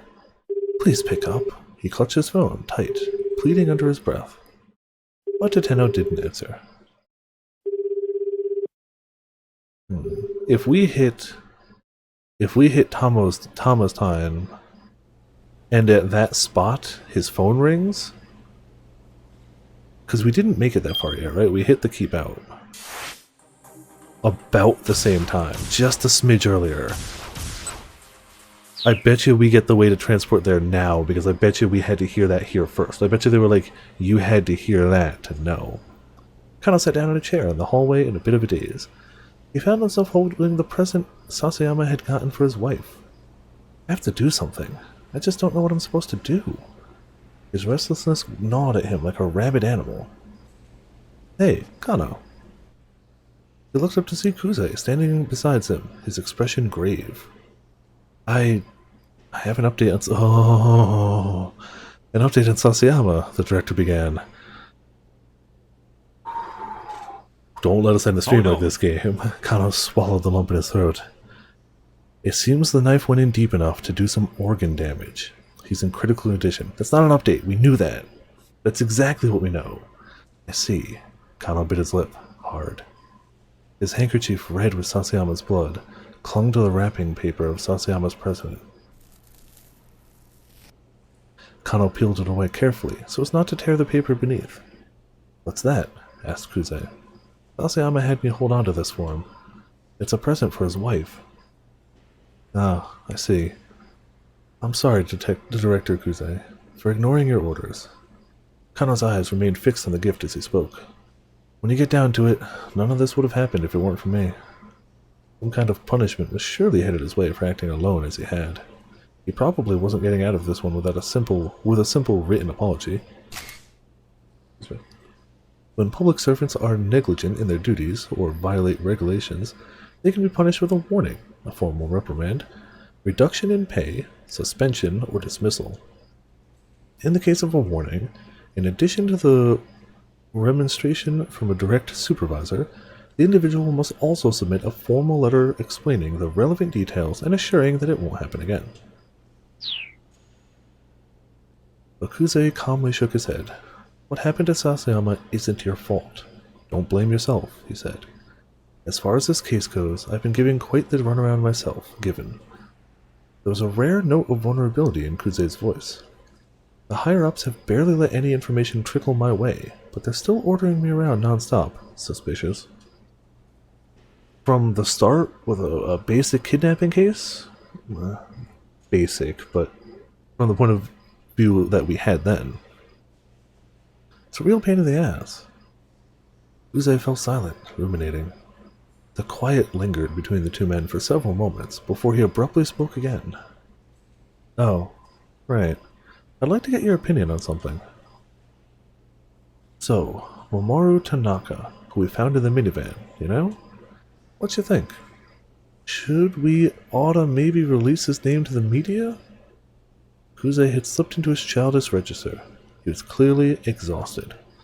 After dealing with the kidnappers' baffling actions and too much meddling from the higher-ups, even a veteran like Kuze is just beat. And that's not the only reason for his exhaustion. Kuze has a brother, 6 years his senior, who despite being nominally mature, refuses to get a real job and shows no inclination to settle down with a family. He walks around town day after day, dressed like a hippie and treating passerbys to songs he's written. Kuze has been worrying about his shiftless brother for years now. The guy's become a chronic source of consternation. That went weird. I'm gonna go till we hit a logical stopping point. A decision, a keep out, some point that's a logical stopping point. That's just how we usually roll. Kano was thrown by the question. Did he storm it? Oh, maybe, but he's not singing songs for people. No, yeah, he doesn't sing. The rest of it could do it. Kano was thrown by the question. It was a rare thing for the director to seek an opinion from a mere junior detective. Feels like there's something not too normal about one of Kenji Osawa's subordinates dying, Kuze went on. Kano had had the same thought. This felt too intentional to be a coincidence. So here's the question. Should I get the media involved and try to rush for a resolution? Or should I be more cautious? What would you do? About releasing the name? Kano asked. It wasn't such a simple thing to answer. There were so many factors to consider. A tired smile came to Kuze's face. Don't think about it so hard. This is just so I have a point of reference. Tell me what your gut says. And see, this is where we're going to end up. When we pick up next time, we'll have a choice between release the name, should be alright, think we should hold back, I can't make the decision. So it's got to be A or B. We can't tell them, oh no, we got to make a choice. It'll be A or B. I'm leaning B, but we'll see what happens. Realistically, probably Wednesday makes sense. Monday and Tuesday were set. Monster Hunter World tomorrow, GU Tuesday. I feel like Wednesday works for more of this, right? I feel like this is high. The further we go in this game, the higher the priority it gets for finishing it. Yeah, Wednesday sounds about right. But yeah, thank you all for tuning in. Thank you all for watching. This is... Man, we've seen so many people explode by a minivan tonight. It's insane. It's insane. But yeah, thank you all for tuning in. Thank you all for watching. It's been a hell of a ride. Definitely a hell of a ride. Let's see who we might be able to toss a raid towards tonight. I'm gonna do this. Oh, there's Echo. Why are nobody on my list going again? I just popped up the menu so it has some music. Not a single person on my list is going. I'm gonna let Autohost grab it. I want to raid somebody, there's nobody here, so... Again, yeah. Everybody's ending earlier now, I guess. Well, we did get to raid Destra earlier, that was cool. We never get to raid Destra. It's PS4, it's also on Steam. I know it's on those two, I don't know what else it's out on. I got it on PS4 because those sweet, sweet trophies. I'm addicted to trophies. But it's out on Steam as well. It's for sure on Steam, I checked there first. Self-sub? Really? Did my list not update then? Give me a second. No, it doesn't say Zelfso. It says offline for them. Just went. Oh, that's why. Okay. They just went offline and they're auto-hosting me. So when I go to their page, it shows my stream playing. Auto-host to grab it. I'm sure somebody cool will come on. Auto-host to grab them. It's pretty funny though. In the meantime, I got ourselves a monster. A quote, a Discord. I honestly feel like this is still still our go-to. Still our go-to, Sammy? No, who's that? I could always toss a raid that way.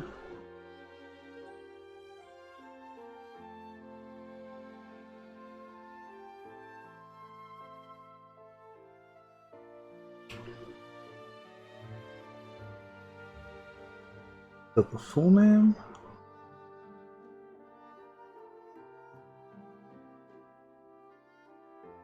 Because yeah, when in doubt, I could always toss a raid somewhere. If not, auto-host will grab it, so like, you know. He's all good either way. Yeah, thanks for coming by. Knight, Pekko, Seth, and others too. Maham guy currently playing PSO too. Alright. Gotcha. We'll do that then. Oop. There we go. Gotcha. Should probably actually copy that so it goes to the right place. And yeah, that means we'll do this, the raid message. And there we go. So yeah, the general plan for now is Monster Hunter World tomorrow, Monster Hunter GU Tuesday, more of this after D&D Wednesday is the plan for now at least. Thank you all for tuning in, thank you all for watching. This has been Viper for Viperland, and I'll see you all next time. I have to copy this, because I copied the raid message instead. March Viper.